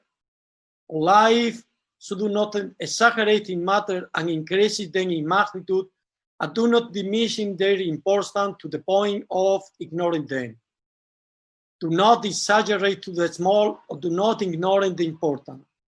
This is what Allah told us about pride as well. The nature of the human being when some adversity coming to him in anguish and the panic in such a way to the intellectual and paralyzed on this spirit in defiling with youth. On the other hand, another significant aspect of the believer is to act responsibly by avoiding the spirit of fear and worry. Saying this is a characteristic of hypocrisy. The hypocrisy is in the Proverbs area, is the sound of danger they could spread in among the people also fear. Indicating that the soul referred of the messenger, and those thus the authority and knowledge. We are the one who can investigate the information and understand his magnitude, which will know what to do. What is necessary to spread rationality, tranquility, and good news about people, and to be optimists, bring optimism and positivism, and not to transmit panic and concern for Allah's sake in our knowledge. Every reference that emanates from our deen is the month of men of knowledge called us to balance responsible behavior and, of course, trust in Allah. We have read online the correct aptitude to have the current situation with special attention to responsibility, facing fear, and patience. Ibn Sina, the Persian physician and philosopher, and the father of the modern medicine, wrote, "Imagination is half the disease, tranquility is half of the remedy, and patience is the beginning of the cure." The three essential pillars for which the believer bases in the existential act, belief in the decree, and being afraid for the provision and protection, and non-sprint gossip. This is the inevitable to lack to the freedom is a call to turn to Allah and act according to his design. The sense of community is of vital importance at his ambit of the most difficult moment of history that the community has been estranged. We must take advantage of this situation to reflect on our attitude as a community, trying to avoid imposition based on our point of view and the unique effort for the common good on the fair leadership. The model of society that we know until now is crumbling. The system that was established for the 18th century with the economic system based on the banking system and the legalization of the usury has collapsed. This is not the time to underestimate the presence of this virus, nor to the question to the contaminating measure. Wherever some of us may due then of the wish must qualify, say, although the philosophical and legal point of view. We must follow the indication of the authority, of course, and we must act with total responsibility, nor shall we focus our energy on spreading the idea of art cooperation with hidden interest. I think clear wherever the only significant that avoid this virus is the degree of contagion, sign neither the number of people affected or the number of deaths in the production is similar at the moment to any other disease we usually deal with, such as the common flu. 3-4, beyond the technical issue of the pandemic, the economic consequences derived from that situation are totally out of proportion. As an example of whether saving the stock market of the selling forum only compared to those of the Second World War.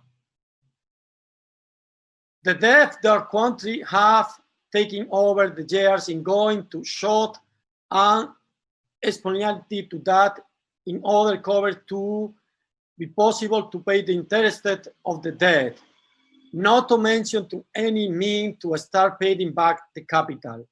The crisis we expected in 2008 centered on the real estate business, produced a mortgage bubble that led to a restructuration of the banking system with the capital contribution in the million in the process of reconstructing the bank. The current economic situation is much more serious than the one of that time, since we have continued to print capital in the compulsive way, forgetting the necessary support of real wealth that support us at debt use.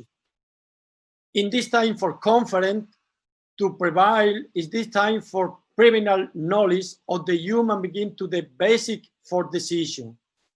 This is the time for the thing of Allah, promoting of fair, of balanced management for production, and development of trade in terms of social justice and transaction that protect everyone. This is the time for put in value the manual profession and the defense of the master of the appreciate of the development of the guide. Brother Malik, time at short. Let me to finish. Sorry? Time. Okay. Let me finish. Yes, I would like to prepare for a new economy order. We must prepare ourselves to take a new model of global operation, the Ummah Islam scholar to lead from the primary knowledge that Allah revealed of the Quran and under the Sunnah of beloved Prophet Muhammad sallallahu alaihi wasallam. Thank you very much for your time. Thank you, Malik. Thank you. А теперь следующий. And now the next speaker is Ali Daoud Juma Al Ahmad, chair of the Imam Hussein Foundation, member of the Jerusalem Muslim Forum, Geneva, Switzerland.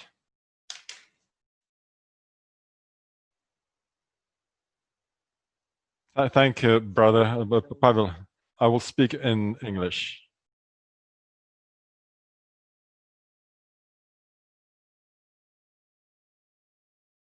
To say something, I will make it shorter than supposed to be. Therefore, at the end, I'll send my email if there's anybody want the papers. So, and the plans that we have it, we can share it by email. So first of all, we are here in our meeting not to discuss how to solve the economic crisis or other crises after this COVID-19 pandemic, because we are not the decision maker. There are more power people and states and companies that leading this crisis. So we are here just to discuss our rule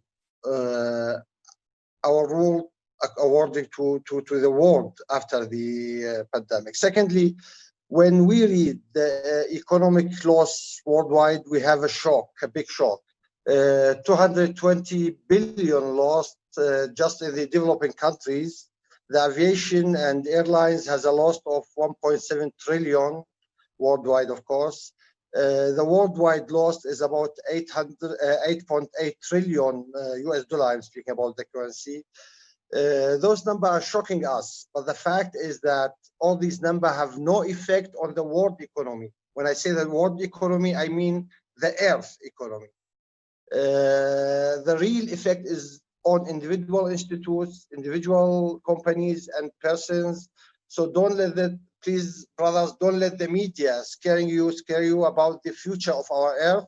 Why? Because the absolute value is still the same if the world has lost the same percentage of the relative value. I will repeat that. The absolute value, the real value of the goods, of the products on the Earth has the same value if the loss have the same percentage worldwide. So if all the world losing 50% of what they own, there's no loss, because the rest 50% will have the same value as the 100% before. That's what the reality, that's the economy. So even 50% of the 50% of the loss of the whole world is even not a loss as long as we have or still have the same resources. Therefore, I think we have to think in that way. Prophet Muhammad sallallahu alaihi wasallam is saying, "ليس منا من بات شبعانا وجاره جائع." It's not a Muslim who is sleeping full in stomach and his neighbor is hungry. Therefore, I find the European Union plans to start support budget starting 750 billion US dollar to support the companies in Europe, and later will cover even 1.029 trillion. It is the right way to solve the European problem, because Europe cannot be strong with high differences between North and South countries. And even what Holland and Austria, Denmark and Finland tried to change in the plan last days, they are not discussing the whole amount, the whole amount of the budget, but they are just trying to negotiate to make Germany or maybe France pay more. But at the end, the total amount would be the same. Our role to play in two categories. First of all, toward our Islamic Ummah, Islamic countries, and secondly, toward our countries as European Muslims. Toward the Islamic Ummah, I think the building of network between Islamic countries, OIC countries, and the different powerful countries like Russia, for example, is very useful.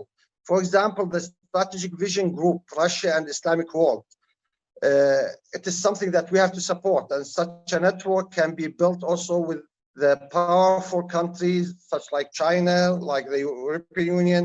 So our role is really to encourage and motivate our countries to support the Islamic country to participate in such a networks. Secondly, and this is very, very important, in this hard time of pandemic, it brings more importance to international cooperation, in particular, sharing of successful and positive experiences. I'm confident that it is much important to bring the primary know-hows available in Europe to the Muslim state and OIC regions and countries. The role of Muslim organization is indispensable to realize it. Me personally and our partner are working on use these skills to bring into Arab region the skills that I mentioned before and the expertise. We are very hopeful that this initiative will get the necessary support of Muslim organizations, including OIC, including ICYF, assistance and participation of the intelligentsia percent. It's very important. I would like to share my contact, my emails also, to share our programs that we started. Secondly, toward our countries as a European Muslims, we have to work hard with our countries to save the environment and resource of the world, to save our earth, to start dialogue with strong economic states, to have a reserve program. Nobody's speaking about the earth reserve, what will happen. To have a reserve program in material, not only in virtual currency. I'm not speaking about the banks. I'm speaking about the real resource of the earth. Those great powers and states and economic, they have to ensure the resources and the stability of the earth. Therefore, we have to follow the recommendation and advices from research centers as a basis for starting any huge industry projects in anywhere in the earth, of course, not just in Islamic world. Me, myself, I read several research from the Islamic Center, which belong to the ISDB, the Islamic Development Bank, some of them since 1970s and till now.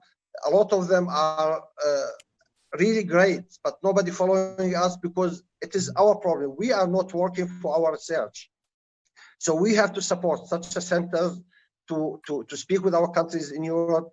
And at the end, I can just tell you, there's no difference between Muslims and non-Muslims for this issue, for this crisis, because as Imam Ali alayhi salam saying, "Al-mar'u sunwan," the people, the human are two kind: your brother in your belief or your partner in the human being. وختاما بسم الله الرحمن الرحيم وقولوا اعملوا فسيرى الله عملكم ورسوله والمؤمنون. Thank you. And assalamu alaikum wa rahmatullahi wa barakatuh. Спасибо вам большое. Спасибо, Ali Daoud, brother. Thank you. Thank you. Thank you, my brother. Thank you. And now, distinguished colleagues, the third session is over. My colleagues will continue session number 4.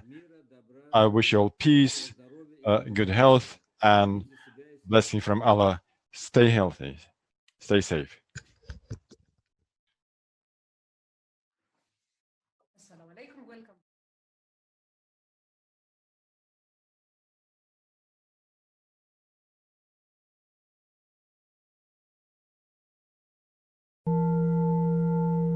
It's 2020. The coronavirus pandemic has changed lives all around the globe. For the first time in the history of mankind, we can see empty streets of world capitals and megacities. Communication, negotiations, and meetings have become virtual. The Pope has never said prayers to the world in the middle of St. Peter's empty square. Holy places of the blessed Mecca, radiant Medina, and Al-Quds, Jerusalem, have become deserted without millions of pilgrims. The world has changed.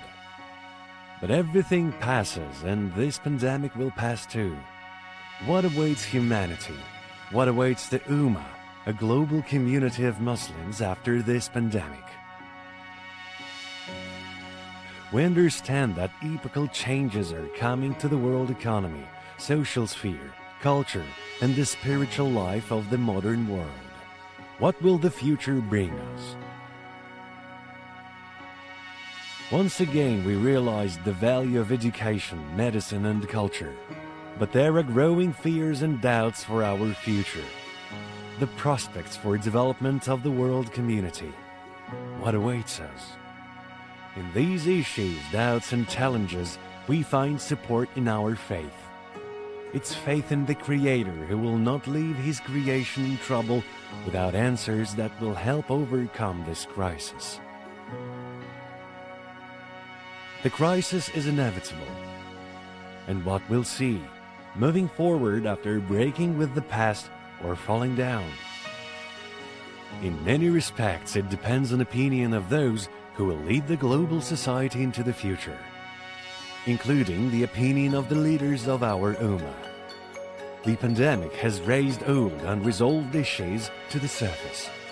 Today, on both sides of the Atlantic, we hear that racism should be wiped out as a phenomenon. The ecological balance of our planet should be maintained. There is no place for injustice and oppression in the world of the future. Anti-racism and ecological movements are striving for prosperity and harmony of our common home, the Earth, as well as the movement against global injustice. And as the Ummah, we should focus on our burning issues, including unresolved problems of Palestine,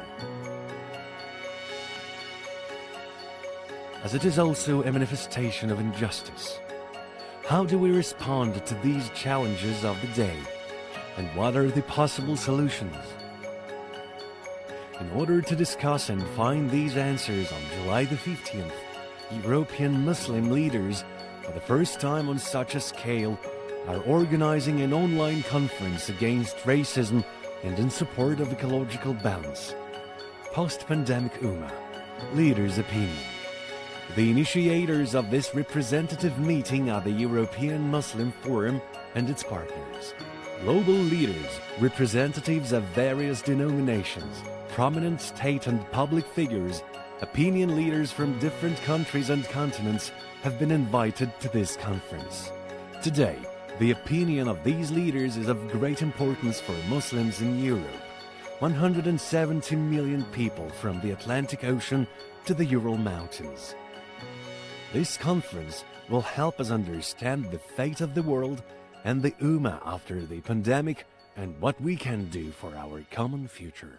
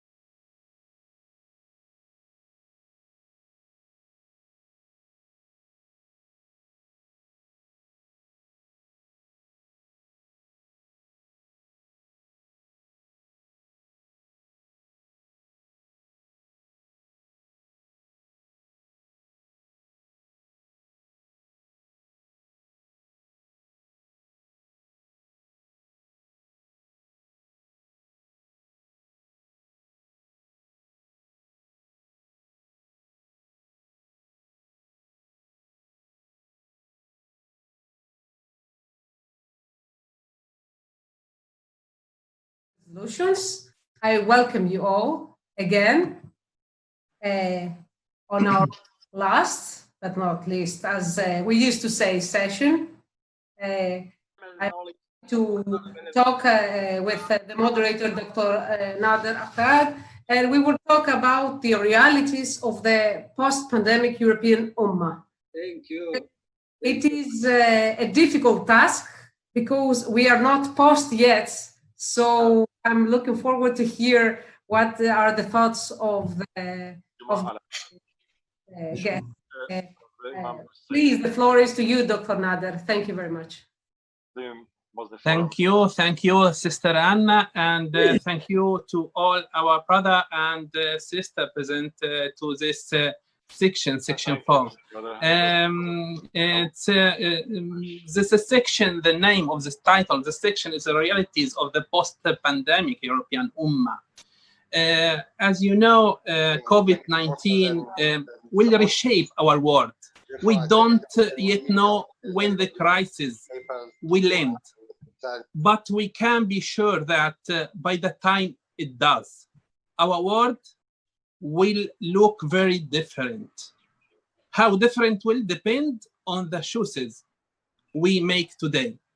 The COVID-19 crisis requires the mobilization and direction of resources at all levels, solidarity between countries, and a readiness to make sacrifice for the common good are deceived. Only by pulling together and cooperating across borders can we beat the virus and contain its consequences. And the European Ummah has a central role to play.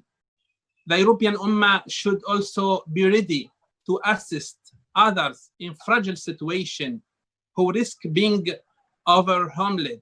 Just think of the refugee camps in Syria and what would happen if COVID-19 broke out there to people who have already suffered so much. This is a time for solidarity and cooperation of our European Ummah. Now, I think it's important to tell you something. We have a little time. I just ask all of our imam and distinguished speakers to take from 3, 4, maximum 5 minutes, please.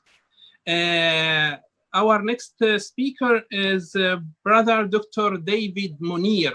David Munir, Imam of the Central Mosque of Lisbona and member of the Council of European Muslim Forum. Please, Brother Dr. David. بسم الله الرحمن الرحيم رب اشرح لي صدري ويسر لي أمري واحلل عقدة من لساني.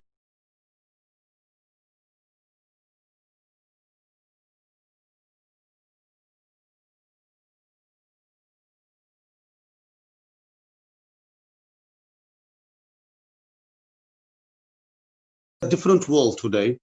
We are facing a different situation. The relation is completely different. Our environment is completely different. And the reality is completely different in every part of the world. It is not in a single region. Anyhow, the places are empty, and especially the places where we worship. And that is very painful for everyone, especially to a believer. But we are responsible. We are the imams, we are the religious leaders, we have responsibilities. And from one side, if we don't open the mosque, spiritually we feel injured, we feel pain if you don't open the mosque, because we were used to have the mosques full. And if we open it, we have to control it very well. We have to know how it will be. So the reality is completely different post-pandemic. Now, obviously, from the afternoon, we are listening to various speeches and very interesting suggestions and advices. I think each community has its own problem, and each one of us will try to solve the problem which we face, obviously, quick as possible. For example, when we talk about the mosques, and we talk about the places where we pray, obviously in some mosques the capacity is maybe 1,000, and in another place the capacity is completely different, maybe not more than 100. To reduce that, to make it in a way that people may pray and may not feel any insecurity, so we are all together. Besides that, we are also, as it was said before, we are now having a lot of families, Muslim families, facing economic difficulties. Due to that, we try to help Muslims and non-Muslims. Alhamdulillah, we have also gathering of interfaith so that we can share all these issues to the other people. So just to finalize, because I said I will not speak more than 3 minutes, we hope, and obviously we have to pray. We hope that as soon as possible we can come to the normal life. Just to finalize, 3 weeks ago when we opened the Central Mosque of Lisbon, now I'm just sharing with you all, just it is for us it is very important, and I would like to share with you. When we reopened the mosque 3 weeks ago, the president of the country made me a call, and he said he wants to be present. He came and he thanked the Islamic community of Portugal because Ramadan was done at home, and it was really appreciable, for all of us. So this is to show that the government, the authorities, they recognize our effort in it. And just one more short sentence.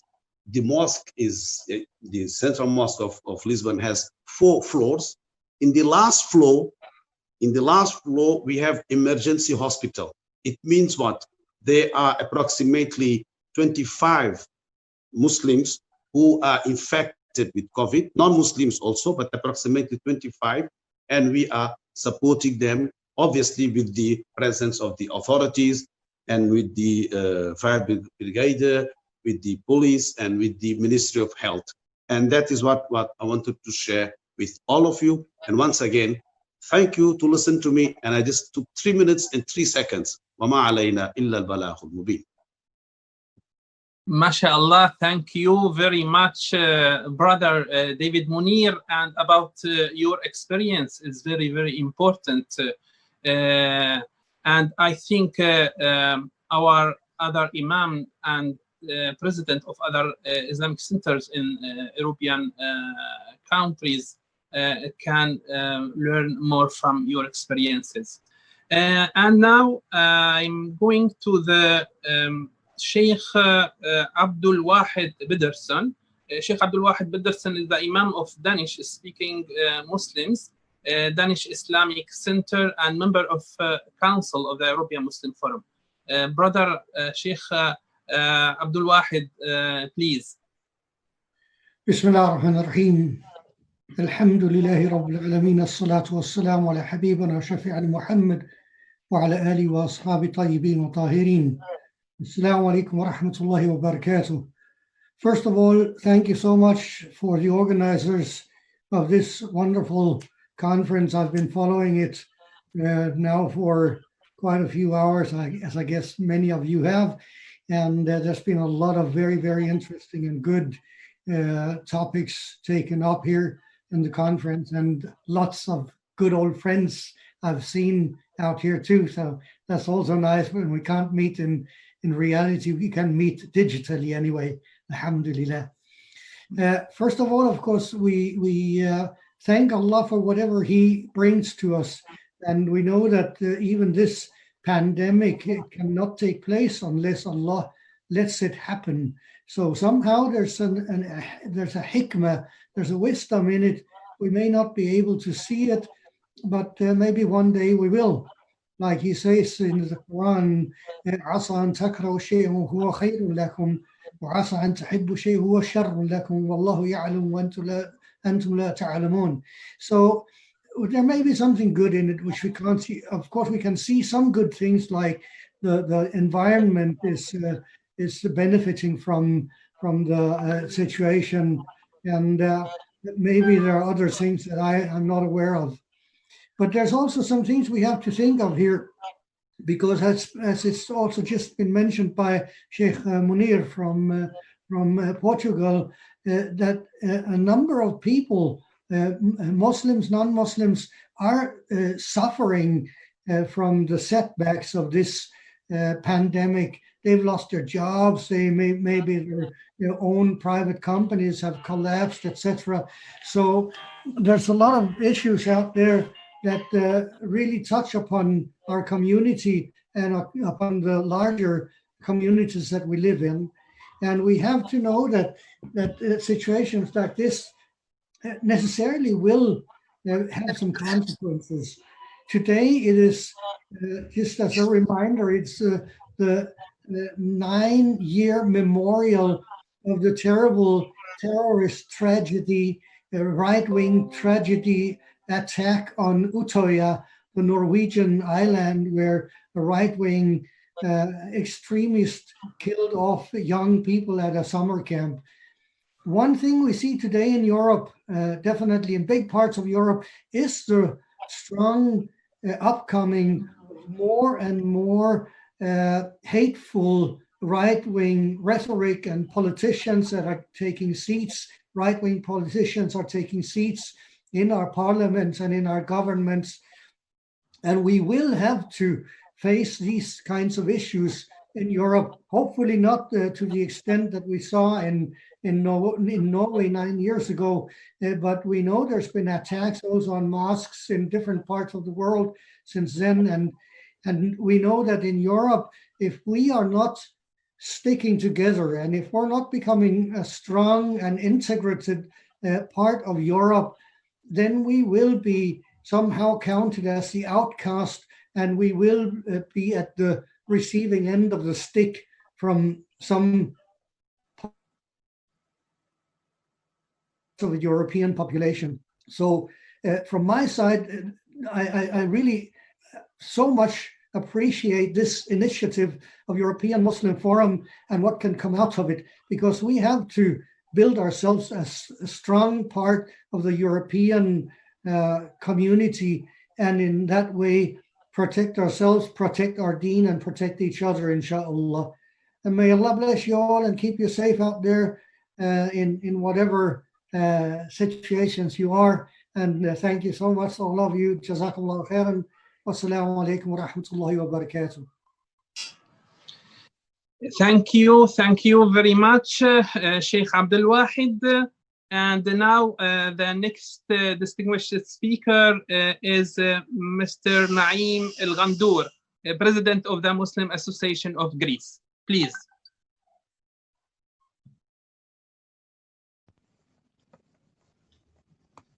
بسم الله الرحمن الرحيم والصلاة والسلام على أشرف المرسلين سيدنا محمد وعلى من تبعه إلى يوم الدين.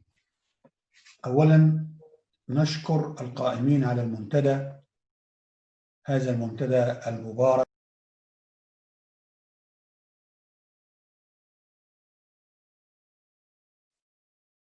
I would like to thank the organizers of this conference and all the participants for their excellent presentations. Let me just say that after we defined the problems that we're facing, we need to come up with specific solutions for those problems. And in Greece, the country of great culture, in a quite prosperous country,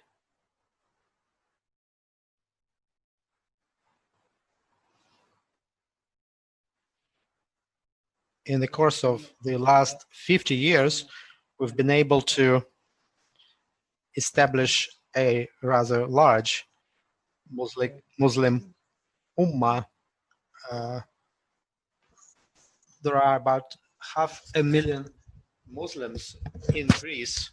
Mostly these are people who came to Greece from other countries and got their residence permit and work permit.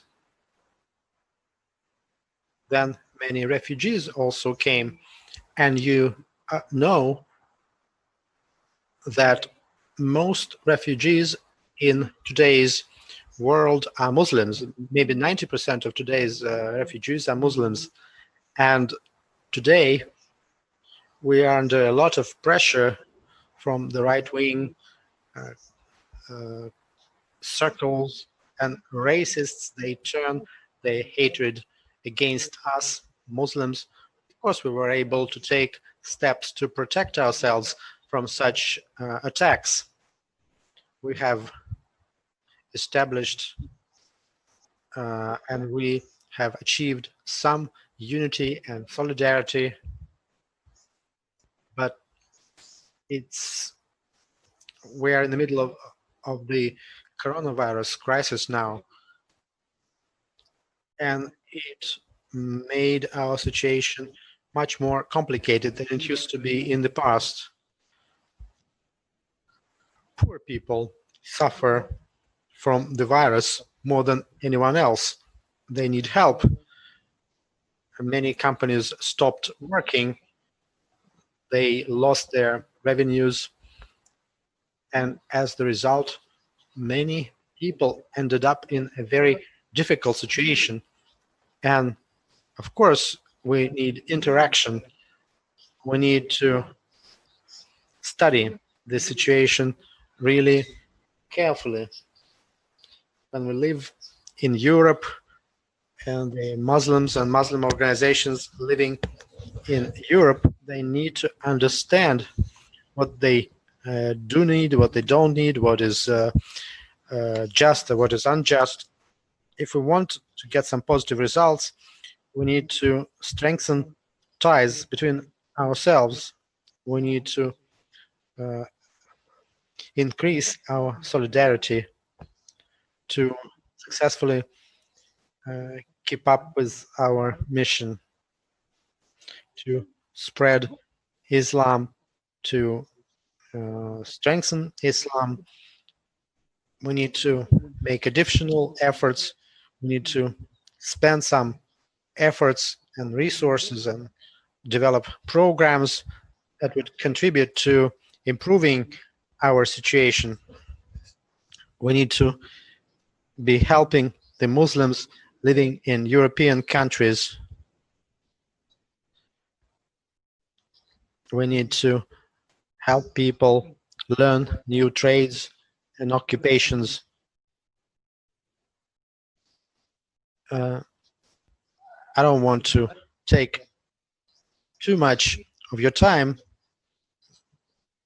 They're giving hints to me that I need to finish. We need to discuss all this, and based on that, we need to take some specific practical steps.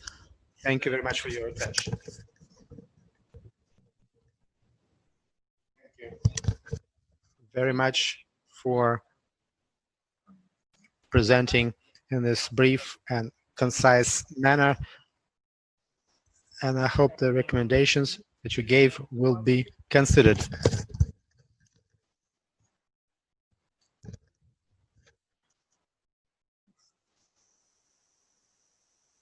Muslim Association of Nice, President of the Assembly of Imams VI of Nice, Member of Council of the European Muslim Forum. Please, Imam Osman, please. السلام عليكم ورحمة الله تعالى وبركاته. وعليكم السلام ورحمة الله وبركاته. حياكم الله، وأتأسف أنني لا أتكلم الإنجليزية، معذرة. ثم تحياتي للقائمين على هذا المنتدى وهذا المؤتمر. I'm going to speak in Arabic. I don't speak English, and I'm going to greet all the participants in this conference, and we'll be working together, and we're praising Allah and our Prophet. And I hope we'll be rewarded for our efforts. Today, we ask Allah to accept our prayers. The coronavirus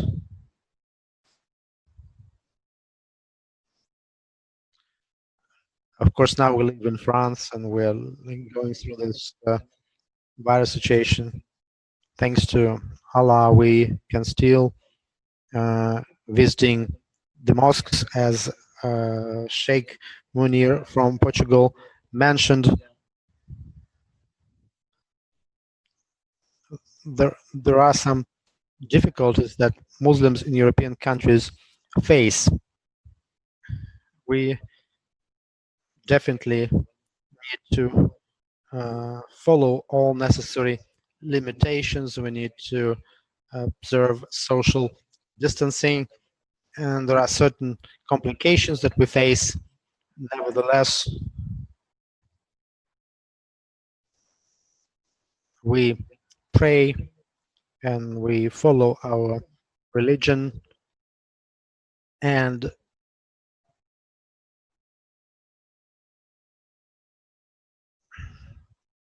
here I have to say that all government authorities here in France who are responsible for protecting order, they thank us, praising the discipline that we Muslims show, following all the restrictions that were imposed due to the spread of the coronavirus. We're doing our best to make sure everyone is safe, both Muslims and non-Muslims. We make sure that people wear masks and gloves when they have to. We make sure they wash their hands. When they come to the mosque to pray, they do their ablutions, and as you know, that's one of the Muslim rules. And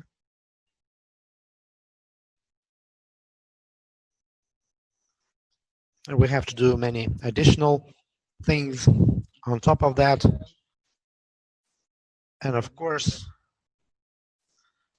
even in the streets, we try to observe the rules that they require from us.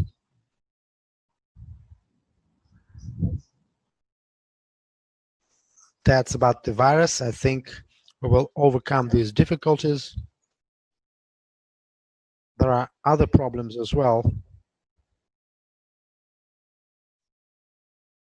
You know how a few days ago in Dijon, there were some clashes between our Moroccan brothers and the guests from Chechnya. I disagree with some of the media reports. I don't want to divide the people into Chechens and non-Chechens.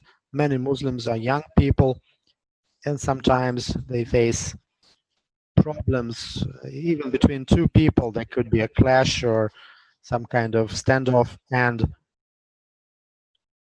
they may call their friends to help them. And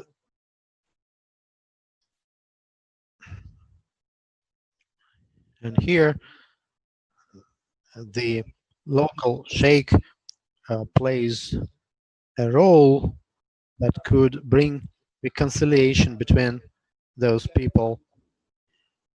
And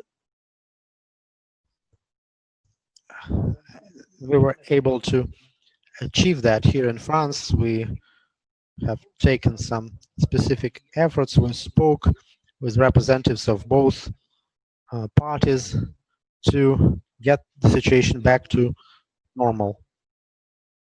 And some of our brothers expressed some of the ideas that we totally disagree with, and we still want to meet them. And we decided to set up such a meeting next week, and we're trying to discuss these problems with them, to deal with all these difficulties, to overcome them. We cannot afford that this situation continues in the future. May Allah send you blessings for your efforts, and thank you. Thank you, Mr. Otman. I have to repeat the truth from Quran. If you are Muslims, stick to the faith of Allah and don't enter into conflict with one another.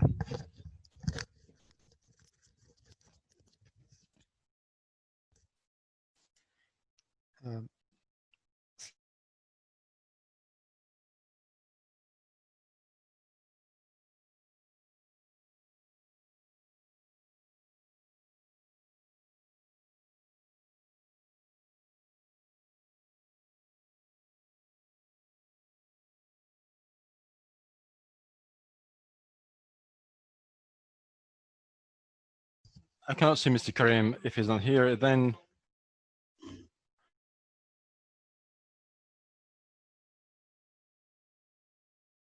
Narenko is here. Brother Amir, can you hear me? Brother Amir? Brother Amir. Sometimes we have problem with the mic. Just turn the mic on. Okay. We can go to my brother of mine, Sheikh Khalid Yassin. Sheikh Khalid Yassin, Assalamu alaikum. Sheikh Khalid Yassin is the vice president of the Islamic Culture Center of Zagreb. It's near Italy, Croatia. Member of Council of the European Muslim Forum, Sheikh Khalid Yassin. Please. Assalamu alaikum.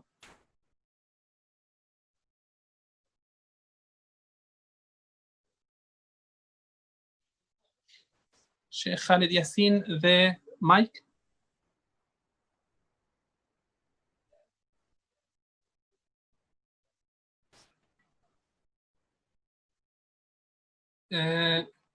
ممكن تشيل السماعات، ممكن يكون في بعض المشكلة في السماعات.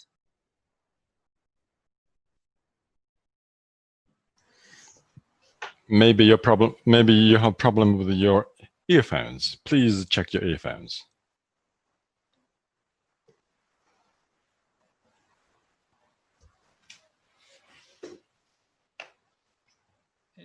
We have a technical problem.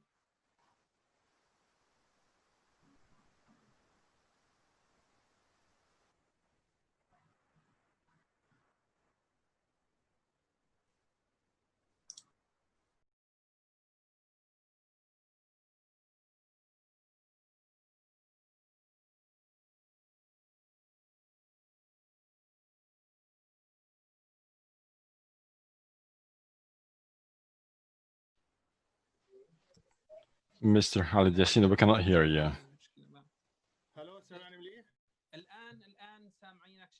السلام عليكم ورحمة الله وبركاته. عليك السلام ورحمة الله وبركاته. Now can hear you very well, Mr. Khalid Yassin. Yes, you have the floor.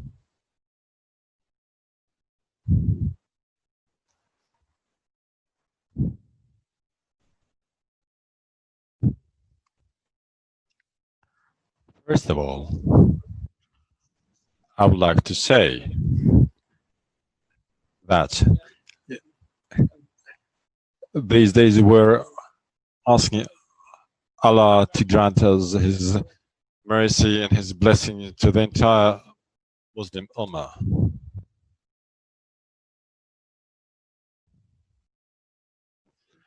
I will tell you very briefly about the situation in Croatia from the point of view of Islam, and then I will tell you about the situation in Europe in general. I should say here that Islam came to Croatia in the beginning of the 20th century. And for some time, Islam had an official status, the status of an official religion in Croatia. An agreement was signed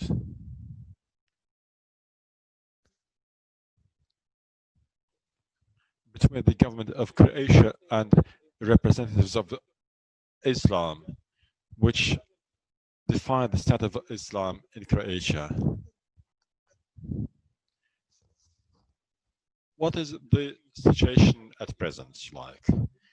Today, in this coronavirus pandemic, we clearly had to adopt a whole range of measures to protect ourselves, to protect our population. And indeed, owing to these measures, the number of patients has begun to go down. But after the government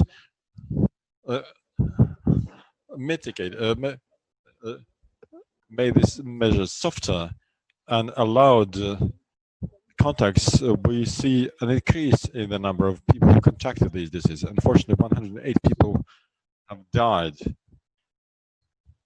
So Croatia was open to tourists.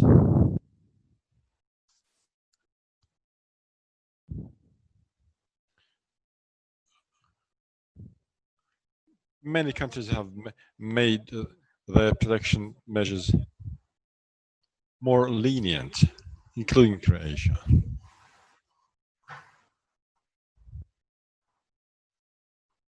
So now the economic situation is clearly much more complicated. It even came down to a situation where the government has proposed to increase the number of weekly days off to include Friday, Saturday, and Sunday. So under these conditions, we have been clearly undertaking measures aimed to relieve Muslims. But this is a task that not only Muslims, but also non-Muslims face. Croatia, one of the first countries which allowed to open mosques for prayers as opposed to other countries. But now we're forced again to take some stricter measures and to introduce a restriction on prayers on Fridays. As regards the issue of education in the Muslim Ummah, I would like to cover these issues very briefly. So we pay special attention to this issue. Religious education in Croatian schools has an official status. But as you know, at the moment, education is mostly online. It's carried out in distant mode. But despite this fact, religious education continues.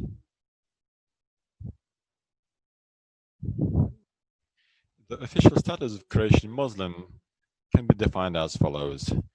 They have a certain special status. They have a right to their own prayer rooms, their mosques, their own cemeteries. Furthermore, we have a special TV channel where we broadcast prayers and various religious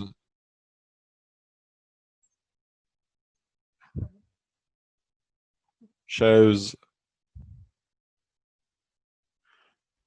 But even those who are imprisoned Muslims also have a right for prayer. I'm trying to be very brief. But most importantly, that we Muslims in Europe should not be isolated from the society. Muslims in Croatia, irrespective of their social background, they all can enjoy respect from the government, from public institutions. And I should say here that Muslims are one of the most educated groups in the Croatian society. The Croatian population exceeds 4 million people.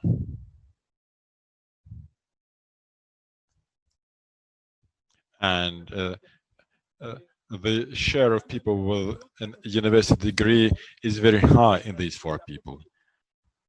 As regards the future of European Muslims,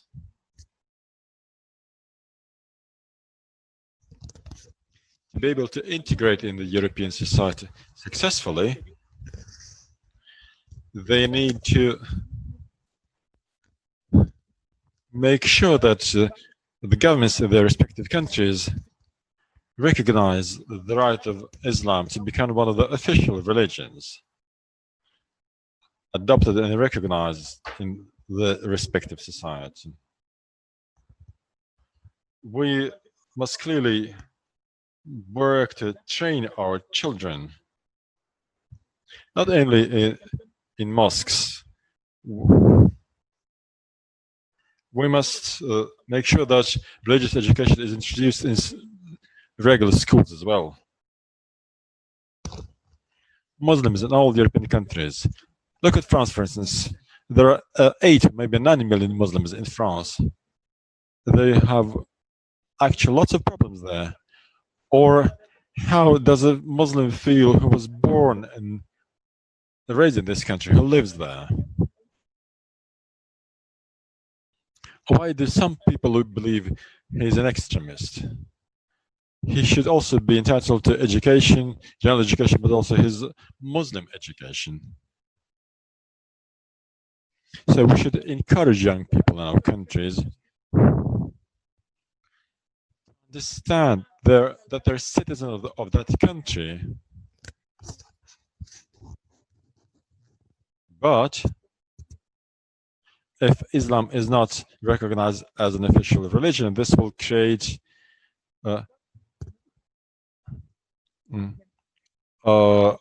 conditions for some abuses or for disrespect towards representatives of Muslim religion, and this work has to go on. This will also help to prevent extremism and bigotry. We as Muslims in Europe, we should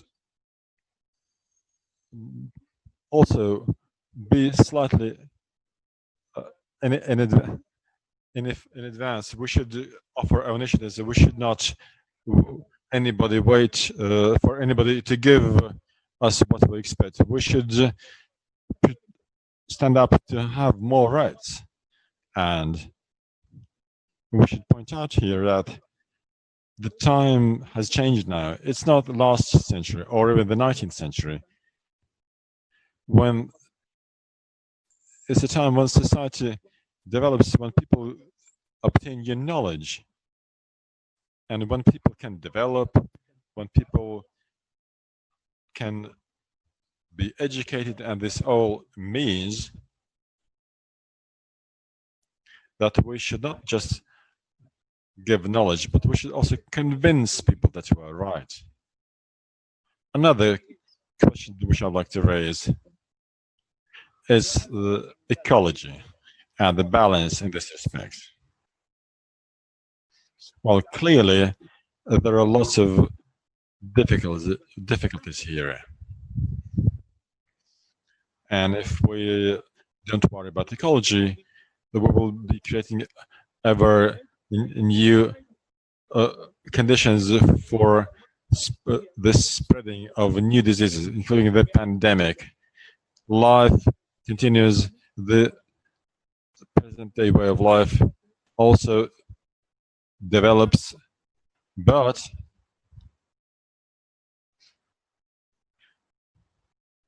we must struggle for clean air.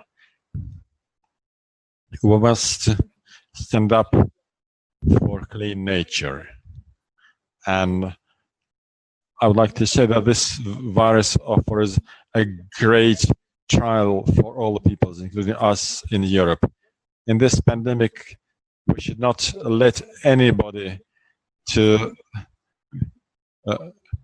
lose our harmony, should not let anybody to exploit us. And I think that Islamic countries should help Muslims living in Europe now, including by financial means, and have no doubt whatever that peoples of the world in the future will need to strengthen the principles of humanism and mutual respect. I'm very sorry, I was in a hurry. I understand that we don't have much time. I would like to thank the organizers for this conference for their efforts and may Allah bless you for your efforts. Thank you. May you and all of us be happy forever. Thank you very much, Sheikh Khalid Al Yassin. Clearly, Croatia, for instance, the Croatian example is very important for us, and we should take it into account. We should learn from it. We should look at it in all the Muslim societies around Europe. Thank you very much.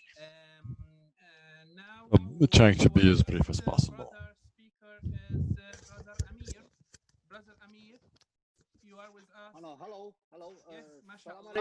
Brother Amin, head of Muslim community of Czech Republic. Please, Yes. Brother Amir. Salam alaikum, please. Walaikum assalam wa rahmatullahi wa barakatuh. Bismillahir Rahmanir Rahim. Буду говорить по-русски. I will speak Russian. At the moment, we have two topics to discuss. First is the coronavirus, and the second topic is the injustice in general and the movement against racism in particular. As regards coronavirus, I will tell you about the Czech Republic. So, as regards coronavirus and all things related to it, well, unfortunately, our brothers and sisters, Muslims in the Czech Republic, have not been able to observe the prayer, the collective prayer, because mosques were locked down as in the rest of the world. So this was our main problem, not just in Czech Republic, but also worldwide for all the Muslims. And we were not able to pray together, but Alhamdulillah, in Prague, there are not so many mosques, but we have been working this. There was one mosque which is open, and Alhamdulillah, we were able to pray there. All the active Muslims could make use of it by observing all the measures. We came to Ajuma, to a regular prayer, to Salat, and we prayed. Thank God, Alhamdulillah, all the mosques are open now, so we can carry out all legal actions in the Czech Republic, and clearly we can pray and can visit all the mosques that are open here in the Czech Republic. As regards racism and this Black Lives Matter movement, I believe that we, as representatives of the Muslim communities worldwide, mostly in Europe, need to focus in particular on the development of this movement, but again, within the legal terms, and we need to focus on the discrimination which does exist with respect to Muslims. I think that many leaders of European countries where Muslims reside can confirm that at the moment, maybe not racism, but there's some discrimination with respect to Muslims. This discrimination exists with respect to the labor rights, but also other rights in other legal areas. So I think that this topic, in particular, should be considered and developed in terms of Islam within the existing legal framework. As regards the Palestine state and the occurrences there, our Muslim Ummah has demonstrated against at the Embassy of Israel. So this is a very short description of what we do. I'm ready to discuss.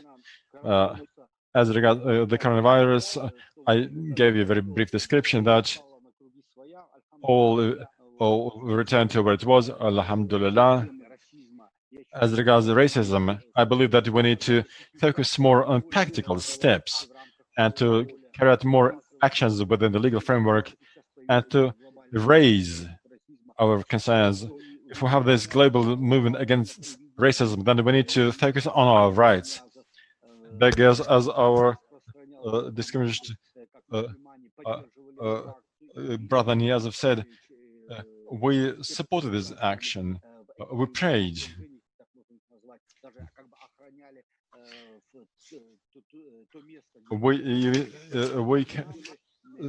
They protected the place where Muslims played. So why shouldn't we support this idea? Why can't we develop this idea in each of the communities, in each of the countries, to protect the rights of our Muslim brothers? So this, I think, is our main task. That's it. Hello.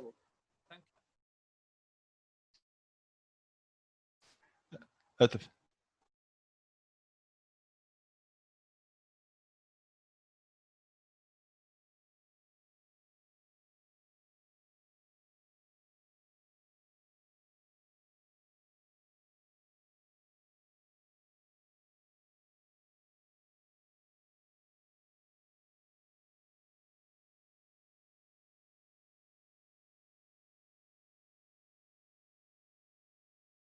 you. And we can go to our next speaker, Brother Hazrat Hasanov, present here. Hazrat Hasanov, Deputy of Mufti of Tatarstan, Deputy Mufti of Tatarstan. It's here. Hazrat. السلام عليكم ورحمة الله تعالى وبركاته. حياكم الله يا شيخ. السلام عليكم ورحمة الله وبركاته.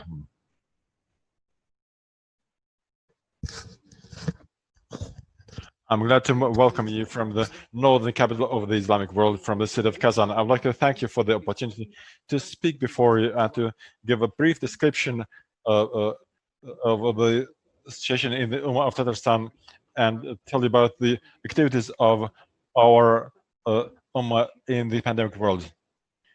Pandemic has began in the second half of March in Tatarstan. This is when the Republic, including our Ummah, has begun to introduce measures to fight against coronavirus. Collective salahs were cancelled and collective majlises were also carried out. Only people working in mosques were let inside. A number of projects by our Ummah were also stopped. In a nutshell, all the activities had to be revised in the view of the new conditions. And we had been waiting for Ramadan, which took us a number of steps of preparation, in particular conception preparation. The mosques and madrasas and held during the month of Ramadan was defined by the Council of Ulams. 4 remote meetings of Ulams were carried out, 33 decisions were made, including 6 fatwas on the pandemic. As a result of the decision by the Council of Ulams, the month of Ramadan saw closed down mosques, but it brought very good fruits. The Muftiyat strengthened remote channels for working with the population. We carried out raising awareness, and we launched a free Muslim call center and worked 24/7, free of charge. All the education projects were also transferred online. As a result of the lockdown, 94 online lectures were held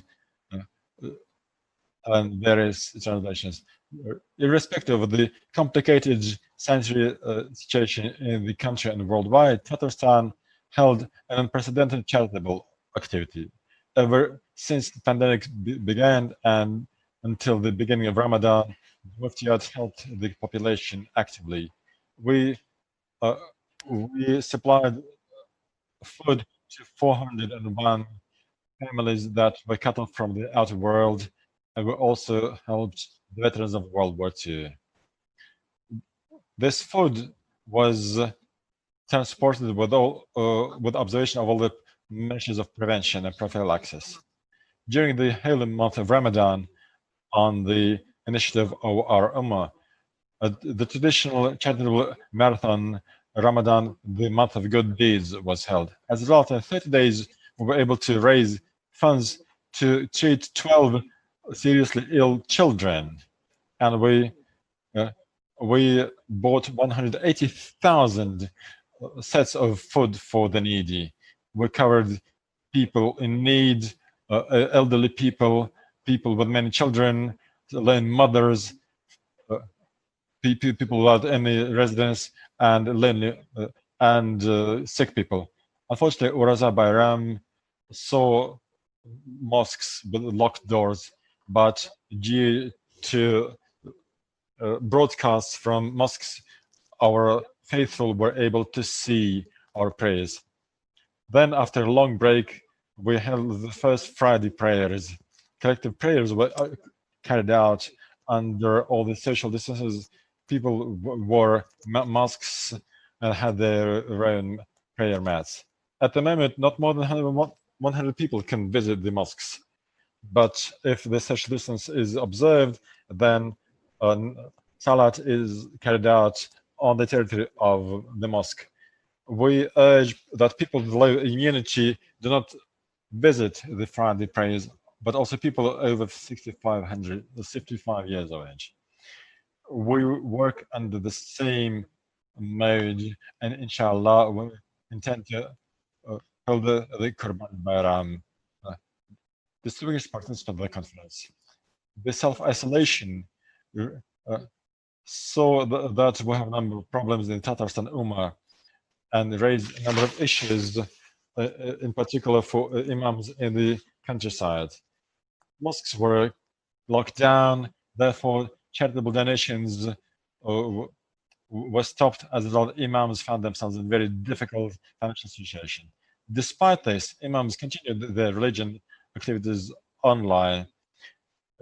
They helped mosques to continue operation under observation of all sanitary measures.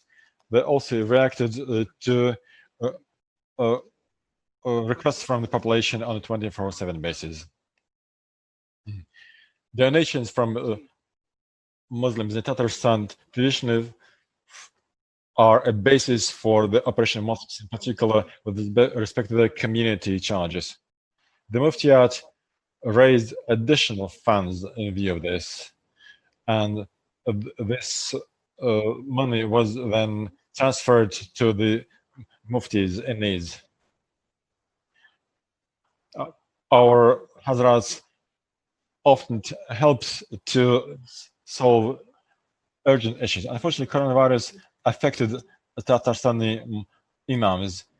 Out of 1,500 Hazrats, we have seen 5 cases of coronavirus and pneumonia. So this is the situation that we have in Tatarstan at the moment.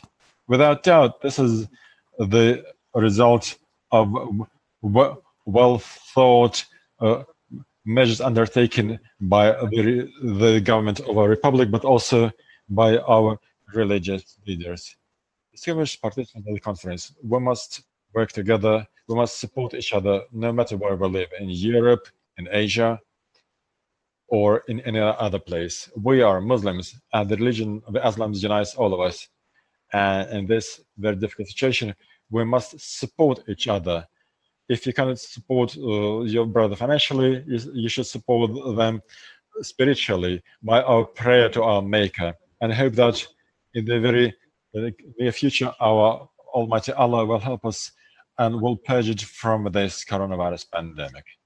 Thank you very much for this opportunity to speak to you. Thank you. No, Dear brother Hazrat Hassanov, for your address so deeply, and I thank you for that.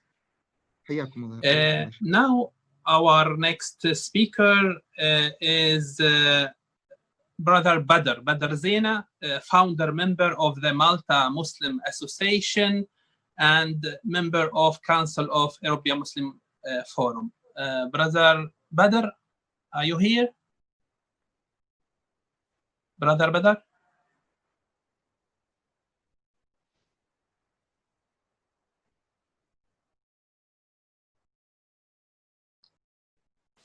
Can you turn on your mic? Assalamu alaikum wa rahmatullahi. Okay, I see you now. Assalamu alaikum, brother. How are you, brother? Assalamu alaikum. Alaikum salam. MashaAllah, all the brothers, they have addressed most of the subjects, and this very well, because that means that the Ummah is alive. أعوذ بالله من الشيطان الرجيم بسم الله الرحمن الرحيم والصلاة والسلام على خير المرسلين سيدنا محمد وعلى آله وأصحابه وأتباعه بإحسان الدين. My dear respected brother and elders, as you can see, Alhamdulillah, that there is three main topics in this conference which have mainly the main issues. And most of the brothers and sisters, Jazakumullah khair, have addressed these issues. The first one was regarding Palestine and the importance of Aqsa and the importance of our contribution.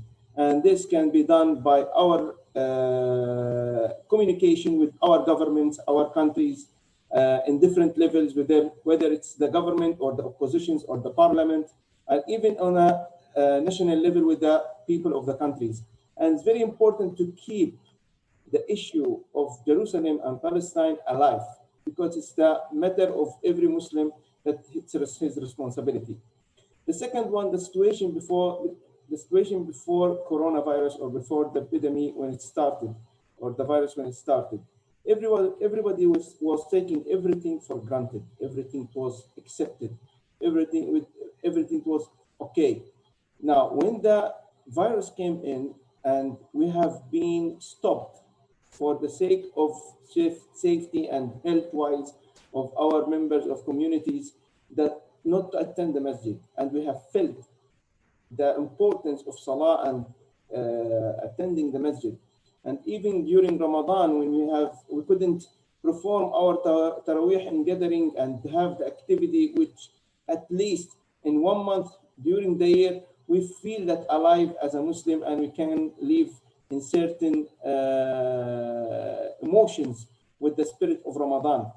And this can lead us to something very important, that we need to unite more, that we need to communicate more. We need to be aware of certain things and to be addressed and even taken care in a different level from the communities all over the world and even in Europe. We need to support each other. Most of the brothers have spoke about the issues of a lot of families who have suffered because of the economic issues developed because of the economic situation. So that means that we need to focus how to structure or instruct or to build up a body. When we have such issues, we can communicate, we can see how we can contribute to each other, like an Islamic bank or something similar. I mean, last week, the European governments have gathered together, set up on a table. They stayed 4 days and 4 nights just to make the arrangements for the budget of next coming years, especially with the conditions of the pandemic situation. So we need to work as well as a Muslim, whether to contribute to our communities and support one another, and to have such like a fund or box which can even help, especially when we hear there is some masajid or some places of worship had issues with. Yes. So I'm sorry for the background behind me. And this is very important that we address it ourselves. The most important thing that we evolve the technology, the communication through internet, not only in a conference level, even to have sort of like a database where I can contact some other members of other countries to have even some communication. One of my latest recommendations was for Brother Aslan and the EMF, the European Muslim Forum, is that even we can send or contribute with a recommendation letter to each other to show that we are part of something. So when we present yourself in your government, that not only you are in the level of your country, you can even go further, that you can communicate with other countries, and this can show a strength and even respect.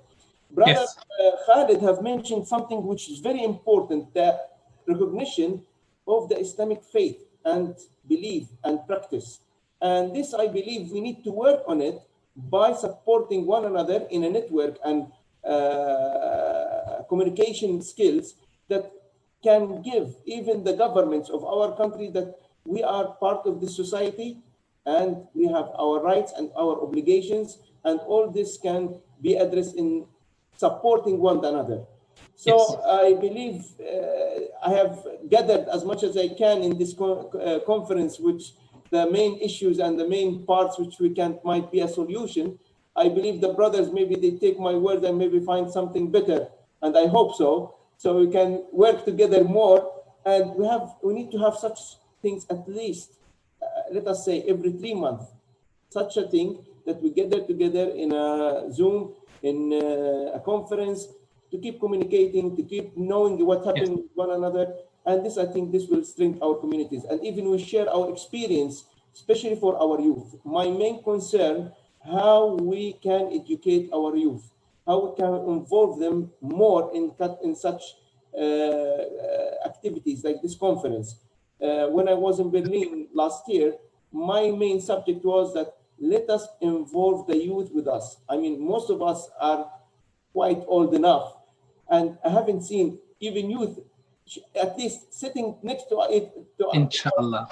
So they will learn and they will start to involve themselves. Here in Malta, the parties of the political parties, they established the relation with the youth from early age of 13, 14, 15, 16. They involve them in their political views. So let us work on that, even our communities, with our youth. It's very important. They are most people knowledgeable about the technology, how they can make more better the conference with communication, more live. So my respected brothers, and I hope that this is my little contribution. I would like to thank Brother Abdul Wahid Niazov for his effort, and all the team of EMF, and yourself, Dr. Nader, and sister, for your patience all the time from morning till now, for what you have contributed, and may Allah subhanahu wa ta'ala reward you and grant you Jannah for that, and hopefully we have another opportunities to have more possibility of doing things. May Allah subhanahu wa ta'ala. Assalamu alaikum, Brother Iqbal. Jazakumullah khair for your hard work and effort, and may Allah subhanahu wa ta'ala accept and grant you for that the good reward for that. And Eid Mubarak for all the brothers and sisters. If you didn't have the opportunity, send our greetings and Eid inshallah. شكرا جزاك الله خيرا أخي بدر. That was so important what you speak about, and sorry for the little time what we have. And now we have our last distinguished speaker, Brother Dr. Arif Saidov. Dr. Arif Saidov is the director of Sheikh Abdullah Effendi Islamic University in Durban, member of Council of the European Muslim Forum. Brother Dr. Arif, are you here with us? Dr. Arif?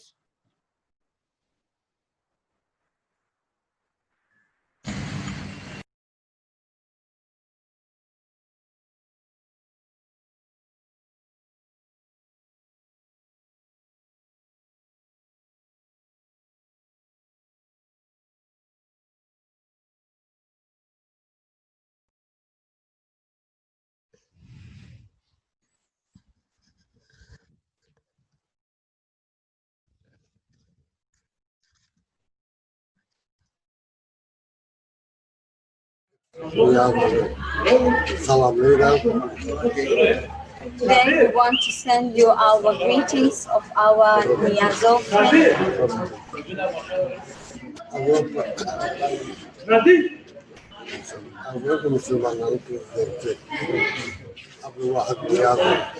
The president of the European Muslims, Abdul Wahid Niazov.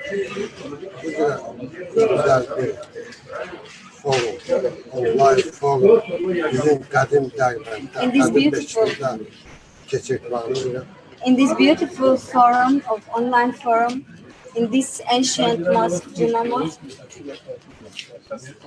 Bu foruma Allah bereket versin inşallah. Let this forum bring us a lot of beneficence, inshallah. Bu forumun adı Ummah post pandemiye. The forum is called Ummah after the pandemic.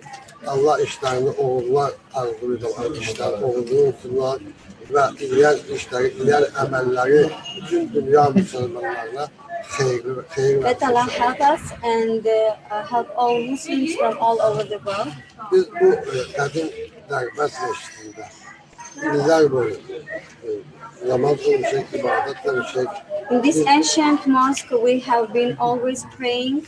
Bu mescitte hemşe elegant çok güzel bir hayatı geçirmişik. İbadetlerimiz bir yerde sürmüş şeye ayrılmaya. Bu mescitte namaz kıldık. We have lived a very beautiful life in this mosque. In this mosque, there is a tolerance, friendship. İbadet olunur, dualar olunur, bayram namazları geçirilir, cuma namazları kılınır ve Allah bu ibadetler, bu duaları bizlerden kabul etsin inşallah. We prayed here, we hold here our Muslim holidays, and let Allah accept all our prayers and wishes. Bugün güzel gündeki, bu güzel günde bu konferans, online konferans geçirildi ve bu güzel gün tüm Müslümanların güzel bir bayramıdır. Today it is a very beautiful day, and it is a day of holiday for all Muslims. And this day is with this conference. Peygamberin kardeşi kendisi oldu. Bugün kızı Fatıma Zahra'nın evlenen günleridir. Today is the wedding days of our Prophet Muhammad.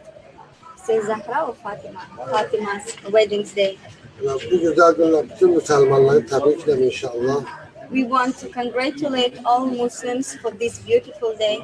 Bu güzel günde bizim bir kardeşimiz İslam Üniversitesi rektörü Arif Məlim de anadan olan günüyle tebrik ederim inşallah. Ona okullar, can sağlığı arzulayırım. And today is our friend's Arif's birthday too, and we wish him a very long life and a lot of many happy returns. Ve ahırda da bu güzel konferans, online konferansı böyle bir konferanslar ki İslam'a, Müslümançılığa, bütün dünyaya hayırlı olacağı çok böyle çeşitmalarını And we wish that these conferences will be held many times in our city, and we wish a lot of happy moments for Muslims. Gene de bu konferans, online konferansın prezidentine Abdullah Niyazova teşekkürlerimi ederim. Ona oğullar arzu ederim ve bu işlerinde ona Allah kömek olsun inşallah. Vesselamu aleyküm ve rahmetullah. We want to thank our friend Abdullah for this conference and send him a lot of pleasant wishes from Durban.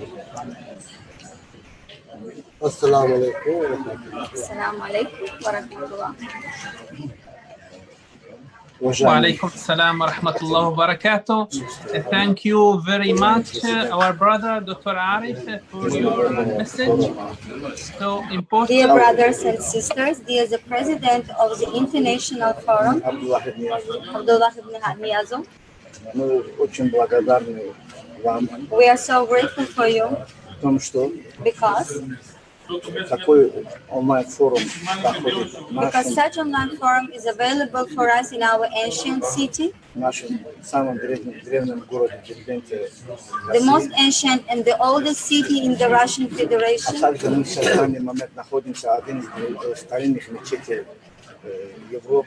And now we are in the most ancient mosques of the Europe, the Juma Mosque. Около 1400 лет как это мечеть функционирует. Which existed about 1,400 years. Мы мусульмане Дербента. We are Muslims of Durban. Мусульмане Дагестана. Muslims of Dagestan. От души поздравляем всех участников форума. To send our greetings from all our heart for all participants of the forum, Желаем нашему форуму and wish our forum плодотворных, полезных дел. Beneficial and very useful things. Форум называется Ummah после. The forum is called Ummah after pandemic. Обращаясь к Всевышнему Создателю, пусть Всевышний обережет от всех болезней, несчастья всех мусульман и всех людей. Let Allah make away all the illnesses and all bad moments from Muslim people. Конечно, этот болезнь тоже имеет место в нашем обществе. Of course, this pandemic of coronavirus takes place in our society. Что весь мир объединился борьбой с этой. So that among these problems, all the world must be united to fight with this problem. С этой проблемой. Я председатель Совета имамов. I'm the leader of the Muslim Society of the Durban. Adil Haji Karibu. Поздравляем. And my greetings Этот знаменательный день, она чем знаменательна? For this special day. This day is special because it coincides with. Что этот день совпало с двумя для меня знаменательными днями. It's too many important days for me. Первый день. Firstly, because it's the first day of the beginning of the month of Zulhijjah. Всех мусульман. For all Muslims, I send my greetings to all Muslims. Наступающим праздником Курбан Байрам. With the holiday of Kurban Bayram. Пусть примет Всевышний. Let Allah accept все жертвы приношения, которые будут произнесены в этом праздничный день. Let Allah accept all our du'as which will be made in this day. Из попадания первой капли крови. From the first drop of the blood on the land. Наших животных. Of our animals. Пусть Аллах убережет от нас всех бед и Let Allah save us from all the bad things даст and problems. единство Give us the unity всем мусульманам мира. to all Muslims from all over the world. А также второй знаменательный день. The second important day. Уважаемый президент форума. Our dearest president of the forum. И это самый единственный университет, который находится в нашем Южном Дагестане. It's the unique university which is situated in our southern, the Islamic university which is situated in the southern Dagestan, which is called by the name of Abdul Wahab Effendi. Его ректором является Ариф Хаджи Саидов. And its leader and director is Arif Haji Saido. Его сегодня день рождения. And today it is his birthday. Позвольте всем нам. Let us to congratulate him. Поздравить его. Yes, to congratulate him. To wish him long life. И всех благ. And many happy returns. В его нелегком in his difficult work. А также пусть Аллах примет наш онлайн. Let Allah accept our online forum. Пожелаем форуму. And wish the forum beneficial.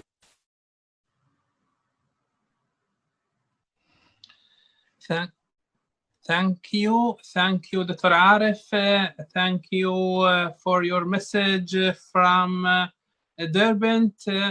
And now I think this session was so important, and I want to thank all of you, our brothers and sisters, and who attend us in this conference.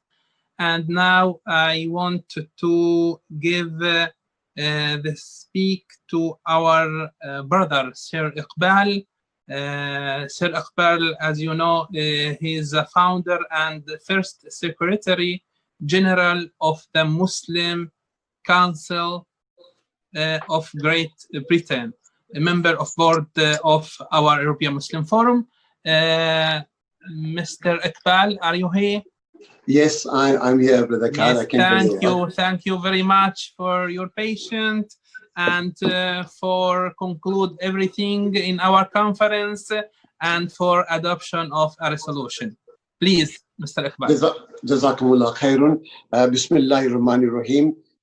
First and foremost, may I, on behalf of the board of the European Muslim Forum, convey our sincere apologies to everybody for the prolonging the whole online conference, which has been delayed in concluding.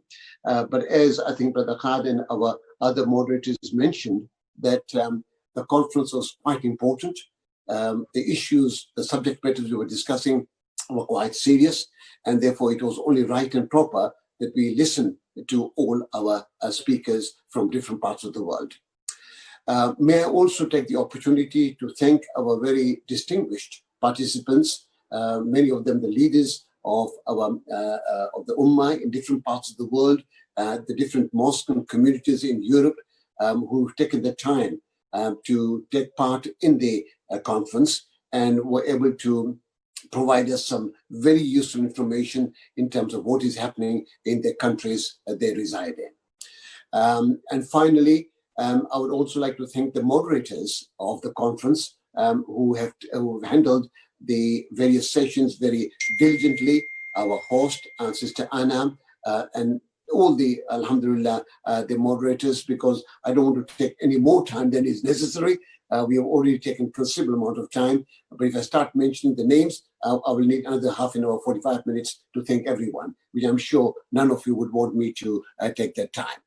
But Jazakumullah khairun for all the participation. Now, I would like to conclude by briefly mentioning the key points that were raised in the conference today.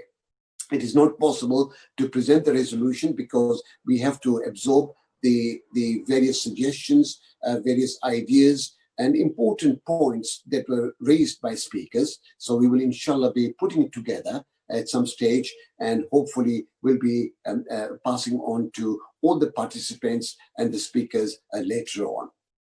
So if I can just go through the key points that were raised in the conference today. First of all the participants conveyed their deepest respects and regards and appreciation to the organizers of the European Muslim Forum conference that, alhamdulillah, has taken place after much deliberation and discussion within the board. It is only right and proper that they discuss the concerns of the Muslim Ummah, and particularly of the European Muslims, in light of the pandemic that has been affecting all of us. It is also important that the consideration should be given to the prospects for the development of the Muslim communities, not only worldwide, but of course 170 million Muslim communities throughout the Europe, from the Atlantic to the Urals. And indeed, it was noted with deep concern that there are unprecedented changes that have taken place in the world, and it is very right and proper that the community act accordingly to safeguard themselves, safeguard the neighbors, and safeguard the country in which they live in. The following points were traced as quite crucial points that are taking place in Europe and worldwide. One, it was noted that there is a concern of racism, xenophobia, and particularly the rise of Islamophobia that is taking place in different parts of European countries and the United States. It is crucial that these phenomena, which are harmful to the society in which we live in, should be dealt with in the most effective manner. And if necessary legislation should be passed in those countries to ban the acts of racism, hatred against any communities and against any faith. It was also noted that the concerns of the Palestinian people, and particularly the continued occupation of the lands of Palestine, has to come to an end. It is noted with great dismay that the deal of the century proposed by the Trump administration and Netanyahu only exacerbates the problem. And therefore, it is absolutely vital that the international community should heed to the various international resolutions passed at the United Nations in the Security Councils and by the European Union. We urge the community, the world community, to be firm in taking action against the oppressors and the aggressors of the lands in Palestine. The participants are in favor of ecology. They believe that the world should really switch to some new technologies, use modern advances in science, including the field of energy, to preserve our ecology. Muslims should work in solidarity with environmental agencies around the world to arrive at the same conclusion. The delegates support the United Nations Secretary General intention that the international institutions need to be improved and modernized. This includes the United Nations, the G20, the Organization of Islamic Cooperation, and the European Union. All these institutions need to be more effective and more fully developed to respond to the challenges of our modern times and the needs of the communities. The world community must take responsibility and work out a common healthcare system that deals with the pandemic that we are facing. Of course, the need for vaccine is crucial, and we hope and pray that not too distant future, a vaccine will be available so that the communities are no longer in danger of the threat of this virus. It was particularly noted that there has been high mortality rate, and the majority of the victims in many of the countries in Europe, and particularly in the United Kingdom and the United States, are from the Muslim community and the Black African community as well. It is important that we should establish the reasons and the facts behind such high increase in the death within those communities. And it is crucial that the international community needs to investigate and bring up the results to the awareness of the communities so that proper measures, actions should be taken to avoid such high increase in deaths. The conference also noted with great concern the crisis in Libya, and particularly emphasized that it should be resolved through an intra-Libyan settlement. It should not grow into an inter-Arab or inter-Islamic conflict. This, of course, cannot be allowed. It is necessary to find a peaceful solution, a solution that is based on the recognition of the international community, and particularly at the United Nations. And the same approach should be applied to conflicts in Yemen, Syria, and recently Syria, and in other parts of the world where the conflicts is between the Muslims and inter-Muslim communities. It is noted, again with great dismay, that the decision of the conflicts that has taken place between Azerbaijan and Armenia. They urge that it should be resolved in a peaceful manner, and that the further damage that has been caused to institutions, the communities, and the population has to be brought to an immediate end. The community, the participants also noted the decision of the Turkish authorities to return the usage of the Hagia Sophia as a mosque, and it is open to believers. It is important that such institutions should be returned to believers and can be used both as a place of worship and as a place of museum, and should be open to the public community across the world. It is also noted that the communities and the Muslims of Europe will assist our partners to build the Islamic Center of Denmark, which unfortunately was burned down during the month of Ramadan. The Danish Islamic Center, which burned down accidentally, and it must be noted that there was no ill intentions, and it is our duty to support them to build the center so that it serves the community in Denmark. We are also noted with sadness that our communities in certain parts of France, particularly from Maghreb, Algeria, Morocco, Tunisia, and some of the African countries, have had some conflicts with the people from North Caucasians, including from Chechnya, Ingushetia, and it is important that they are all united and they should join the forces to fight against drug addiction amongst the young people. We hope that the Muslim community remains united and shows an example to the rest of the community that we can live in peace.